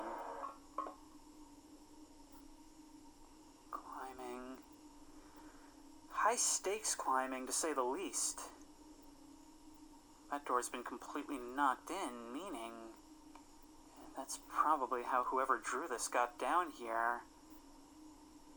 Was all of this sabotage? Did someone in the crew, like, go insane and just bring this whole thing down? Messed with the reactor, crawled around? From the look of those drawings, maybe even some kind of weird devotion to the light of the reactor. There we go. Okay. Yeah. Very, very difficult. Very, very difficult. But there's where we came in. I wonder if we can't maybe find something inside this pipe? Does allow us. Ooh. I kind of expected to just see, like, a black wall.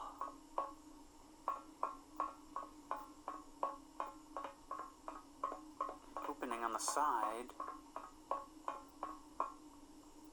We gotta go get the cutter. There's that noise again. I believe we've only been hearing that since fixing the reactor.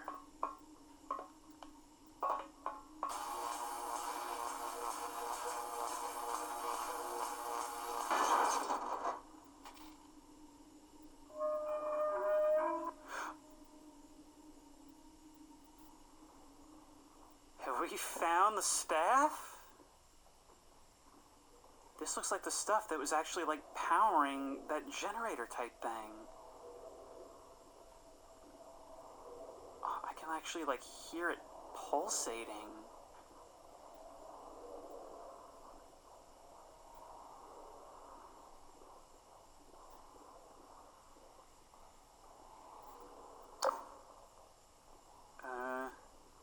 this is a unique object.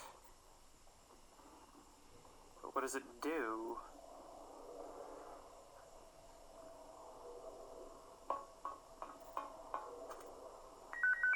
Oh! I knew there was something to these.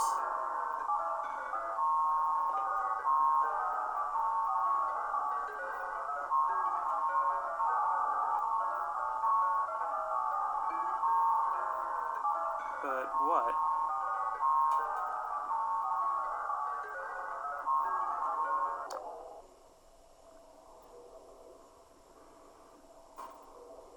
Okay, well, I have no idea what that means, but we're going to be taking you with us, that's for sure.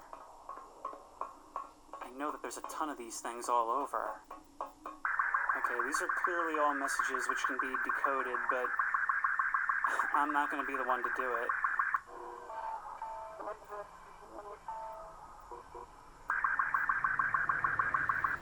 Maybe it'll interact with these? No, it doesn't seem so. What about you? Nope, just those panels.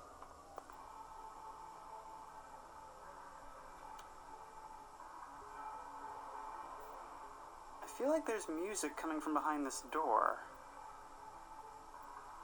I mean, this isn't the TV room. I am just kind of like going around trying to figure out what changed since fixing the reactor. And I can't figure it out, but there's definitely music coming from over here. Alright, moving this doesn't do anything. I can't seem to open the door, so I am just going to no-clip this. Well, this texture over here is quite strange.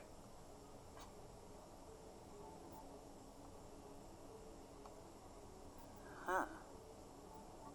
I didn't really expect there to be anything in here. Oh, I see. It's... Okay, so it is probably a deliberate no-clip Easter egg. That's actually pretty clever. Having us know that there would be something in here by having the sound playing from inside. Do I know this man? Looks familiar, but I'd have to see him in a lineup.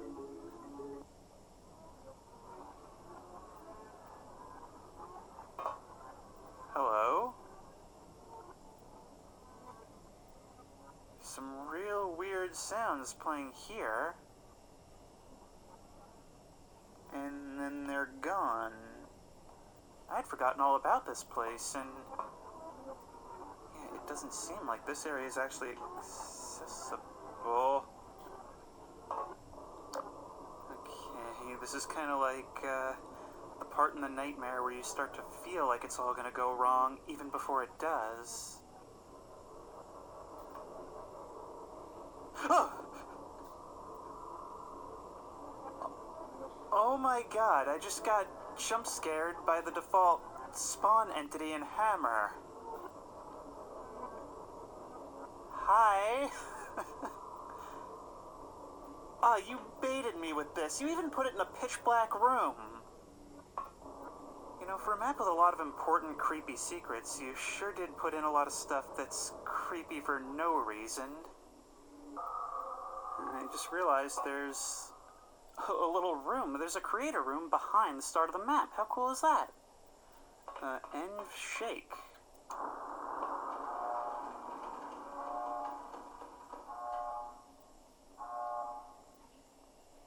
Okay, I guess that's the earthquake function. Maybe there was a bit of a shake on the map itself. What about you?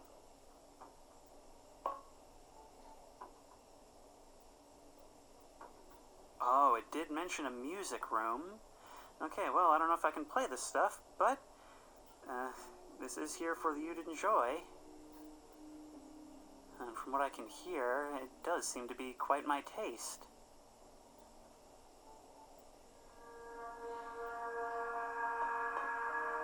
So, I've taken to reading some of the Steam forum posts to try and figure out what I'm supposed to be doing, which, by the way, not an easy task to navigate those for the piece of information I need without spoiling anything for myself. But apparently there's a bomb up here that I'm supposed to use. right here, yeah. And apparently I'm supposed to use this on that kicked-in door that's down in that area past the bulldozer. Okay, well, it's going to be another long ride down. Let's try it.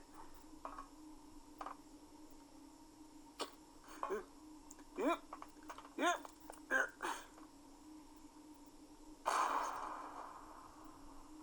I honestly never would have figured this out. I didn't even know there was a bomb up there. Well, it's been a while. It's been quite a while, but we need to respawn our safety Glock. I mean, it's just the thing for finding unexpected hallways in your basement of your previously thought-explored new property. That's what I'm calling it, my property. I mean, finders keepers, right? That's what we went over? Sure, flickering lights. Flickering lights down the hallway where the deranged person crawled down from above and scribbled all kinds of cultish scribblings everywhere. I mean, I have a Glock. What's he got? Crayons? Is that actually... Peak freshness means peak flavor. The strawberry poppy seed salad is back at Panera. Is that actually... Is there something there, or is that just an object in the way?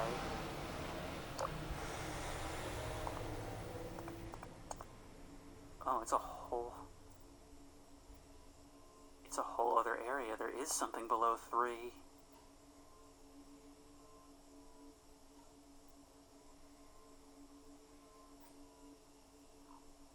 Why is the droning of the pipes so much more ominous here in particular? Up there it was more pulsating, more natural. Here it's like a steady tone.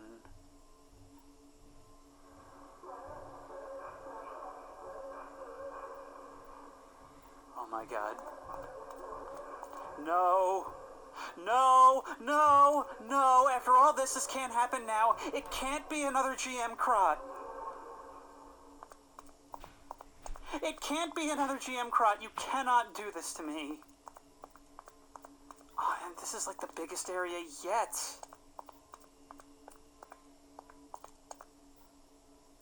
What is this? Some kind of lab?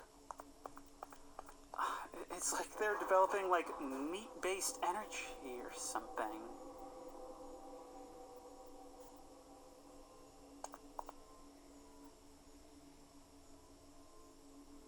So something is loose. With the flashlight, I can't tell if there was something moving behind the glass just now, but I feel like I heard something.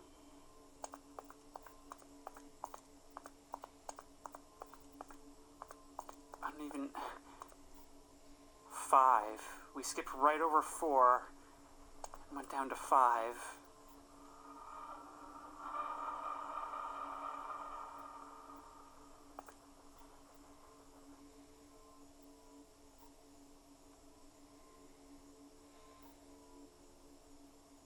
That droning, it's like, instead of like the more rhythmic, natural sound of the pipes above, now it's like a single, sad vocal tone, almost.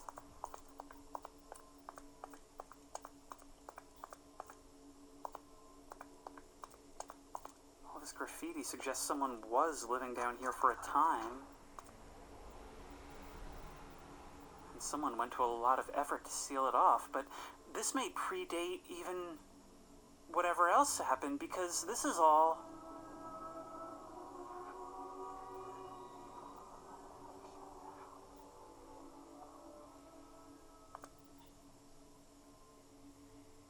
Forget power failures. Forget experiments gone wrong, although all that could be part of it. I think this level is just straight up haunted. I mean, this looks like it's been abandoned for much, much longer than the rest of the place. Like they just sealed off every entrance and then kind of forgot about it. I thought there was something there for a second.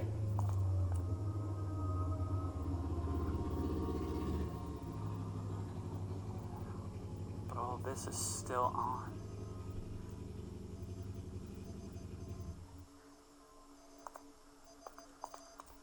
Almost like there was one person, maybe the person who drew in that main chamber, just continued their work down here unbeknownst to everyone else. Maybe, imagine that. Imagine something goes down, this whole place gets sealed off, unknown number of casualties, and then years, maybe even decades later, a new crew rotation, one who doesn't even know that this place exists down here, starts getting terrorized by a deranged survivor.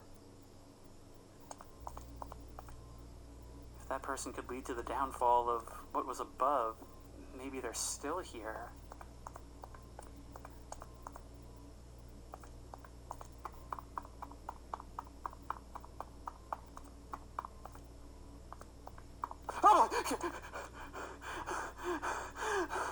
Oh, Darwin, don't do that to me. Or was that Darwin? That was like one frame. I don't even know if I've been here, but I don't know if I've been down that hallway yet. Is there more?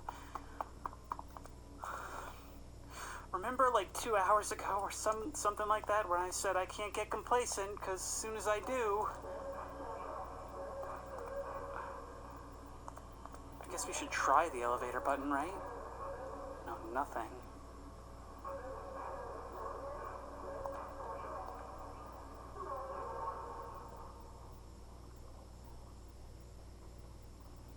I can hear like some more like organic pulsating noise.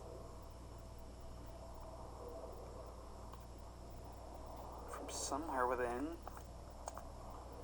Oh, the different levels of this are like chambers of a beating heart. Maybe that means there will be something soft at the bottom. That looks like a black wall. I think not. Let's go.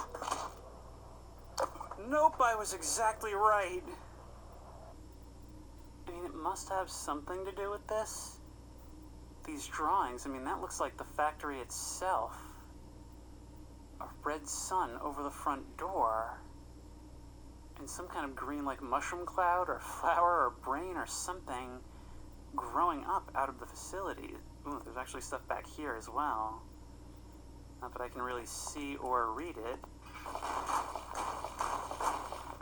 We can break it down, though. I mean, looking at it now, it sort of looks like lightning bolts shooting out of a person and into the reactor. I wonder if maybe my coming wasn't prophesized? And of course, that's just me trying to interpret macaroni art like a school guidance counselor, so... I mean, from reading the forums, I can't be sure, because everything is really, really vague. But I'm kind of wondering if this thing isn't maybe, like, overtaken by whatever was making those noises. That maybe those, like, sort of computerized vocalizations weren't coming from the facility itself, but actually speaking to us through our cutter. Maybe it has to do with this? Oh, ooh. Okay, this other one that I wanted to avoid does actually take us somewhere. Oh, it does indeed. What are these? This is all some kind of, like, bucket rail system. Almost like for, like, a steel smelter or something.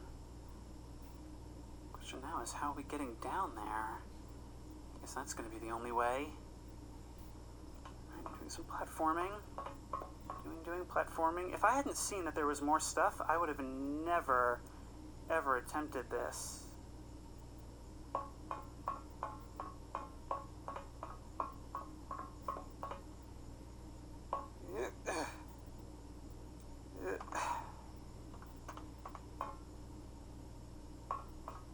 It's still, even after all this time, it's still so unclear what this place actually is.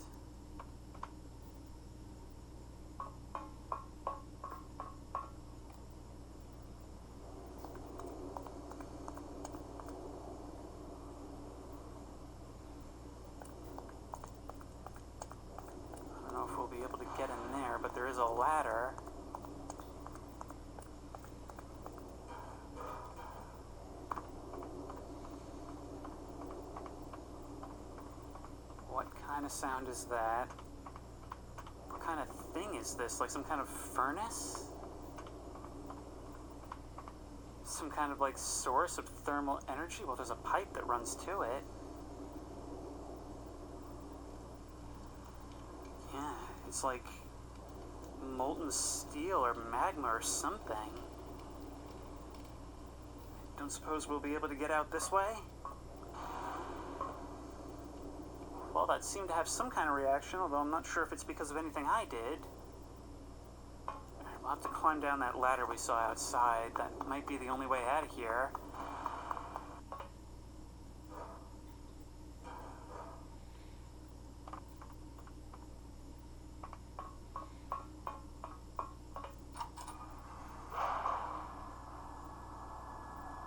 This looks a whole awful lot like the hallway that led to the spooky area. I don't like this. I don't like it when there's a long, turning hallway that doesn't have any windows or doors. Because then it's like, why are you turning? Just to screw with me? These pipes still running overhead, however deep we are. And that must be pretty deep. And here's yet another one of these things. Alright, away we go. Really, away we go.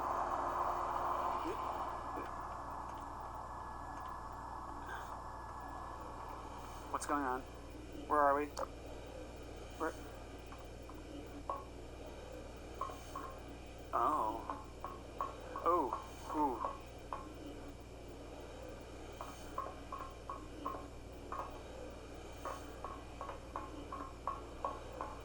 I think it's pulling me towards it. Okay, this is a button.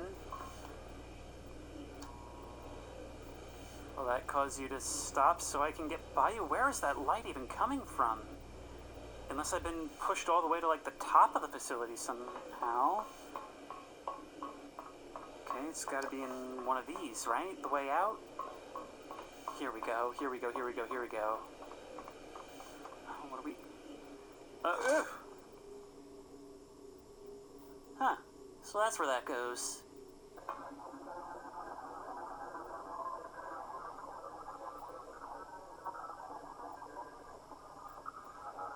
Still talking, huh? The only thing is I kind of want to see what'll happen if we, like, bring you out. Oh, it's gone. Well, I suppose there's no point in that now. Well, anyway, that was GM Vacant Industry.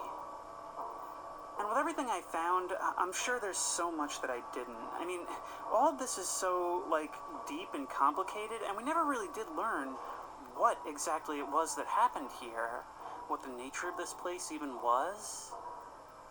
But I have to say, somehow, even though it was giving me absolutely no information, my own speculation was keeping me enthralled throughout. It is an absolute monster of a map. In terms of size and interactivity. But I have to say, I don't know about the way it presents itself. It seems like it's really laid out to tell its story in sort of an ARG style, where it's really not so much about the experience of the map itself as it is about discussions around it. And so I understand that a lot of people would probably enjoy it for that reason. People who enjoy, like, fandoms and talking about things and discussing it back and forth and discovering it and sort of unraveling it collectively. But for the purposes of this video and for, like, my taste in general, I feel like that sort of leaves a little bit to be desired in terms of the experience of the map itself. Which isn't to say that the map is underwhelming, far from it. I mean, this is nuts. In terms of its systems, of its puzzles and adventure elements. In a way, it almost feels like archaeology, which I suppose it is. I mean, in archaeology, you don't get any exposition. You really have to just make inferences based on what you can see. But If you like this video, please remember to like, comment, and subscribe for more creepy and comfy content. If you have any ideas for other videos you think I should do, the best place to suggest that will be at the Discord, which I will link in the description. If you want to try this map out for yourself, that link will also be in the description. If you want to support me on Patreon, that link will be in the description. And as always, I will see you in the next one.